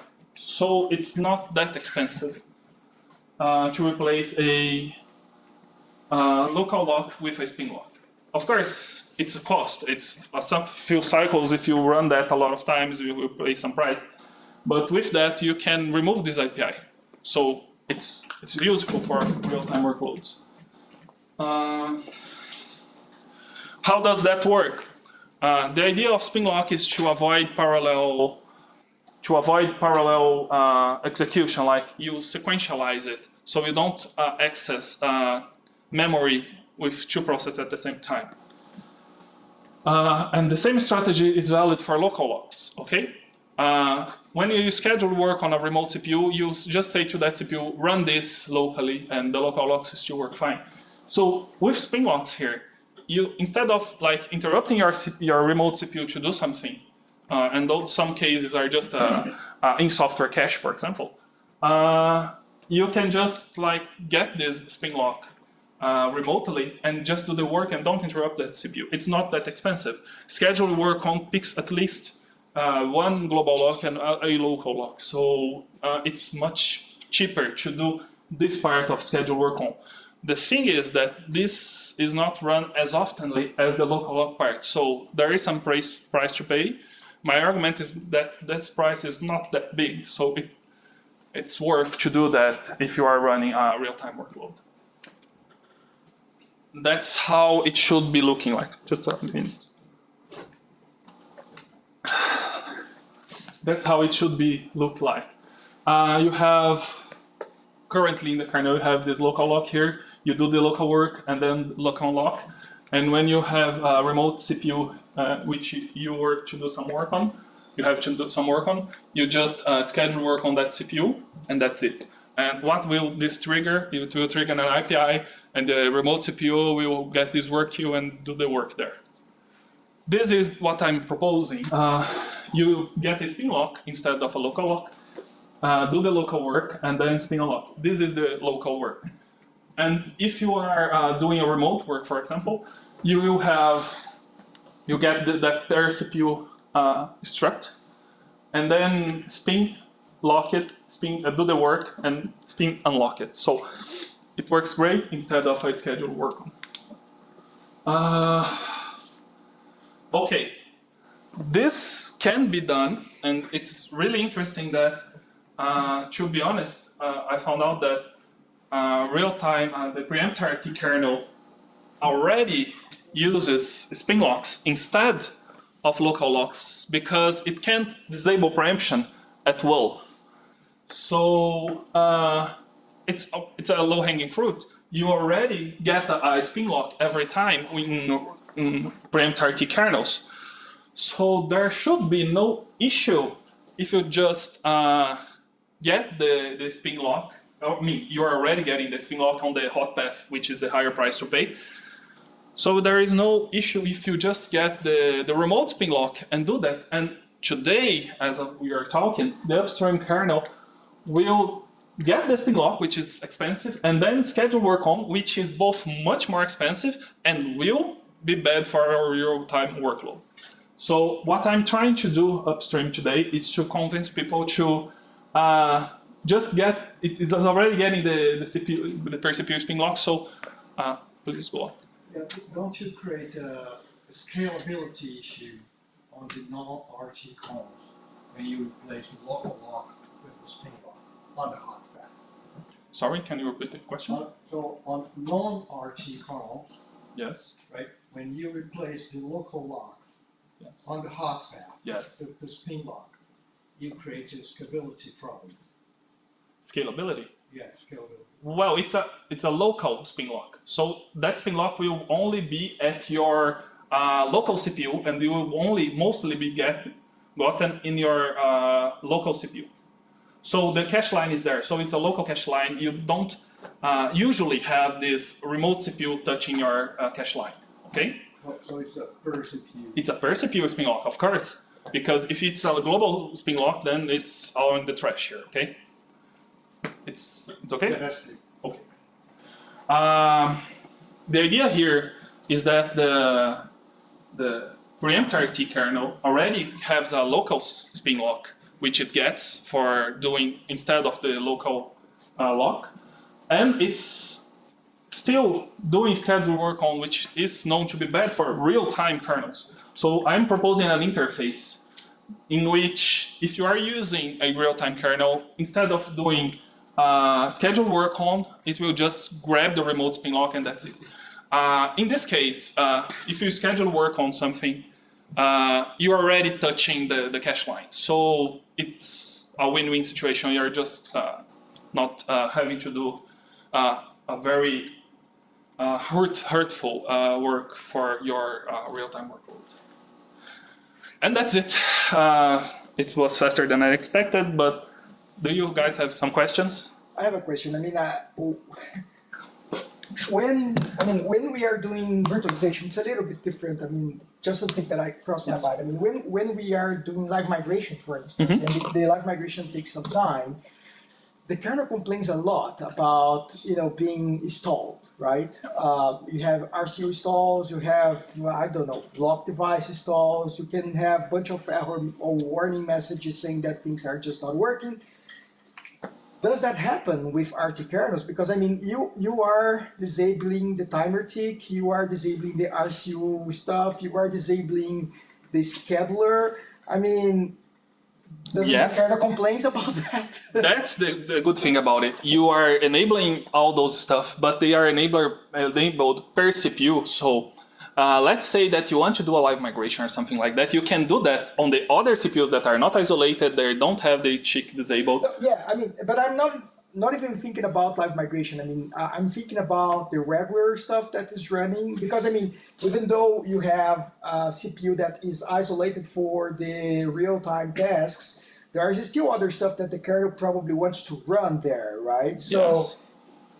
Doesn't this other stuff complain about not being able to run? That's the thing. Those things will be running there. You can't, at the current state, we can't just say that no API will be running on the isolated CPU with all those options. So that kind of stuff is the kind of stuff that we can't remove. All we can do about this is try to make it as fast as possible, so it won't bother the... So the whole idea is that we want the kernel to still working. I understand that if we just say, well, you won't be running any API here, the other CPUs will get stuck and the kernel will complain. So there are stuff that we can avoid, just like this example where you are only touching software.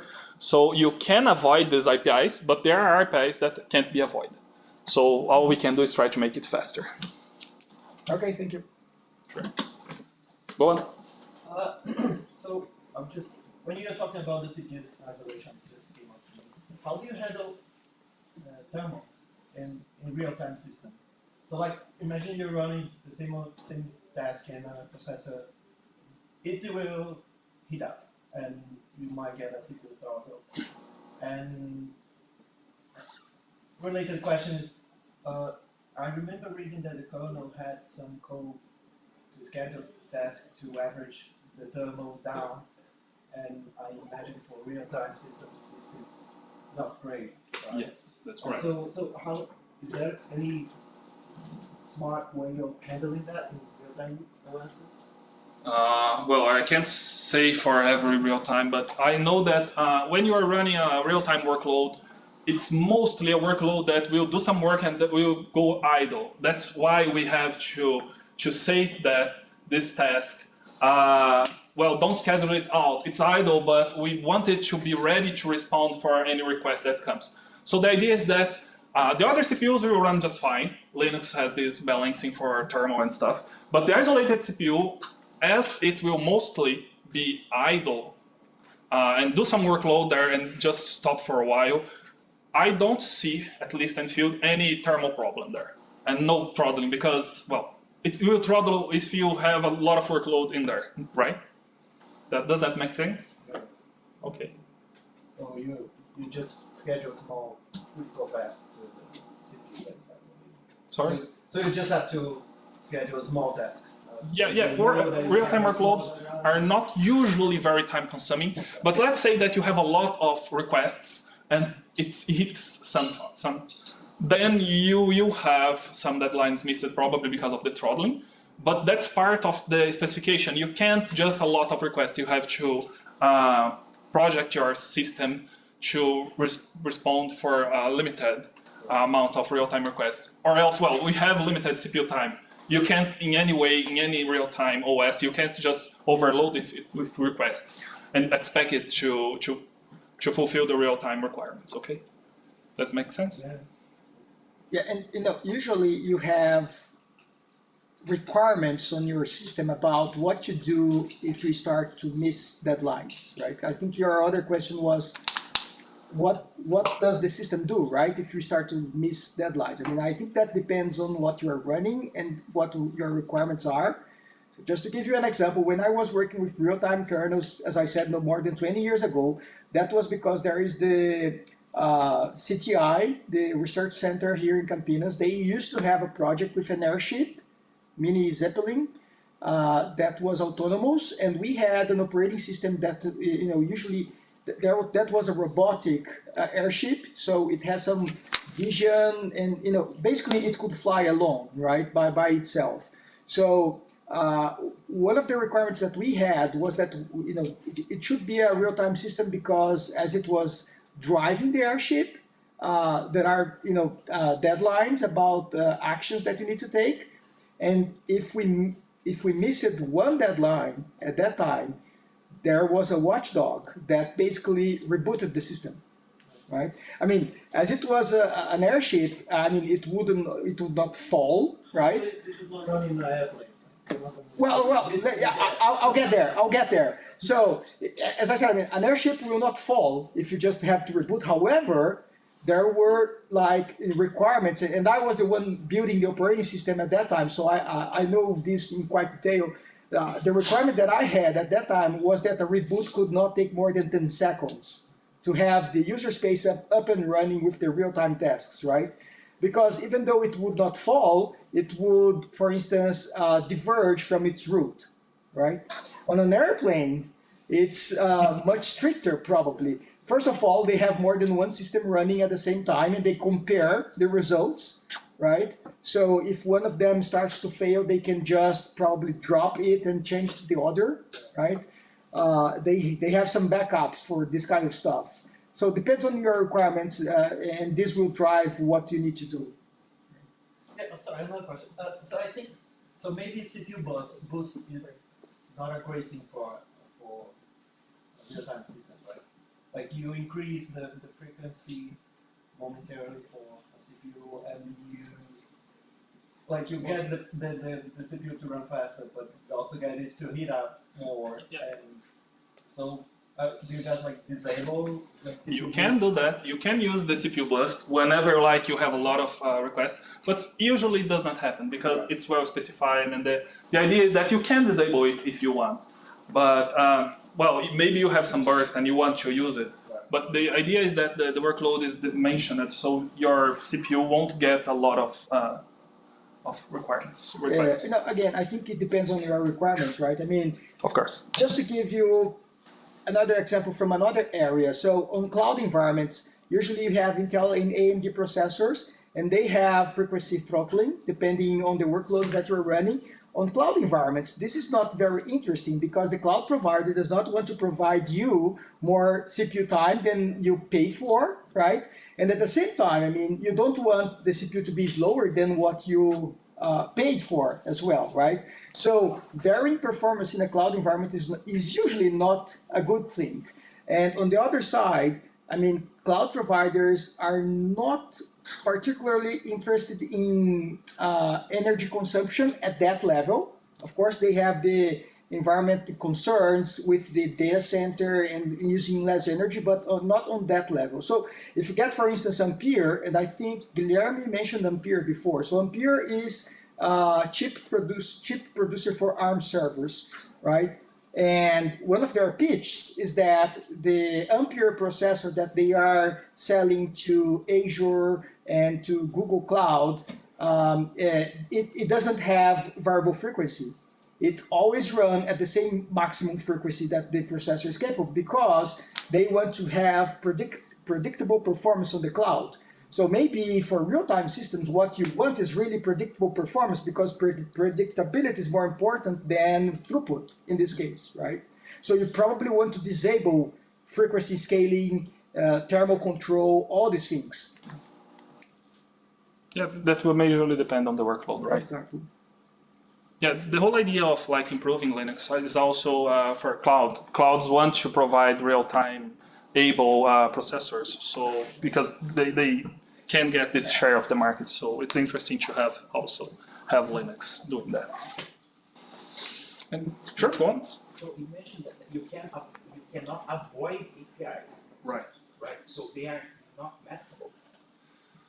They are maskable, but when I say that you can't avoid APIs, is that there are some algorithms that deal mostly with hardware that you can't just avoid them. Let's say, get this example of like you have a TLB cache that you want for some reason to clean. You can't just like say, well, I won't do that because I don't wanna. The other CPU will be hanging, waiting for you to finish that, and the CPU, you'll send the response, and then after all the other CPUs like do this cleaning, it will proceed. So you get your CPU stuck. So you have to answer that.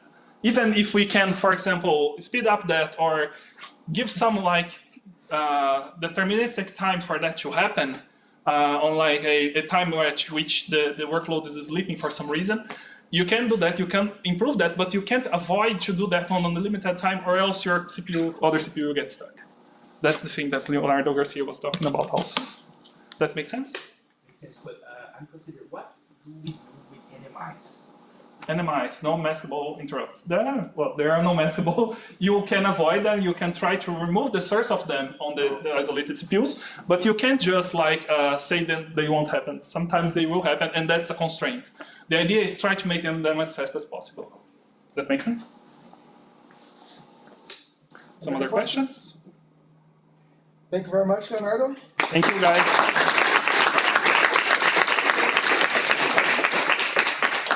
You want to use them? Yes. We will be back at 4:30. Okay.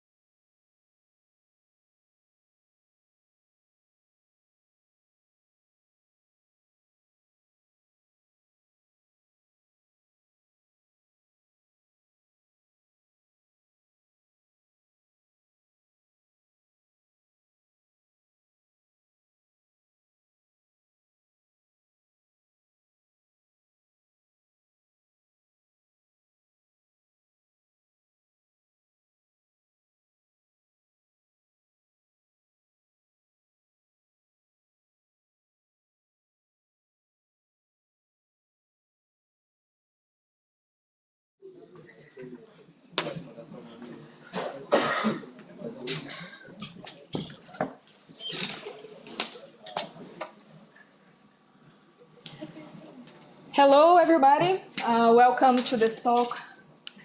Title is Sharing is Caring, Collaborative Testing in the Linux OpenCI ecosystem. So who am I?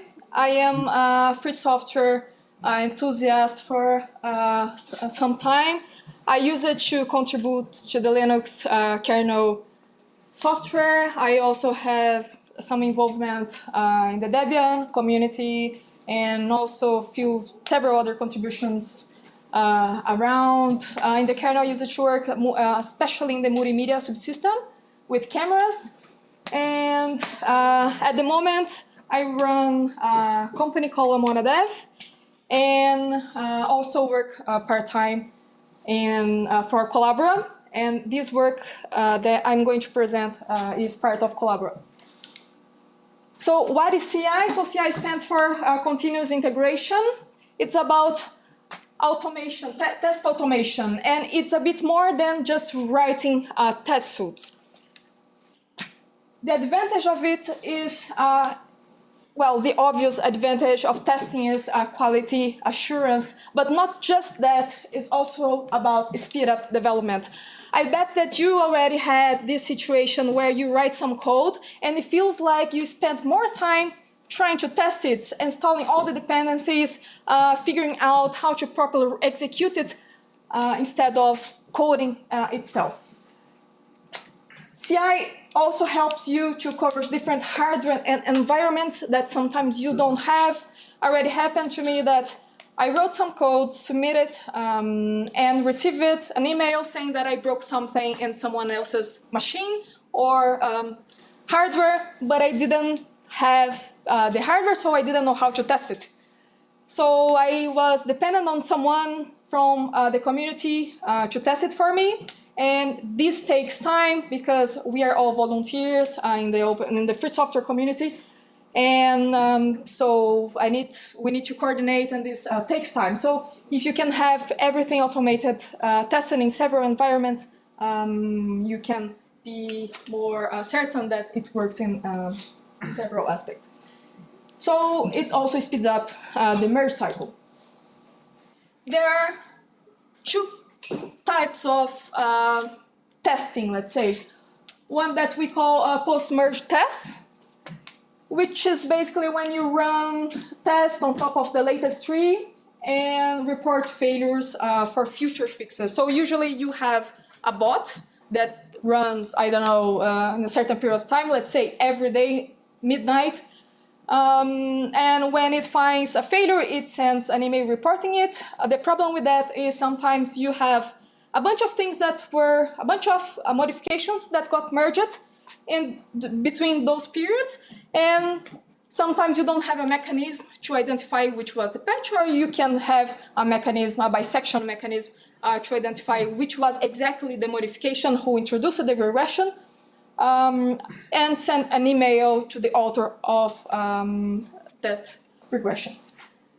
The problem with this approach is sometimes we end up with the works for me case, is when, well, okay, there's a regression, but I don't know if this is really important, because in a free software community, free software world, we don't actually know how many people are using the software, how many people are affected. We don't have metrics. We start having an idea when people start shouting on the internet, complaining, but it's not really clear. So people usually tend to, okay, it works for me. I didn't hear any complaints, or it's just one on another. I will leave it for later. And sometimes this judgment is correct. Sometimes it's a really corner case that it's not worth fixing.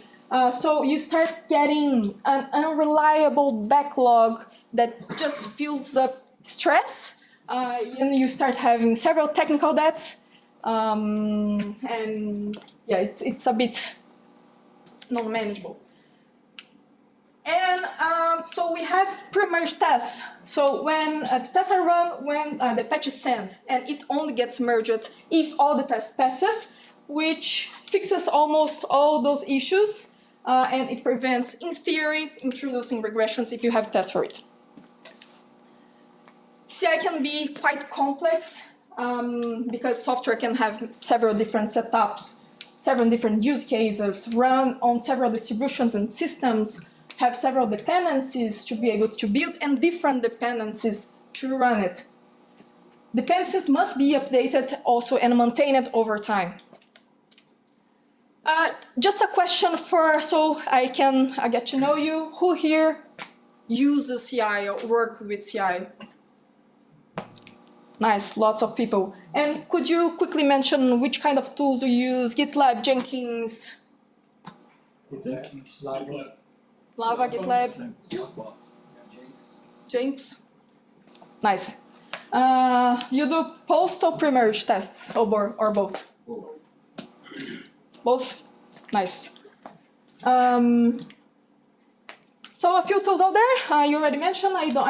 Well, there's a really huge list, but for those, I didn't want to bloat the presentation. So GitLab CI, for those who are not familiar with, we have this concept of a pipeline. So when you start CI, you can have a pipeline of tests. Those tasks here are called jobs.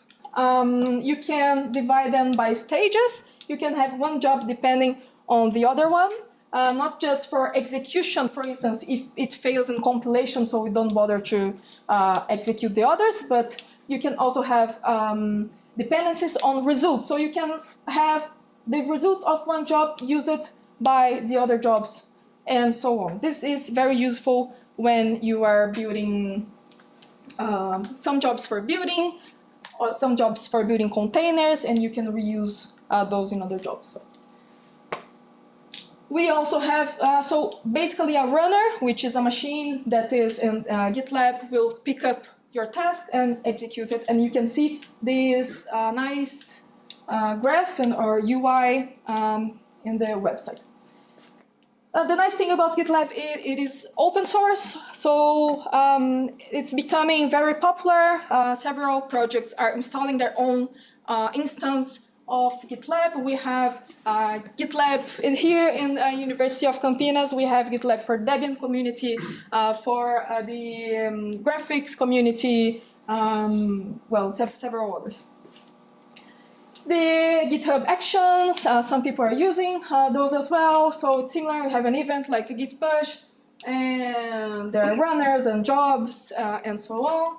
And also Jenkins with a similar concept of jobs and pipelines. We also have board farms that are available. So here is a picture of a Collabos farm in Cambridge. And there's some software that helps you managing all those things. So basically a farm is a bunch of machines and computers, well, different devices, where when you trigger your test, there's a way to fire those tests to different machines, and you can see if anything breaks on different machines and different architectures. And there's this nice software called Lava, initially developed by Linaro, which standardizes several things. The way it can manage the power cycle, so turning on, turning off those devices, how they boot, where they are going to get their rootfs, kernel, and the task they need to run. Also make available for you the output of the serial, the serial bus, network, and so on. Also provides you statistics, deals with the infrastructure. You can view results of the task in the Lava level, and so on. But there are also other custom bare metal labs out there where people do their own thing, but they somehow make it available to the community and integrated, and can be integrated by other projects. And in general, free software is bad at testing. So there is a lot of discussions in the community how to make this better. We have, for instance, in the kernel community, we have the kernel CI initiative under the Linux Foundation. We have several tools here and there, so KUnit test, K-self-test, and several test suites. So several subsystem has have their own test suites and so on. But there's no standard way to do it. Everyone kind of do their own thing.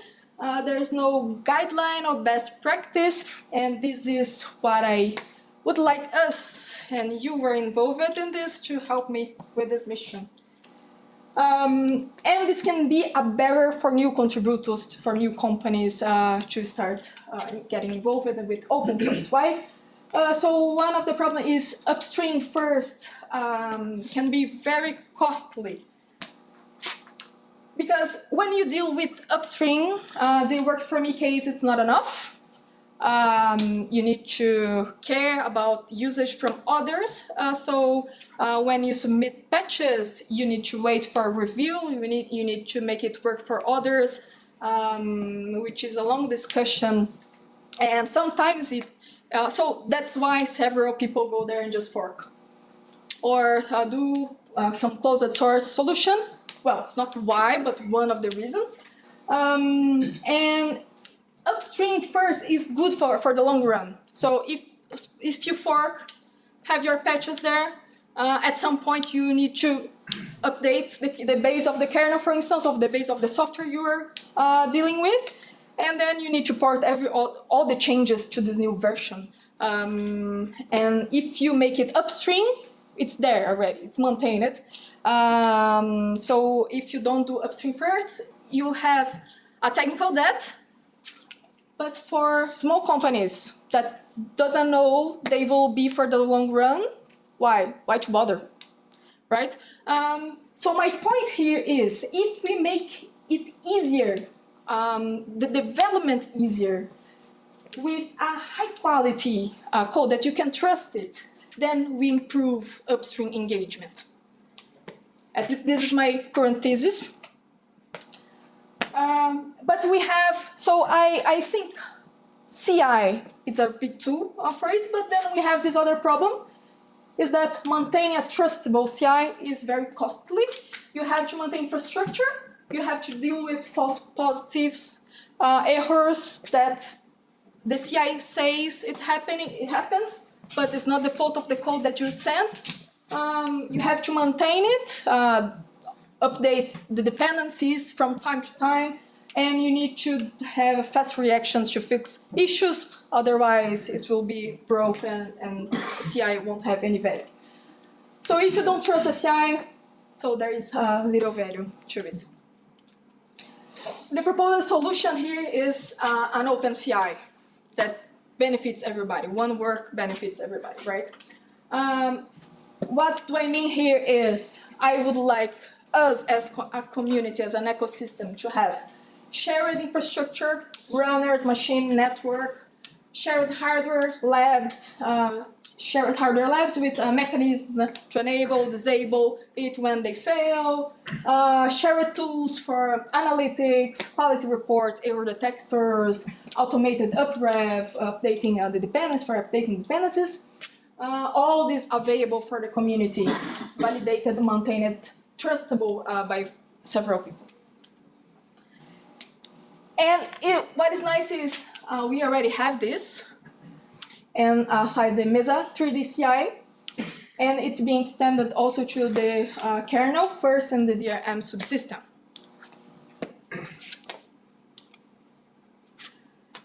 So what is Mesa 3D? So Mesa means Mesa 3D. So Mesa 3D is a 3D graphics library with support also for virtualization and translation. It supports most of the common GPU hardware, supports Vulkan, OpenGL, Direct3D9, OpenCL. If you use Linux, a Linux distribution or even if you have Android phone, you are probably using Mesa. And the development is based on GitLab. So there is a server called freedesktop.org that is backed by the Xorg Foundation, which hosts those machines and this infrastructure.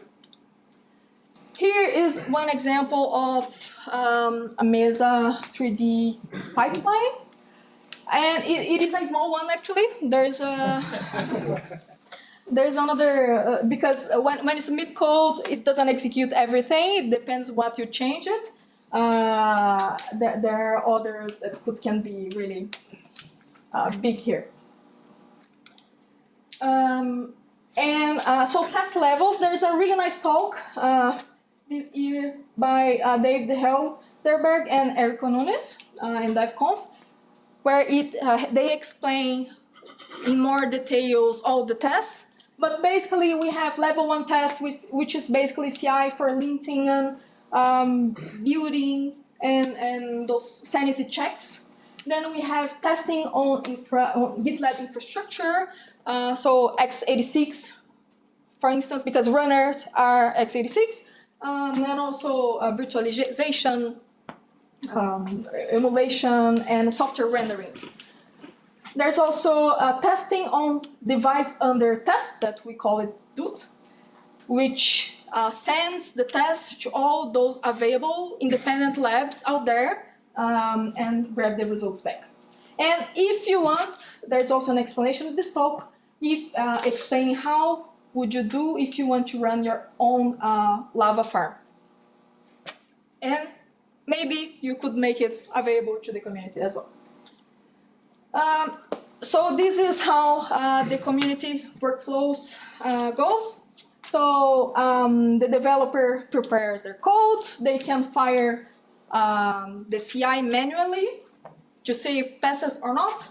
Or when you think it's good to go, you submit, you open a merge request, reviews provide feedback, and this go back and forth, reviewing, resubmitting, and when the code is considered good, someone assigns the merge request to MargeBot.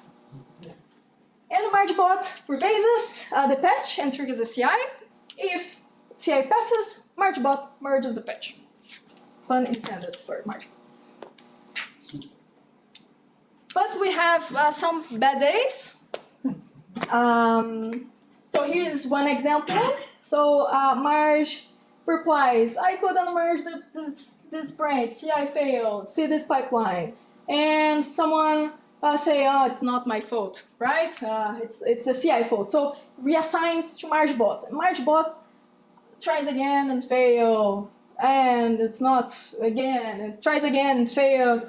Then someone gets angry, and then eventually MargeBot merges your patch, right? And so when we have this kind of situation where we see MargeBot trying several times without code change in the middle. So here we see rebases, but the author didn't submit another version.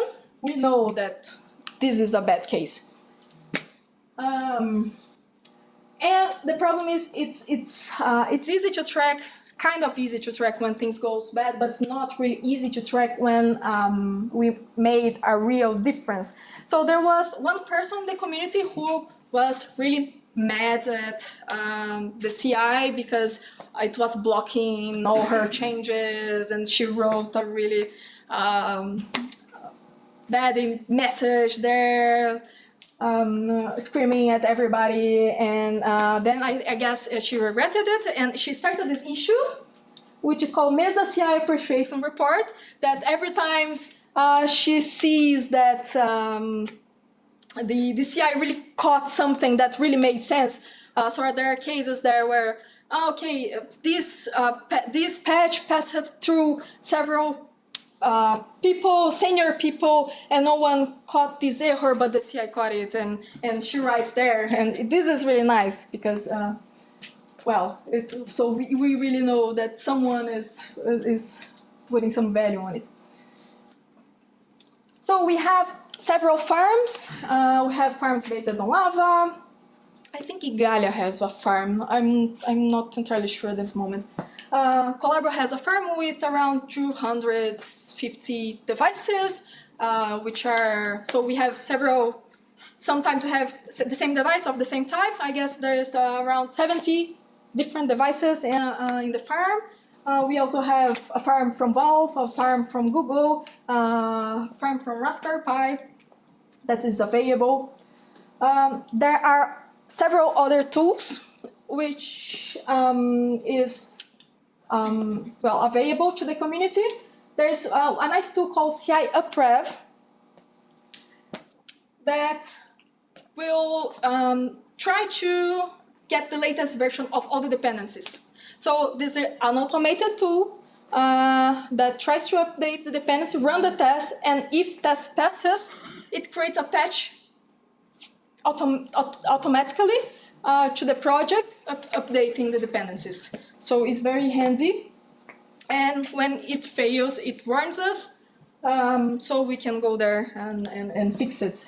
This is very nice because when we spend too long without updating something, the difference, the fixes is very cumulative and takes a lot of time to fix. We also have a tool called CI Collate that fetches a bunch of data from the pipeline, so you don't need to click on everything inside GitLab. You can quickly use this as a library to quickly script something and make it work for your case. We also have expectation files. So we have a list of what's expected to fail, what's expected to pass, and also a list of flakes, basically tests that we don't trust. And these two CI Uprev can also automatically update those expectation files as well. We have tools for detecting those the flakiness of those tests. We also have performance tracking, which is very interesting because sometimes you have a patch that made everything slower, but the test passes. How do you identify it? It's very difficult, so there are also tools to help with that. And there are several other scripts for a stress test as well. Here is one of the dashboards that we have. Here is basically, so there's more data that didn't fit in the print. I can send you the link if you're interested. This is all the open. And for instance, here we can see the number of merge requests is this line that we had in this day. And the blue line is the bad ones. Is the number of merge requests that there was at least one retry that shouldn't have happened. And we have here the percentage one over the other. So we basically can have an idea how mad the community is at CI, how pissed they are with that. We can have an idea if why testing are failing, because they are taking too long, or because this is the yellow bars, or because the testing are failing, or because infrastructure errors. And there are several other analyses. We even have tools that we can track in the unit test level and identify those unit tests that are flaking the most, and also analysis on the farms and on the devices as well, so we can identify if there's some device with a bad network cable that makes everything close. And those tools, they are generic and very easy to adapt to other projects. We are including these inside Linux kernel DRM CI. So just for those who are not really familiar with the kernel, I think there are several students here.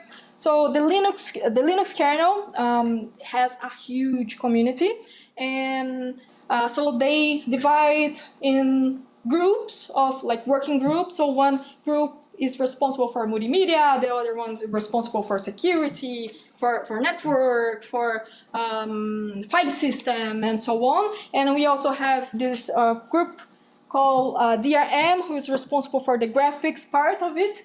It stands for Direct Rendering Memory, if I recall correct. No, I don't know. I don't recall. Or direct, yeah, something like that. And the interesting thing is every subsystem that we call is like a separate community. Sometimes they even have their own code style for a few things. And they have also their own workflow. So we send, there's this patch, DRM, so initial CI subdirectory inside the kernel that adds support for CI using the infrastructure. And one interesting thing about GitLab is you can configure it with YAML files, and one project can include YAML files from other projects, so it's like an including library. And the DRM reuses the files from the Mesa CI to recreate their own test pipeline. Any developer can test their code using the infrastructure. And this is already available inside the DRM tree, right at the moment, not upstream, but at the moment under the topic, this branch, topic/DRM-CI, or Linux Next. We included the branch under Linux Next, so you can already test it. Here is the example of the pipeline. So in the kernel, so here we build containers. With all the dependencies for building, for executing. So we build the basically environment to execute all the other jobs. We have here, I know that it's small, so let me read it. Here the build stage, where we build the kernel for ARM32, x86, 64. We also build the test suite tool that is IGT in case of the DRM subsystem, but if it could be other test suite for other subsystem as well. So we build it here. We also build rootfs that will be used in the ARM machines mostly. And here are the tests in several different machines. So here we have tests for AMD GPU, here for Intel, MediaTek, MSM, which is a FreeDremel, a Rockchip, and here is the virtual test, virtual I/O. So the idea is to expand this CI, and so DRM is one of the Linux kernel subsystem, and this model can be expanded to other subsystems and also other projects. So we could have this under multimedia, under security, BPF, network, file system, but also other user space tools, libcamera, I don't know which other user space tools there are, but one nice thing that we can have is linking one with the other. So GitLab has this nice feature called multi-project, that one pipeline can trigger another. So I could have a kernel, and for graphics, for instance, I made the basic test with the basic test suite, which is AGT, but I could also use this kernel, it just built for Mesa 3D, to see if Mesa 3D handles or it works well with this kernel. So this is a really full stack test. So the idea here is sharing as much as we can. If we have more people using the same CI base, the stronger it gets, right? The core of OpenCI is improved. So GitLab is basically the front end, let's say. We have other front ends, but we can have other back end as well. Kernel CI, for instance, or other tools depending on the project. But we sure have scripts for talking with the farms that can be reused by several others, and we could make this independent of the graphic subsystem and benefit everyone. We could share infrastructure tools and mechanisms, and if you have people using those things are improved. We could have more labs, increased test coverage, better tools, less false positives, and more reliability. And I'd like you to get involved, to contribute with it. We could have, I don't know if there are people from NXP here. I know that NXP has a farm, a lava farm, it could be included. RISC-V could have a farm. We could start testing on RISC-V. And if your company has like tools or like devices or could contribute to those testing, it would be really great, and we could share this work and everyone's benefits from it. That's it from me.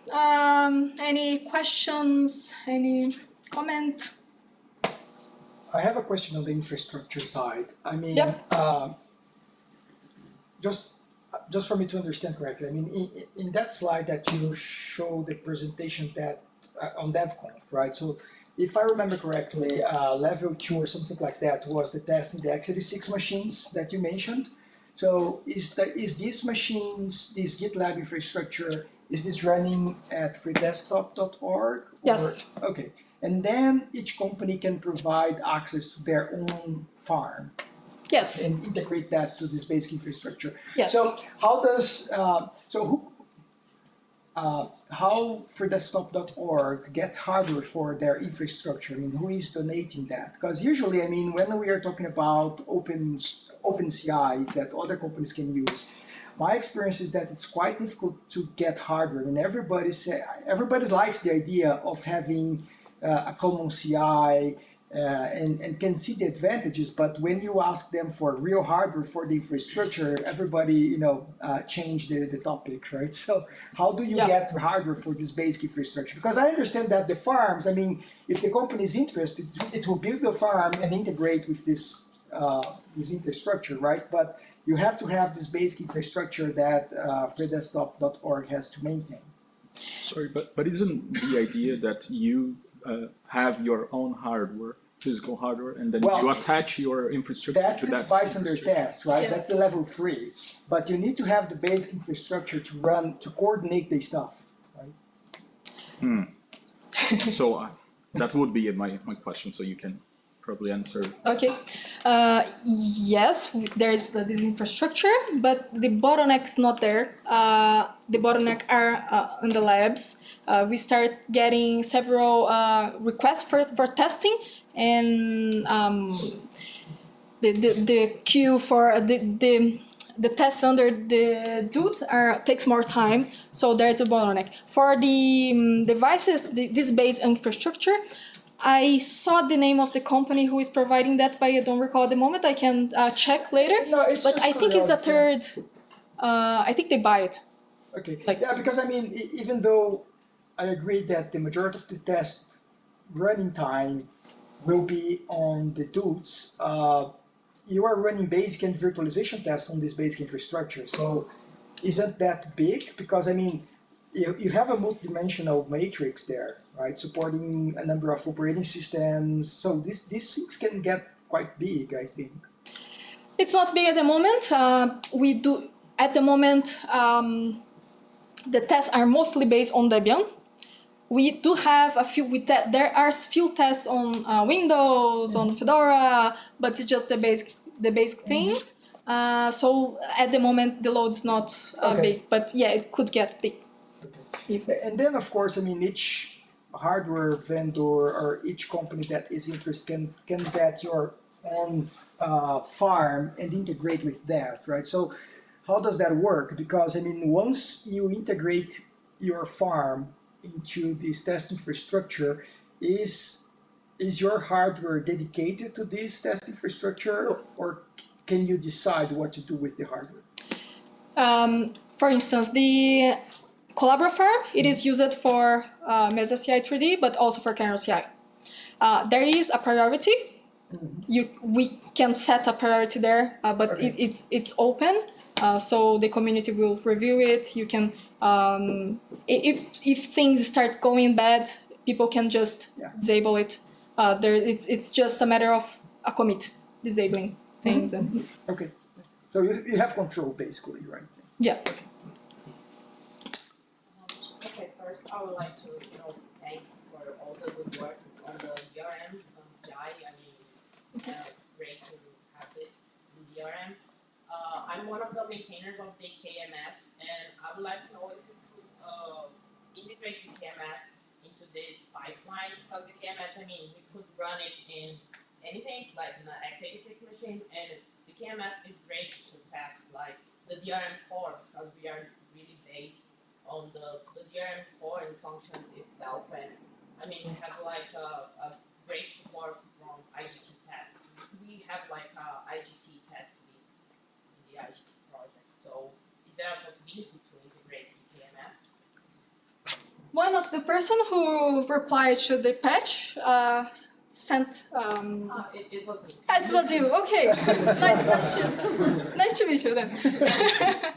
It is possible. It's just a matter of someone go and write the test, and it's there's nothing who would prohibit you to do that.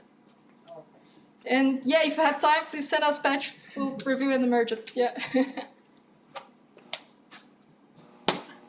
So I guess one question is related to the other question before from Lel, which is I'm a reviewer for a project called Apatch TVM, which is basically a compiler for AI models. And the problem is that we've got a bunch of backends, and one of the backends is for meant for embedded devices and for Cortex-M and that kind of small devices, and as once mentioned here, they are very fragmented support for them. So they have a specific JTAG adapters, for instance. And the problem when I reveal the patches for the project is that quite often I need to run by hand the patches in each board. On my desk. So you touched on this subject, but I would like to hear more from you about the suggestions. For instance, what I would need to do. Like I have, so Nordic folks have like 5 different boards on their desk, and I have my boards from I don't know, ST, and I was hoping that there is a solution where I can have those boards and run or run some kind of software which could allows me to connect to your infrastructure. In that case, the Apatch TVM project is using GitHub for CI, and I know that Jenkins, for instance, has that notion of master and slave combination where you can attach in your own infrastructure other slaves to the master. But I was wondering, what is your suggestion in my case? I'm reviewing, so they are using GitHub for the CI. I have those boards on my desk. So do you have any suggestion on how I could, automate, on how I can include those boards to be part, like a peer-to-peer thing, like even if the boards could disappear, I could turn off my computer, but other people will have the same board and we will attach to the CI. Is there any kind of solution in that sense? I was wondering. So, right. So the question is, so you have some CI and GitHub, but they are not integrated with the boards. Right, and there are many different boards which are available from time to time, or yeah, that's my question. What I would need to connect to use my boards. It's not I don't have a lab. I just have the boards on my desk. Is it possible to connect even for a couple of days, that in ad hoc way, not in ad hoc, but in just for a certain amount of time, those boards as like a peer-to-peer protocol, and distribute like maybe it will disappear, but other folks will connect with the same boards or different boards, and it will enable the pipeline to go through that infrastructure to dispatch maybe tests, to those available boards. So is there any solution I can use, like if I'm reviewing, I will turn on that small infrastructure, it will connect to the CI for a couple of days, and I can run my review and the patch can go through, but I will, because I'm asking for a kind of distributed CI, like from the community. Is there any kind of solution that will allows me to?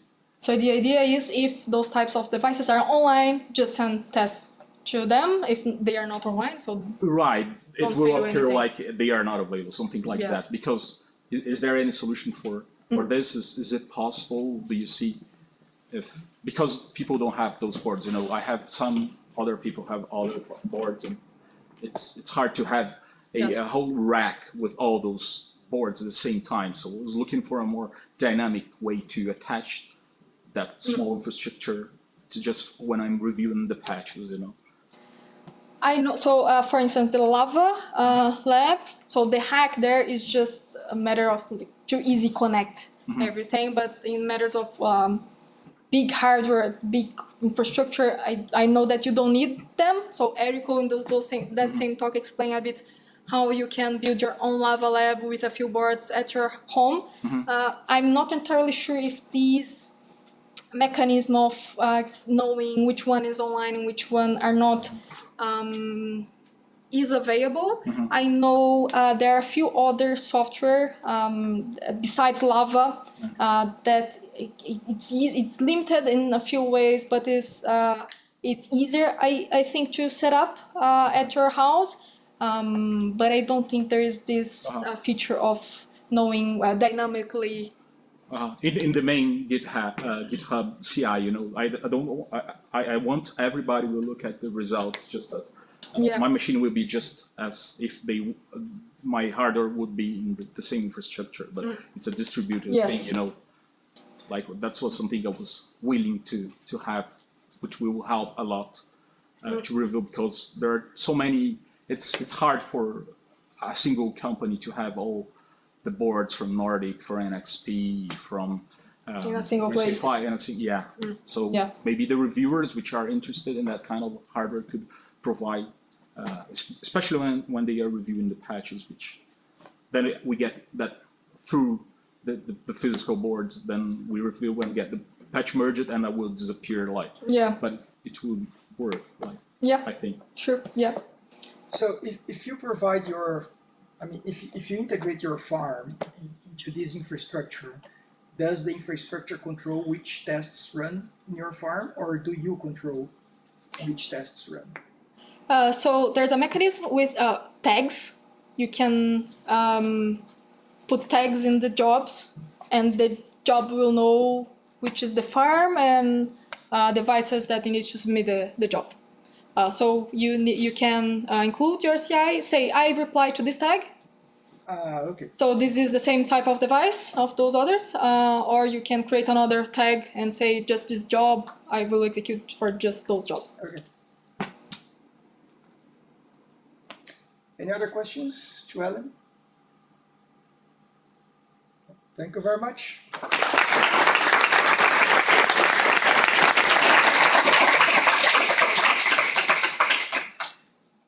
So we have 10 minutes before the next session, so you can have a little break.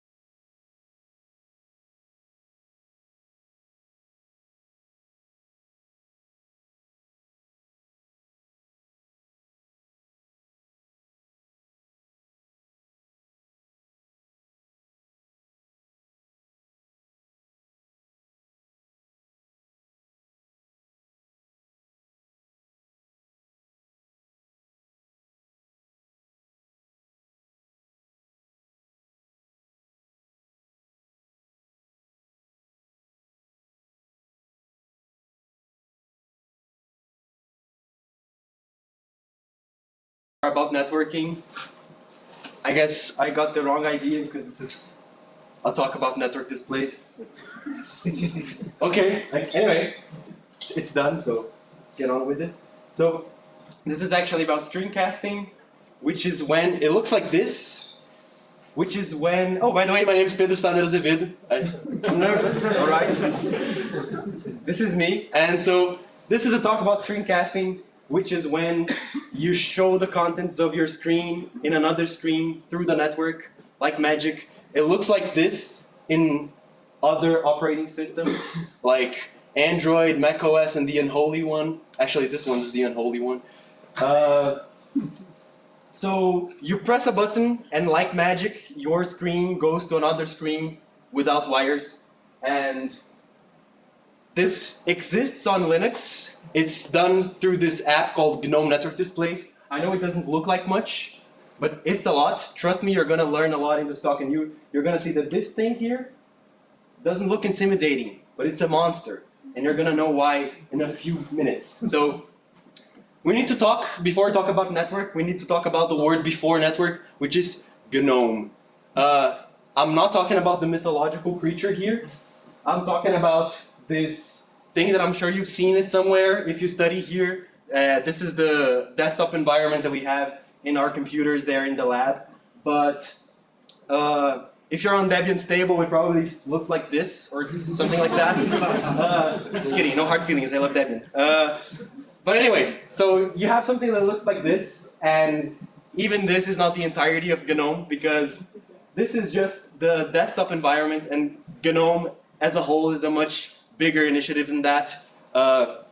If we zoom out, you see what I did there? We zoom out, and you see the whole picture.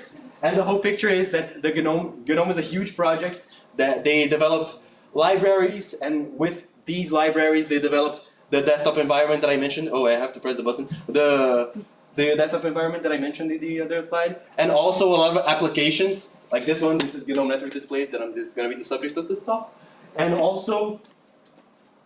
Okay, so this is GNOME. The whole picture, it's something like that.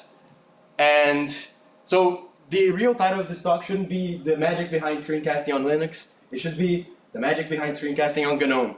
Because GNOME Network Displays only uses the GNOME technologies. Like it uses GTK, which is this thing here, for its graphical user interface. It uses libadwaita, which is also a graphical user interface library for its interface. It also uses gobject, which is a library for object-oriented programming in C, like vanilla C, not C++, not the real C, but object-oriented C. It's a nightmare. It's very strange. You have to like pointers to classes, and then when you want to install I'm gonna show you a snippet of code. It's very weird, and you're gonna see it. It's weird.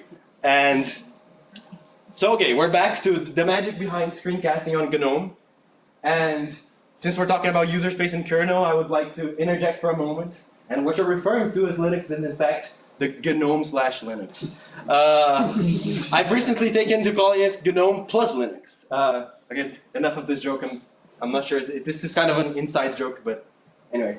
Have you seen this online, this copy pasta? Anyone? Okay, nice. Okay, so now that the GNOME part is out of the way, let's get to the second word of GNOME Network Displays, which is network.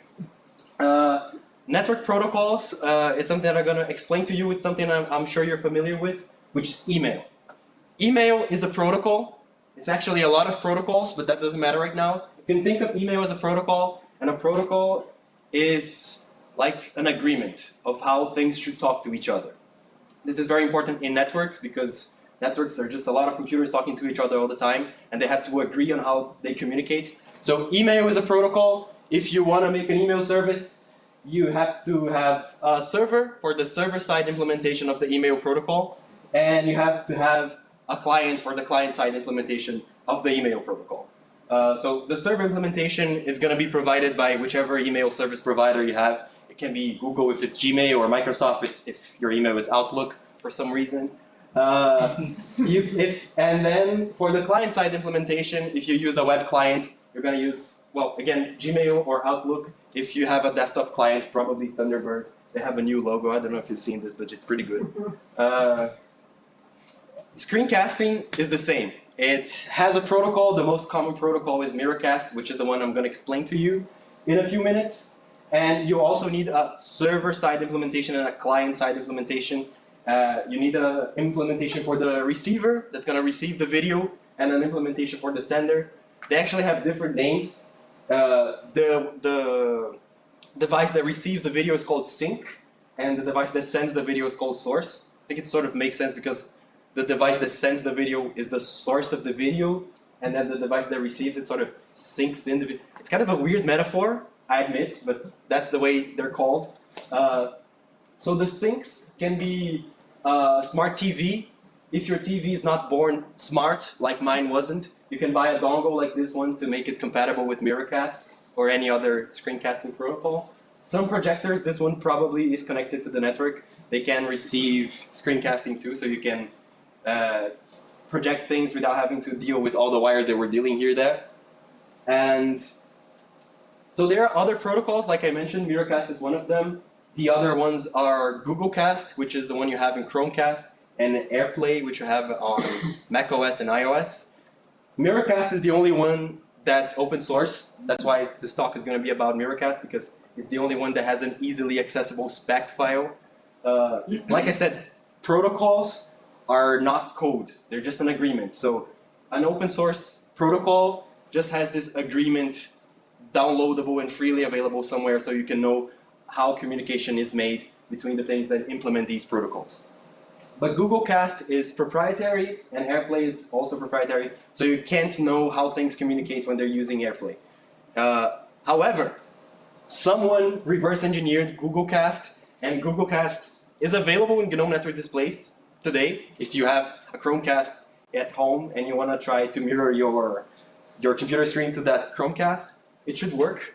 It was done last year by a Google Summer of Code student who is my mentor this year. I'm going to talk about this later too. So the Miracast protocol also is divided in like two ways of working. It can work with Wi-Fi Direct, which is the most common way and is the way that I'm going to talk about. And the other one is MICE. I always forget what the acronym means. It's Miracast over Infrastructure Connection Establishment. It just means that if you have two devices that are not connected to the Wi-Fi, but they are connected in the same network, maybe through an Ethernet cable, you can make MICE work, but you can't make Wi-Fi Direct work. Wi-Fi Direct is wireless only, but MICE can work with wired connections. But I'm not going to talk about MICE today. Only Wi-Fi Direct Miracast. Okay, so enough of the weird words. So the Miracast protocol is divided in three easy steps, which are discovery, connection, and streaming. I think discovery is the most interesting and hardest part because there's an interesting problem that comes up. It's possible that one device advertises more than one connection. For example, if you have one device that's compatible with more than one version of Miracast, it may advertise both connections. And if you have two Wi-Fi cards, that's a copy-pasting problem.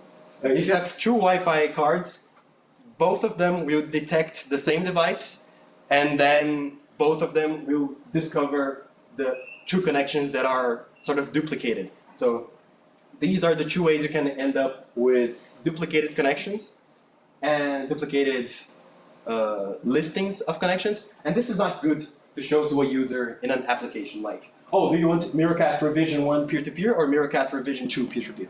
It's your choice. That's kind of weird. We only want to show the device so the user knows exactly what they're doing. Like, do you want to connect to this mirror screen device? And then ideally we should hide the complexities that this device offers more than one implementation of Miracast, for example. So the solution to this that's implemented in GNOME Network displays is MetaSyncs, not to be confused with any weird company. It's not that. MetaSyncs are just syncs that group other syncs. So I think I'm going to show the code. It's going to be easier if I show the code. This is object-oriented C, by the way. Very something. So the MetaSyncs have a list of syncs that it sort of guesses to be of the same device. And then it also chooses among these sinks the best one to be sort of the representative of that device. So maybe if we're in a scenario like this, it should probably choose this one to be the representative of this device because it has the latest version of Miracast. So we should probably only present to the user this thing here under the name of this device. So this is what we do, and then we can forward we can just pretend that that meta sync is a normal sync, and then we forward all method calls of a normal sync to the meta sync, which will be clearer with the code. So for example, if we have a meta sync, and we want to start the stream on that meta sync, we just say start the stream on whichever sync is the current sync. This was a lot, and it's over now. We're done with discovery. You can take a deep breath now. Nice, good. So we're gonna move on to connection now. Connection is easier and more pleasant and less full of syncs and meta syncs and similar names. So you have a source, which is gonna be your laptop or your computer or something like that, and a sink, which is gonna be hopefully connected to a display. And this is what I was showing before as the Wi-Fi card, which is going to be inside your computer, and the dongle for Wi-Fi displays. So we can forget about them right now and just think that you're running GNOME network displays on your computer. The first thing that happens after discovering the device and using the function start stream is that a Wi-Fi direct group is established between them, and then the source is going to ask, can you please give me a TCP connection? And when that happens, some devices are gonna ask like, GNOME Network Displays is trying to connect to this TV. Do you wanna allow GNOME Network Displays to connect? And then you're gonna hopefully click yes. And some devices don't do that. They sort of click yes for you, so you don't have to click yes. But after you confirm, or the device automatically confirms for you, it's gonna say, sure, and establish the TCP connection. And that's already the end of the connection part. Something that I should mention is, maybe this is somewhat familiar to you because this is how WPS works. When some routers have I don't know if you have this in your home, probably. There's a WPS button in your router somewhere that you can, in your phone, for example, say, okay, I want to connect via WPS. And then your phone's gonna tell your router, hey, can we please connect? And then your router is going to be like, yes, but let's wait for someone to press the button. Then they're going to be like waiting in silence, awkwardness. And then when someone presses the button, the TCP connection between them is going to be established, and you're done. So this is WPS too. It's the same mechanism. So connection's done, and the last part is sending the video over to the network display. This part is probably the most interesting because the Linux desktop is like a very diverse thing. Some people say it's fragmented, but I think it's kind of sad that you say fragmented. It looks like it's a bad thing. I prefer to say it's diverse. We're embracing diversity. So there are a lot of ways to do the same thing. A lot of different ways to do the same thing. For example, many people implemented screen recording in different ways. And for example, you have the KDE implementation of screen recording, you have the GNOME implementation of screen recording, you have the XFCE implementation of screen recording, and so on. And to solve this problem, there is something called portals, which is like the trendiest name for an API that I have ever seen. An API is just a way to... So the portals are like an API to the Linux desktop, because since there are many implementations of the same thing, a portal is like a front end, like an abstraction layer to the Linux desktop. So there is a portal for screencasting, and so every implementation of, of screen recording, so there is the GNOME implementation of screen recording that's done over on the window manager side. This thing here is the logo of the GNOME window manager. There's also the KDE implementation for screen recording. And this is Hyperland, which is like a bare minimum window manager. It also has its own implementation of screen recording.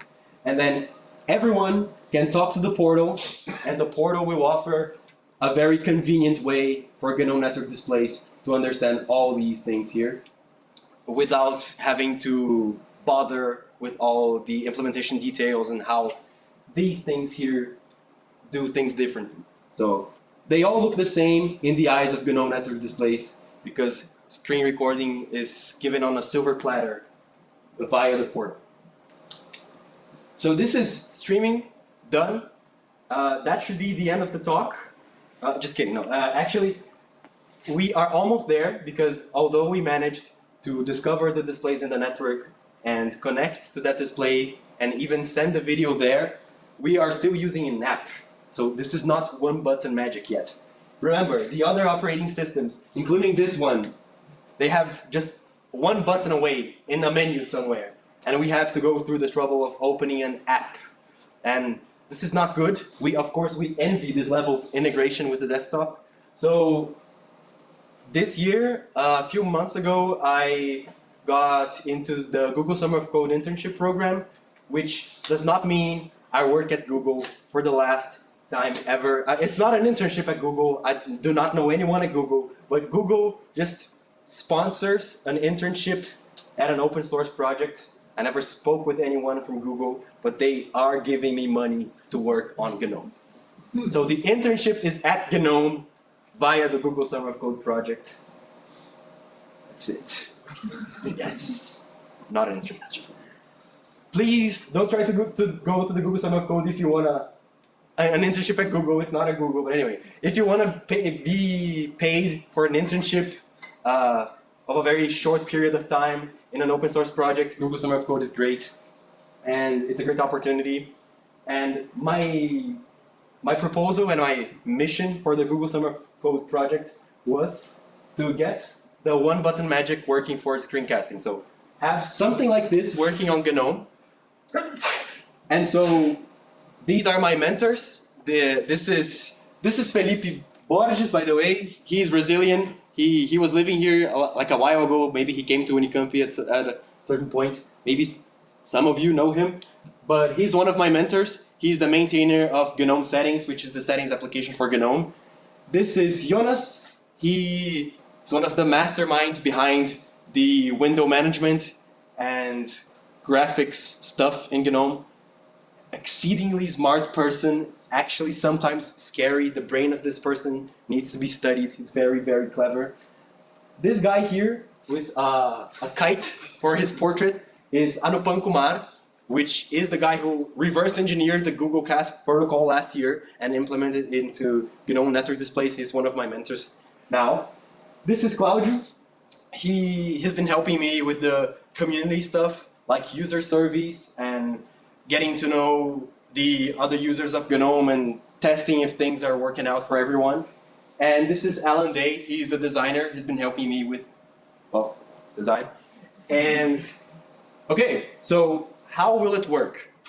The main idea is to split these three things that were being done by a single monolithic app into three different things. We're gonna get there. One thing is the discovery mechanism. It's wearing binoculars, so it discovers the network displays in the network. And the other part is it's gonna handle connection and streaming. Since it's a streamer, it's wearing streamer headphones. So we have these two parts of GNOME network displays. They're now split. This part is done. Thank God. That took a lot of work. And between them is a manager wearing a tie. The manager is the one who's responsible to coordinate the messages between the discovery mechanism and the connection and streaming mechanism. And this is all done through dbus, which is a way for different processes in your computer to talk to each other. It's, I don't know if you've seen something like a REST API. REST API is an API that talks to the internet, like to every other computer in the world. Dbus is like a REST API, but it only talks like in your local host, like in your computer. So everyone talks to Debus. These are their birth names. So if you want to take a look at the source code later, you're gonna have this opportunity very soon. And so demo time. Where is this computer? Here? Is it here? Oh, it's like extended. No, yeah, it's not. Okay, no, I can see the cursor. This is important. Okay, so as you can see, demo here has a lot of quote marks. That's because it's not a real demo. It's just a mock-up. I have shown this demo in another conference, which is the GNOME Users and Developers Conference Everywhere. I was there like a month ago. It happened in Latvia, in Riga. It was very interesting to be there for this. And I showed them this, and they thought it was real. And they're now saying like, where is this? Isn't it ready? Because you showed it in the conference. It's not ready. It's a demo. It's a mock-up. Doesn't exist yet. So, yeah. It's not going to work. It's the PDF. You didn't send Oh, the yeah. link to the Google. No, but you're gonna see. It's gonna work. See? So this is your GNOME 40. This is your GNOME 46. Right now, the computers there in the lab are running GNOME 44. That's the latest GNOME version. There's gonna be a GNOME 45 out in like a few weeks. It's not gonna be there. Doesn't exist. This is gonna happen in GNOME 46. So like 6 months from now. So you can see the cursor, all right. So if you click this thing here, a menu appears. Oh, yeah. Oops, sorry. Yeah, a menu appears. And then right here, you should find a network displays button, like a quick action button. And when you click this thing here, you should find all the displays in your network. For example, this thing here is that projector there. No, it's not. It's not Samsung.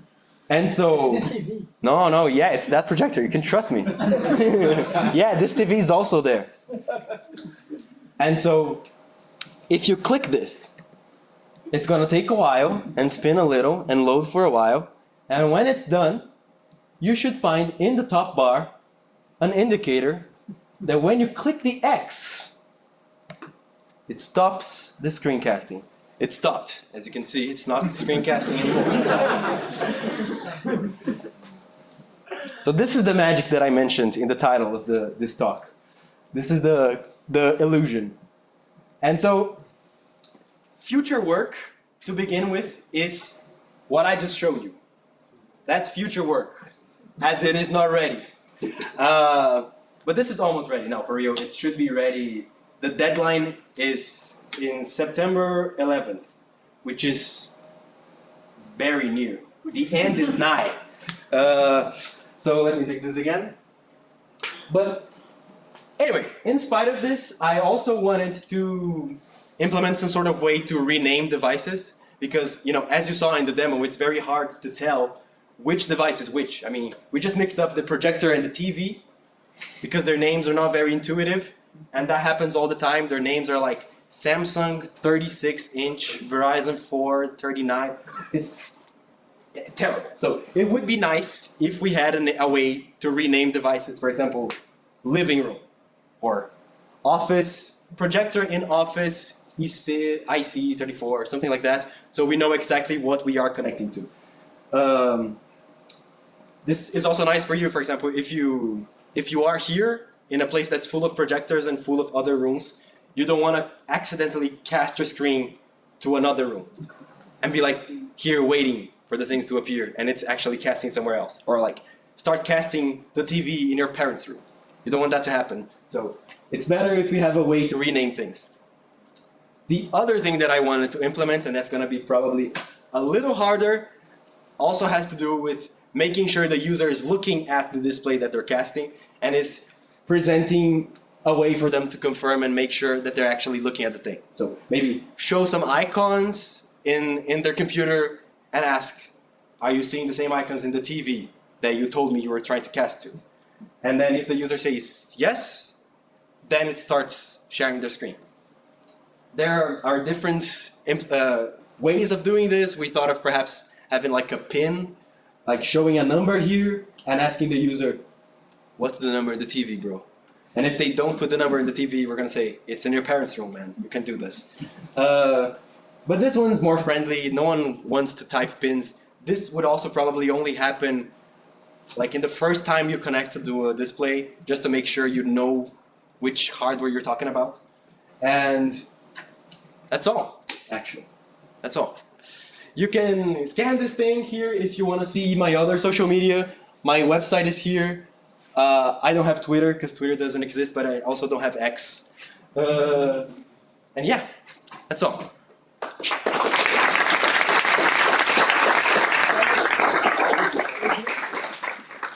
Any questions for Pedro? Please do not no questions about the network stuff. I did not do that. I only learned that. You can ask me everything you want about the dbus part, the splitting the things into modules, but the network stuff, man, is it complicated. Oh my God. But you can try. I mean, you can try. We can try to answer, to come up a way. Very specific question. Is there maybe a chance you can stream touch signals? Like if you have a touch display that you can maybe? Like Next question? Okay. Yeah. No, yeah, probably. This would probably have to be implemented somewhere in Mutter, which is the window manager. Because the window manager, it has this terrible name of window manager, but it also takes care of a lot more than managing windows. The window manager is also responsible for dealing with input a lot, like your keyboard and your touch input. Because, for example, now we have a new protocol for window managers, and for some reason, touch gestures work much better now, which is unexpected because when you have a new protocol for window managers, you think the window management's going to improve, but for some reason the input also improves a lot. So to answer your question, showing touch touch events could probably happen in GNOME network displays as long as support for this was implemented in Mutter somehow. That's how I think it could happen. Yeah, that's. Question about the part. Is that going to be exported as a monitor, like a display that users can use to extend, and so it's like a virtual display there? Is that it? It's just such a great question. If I don't know one question that I know the answer, like exactly I know the answer. Okay, so the GNOME Network Displays app has the capability to create a virtual monitor, and then you can use that virtual monitor to extend your screen as if it was. You can treat the display as an external monitor, but this is not what's happening. That's not what's happening when you mirror your screen. When you mirror your screen, you're gonna take a video, make a video stream of your screen. You turn that into a GStreamer object, GStreamer elements, or something like that, and you just send that to the display. But the window manager, Mutter, is not doing anything at all. It's just recording the screen. It's not aware of the monitor. One thing that we discussed before landing on this design was having, actually the first idea for the internship was to integrate the functionality of GNOME network displays in GNOME settings as part of the display, like the monitors settings, and just have them appear as if they were monitors. But we decided against this because, as you can see here, it's very weird. Like where's the cursor? Where's the cursor? Oh my God! Look. Okay, yeah. See, it's very weird when you have like a 3D space to map things on a 2D plane.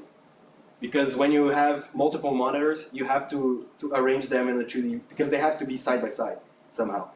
And when this sort of setup happens, I never know, like, is the computer, make your bets. Is the computer gonna be down, up, left, or right? Left. Anyone else? Any other bets? It's down. Down. Yeah, see?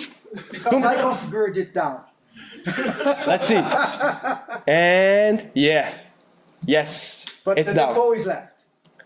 Or See? right, actually. I think. So we decided against the idea of having virtual monitors, just because it could be confusing for users to be like, you know, in the screencasting, usually people are like sitting or on the side, or you usually don't have your screencasting monitor and your real monitor side by side. So it's confusing to have them mapped in a 2D plane when it's clearly not 2D. Arguments.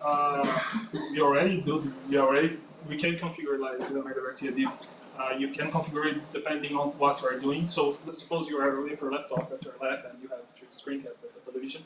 It would be great to have this as a virtual monitor, even though the usual case scenario would be like having this mirroring, but also displays can mirror stuff.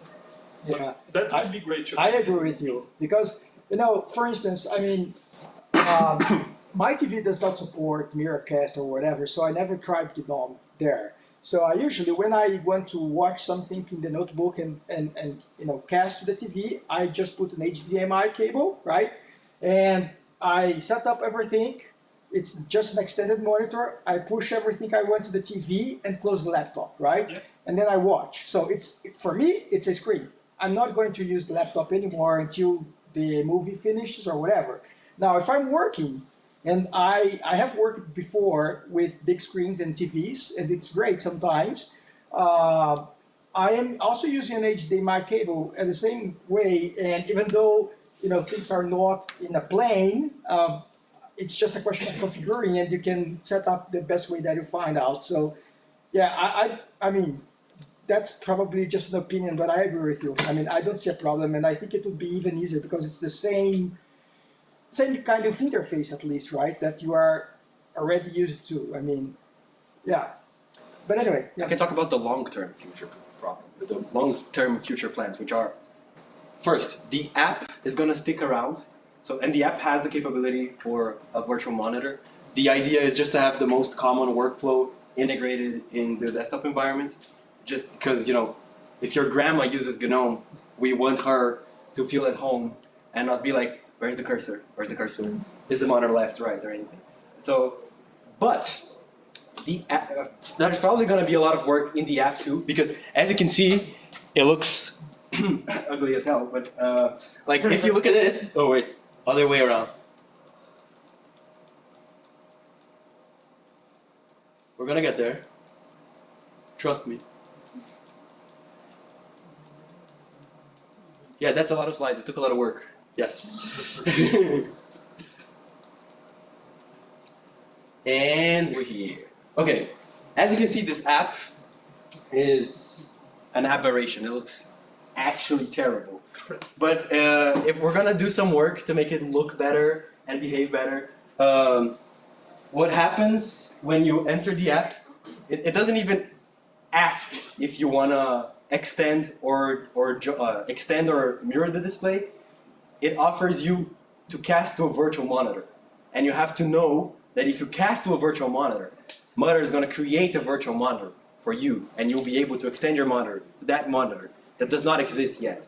That's a terrible user experience. So there's probably going to be a way to offer, like, as the first screen, do you want to extend the display or do you want to mirror the display? And when that happens, it's going to look a lot better and it's going to be easier to use. But this part is probably not going to be integrated in GNOME Shell, which is the desktop environment. And in the most remote future, it's possible that we implement a portal. Yes, remember the portals? That's such a far way off. It's going to take such a long time. Yes, yeah, remember the portals? It's possible that, like, in a few years from now, we make a portal for network displays. So applications can just ask, oh, can you show just my window on that projector there? So you would have like a screencasting button in your video player, and then you can share just the video player, and you don't have to worry about the monitor and video and like which one is which and where's the cursor. But this is like in the far away future. But this work of separating GNOME network displays into its smallest and more modular components sort of lays the ground for this to happen in the future. And that's where we want to get. Screencasting portal. That's the end goal. So, yeah, so I think that's actually the end of the... Does anyone have any other question? in cell phones we have like divided display. We can like really use the first one like YouTube and all. But is there any like you see in the future you get a TV and like I want to display my phone on the right side and my desktop in the left side, and I have like two monitors in the same TV. Like virtualize the screen of the TV. Is that possible? Because it's just like instead of virtualize the window, the desktop, you virtualize the server side. It is possible. We just need to implement that. Look, I think there is a computer monitor that does that somehow. Like it's an ultra-wide monitor, and it can pretend to be two monitors. So you could do that, but that would depend on the monitor. But if you want to do something like that today, you can use an Android emulator, drag the window to the side, drag the other window to the side, and then you can pretend it's another window, it's another monitor. I think that's the farthest you can get, like, this night. Without buying a new expensive weird television that has like far more thing for it. You have to buy the adapter. If your TV is not born smart, if you have a smart TV, then it probably has Miracast capabilities. Mine did not. She didn't. She wasn't born. So I had to buy the screencasting dongle, but it's like super cheap Chinese white label. You're gonna find like a 60 reais. Yeah, it's really cheap. Yeah, and some projector, some smart TV projectors, dongle, or Chromecast.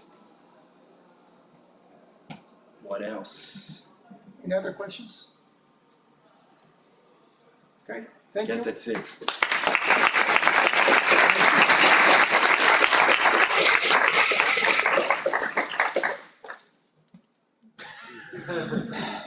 So we are going to the happy hour at Lado B. So if anyone wants to join us, you are welcome there.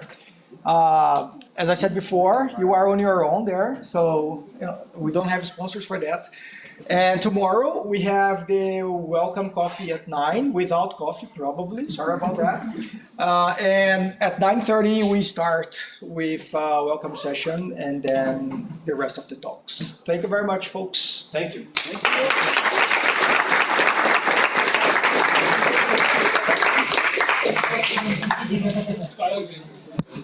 Parabéns.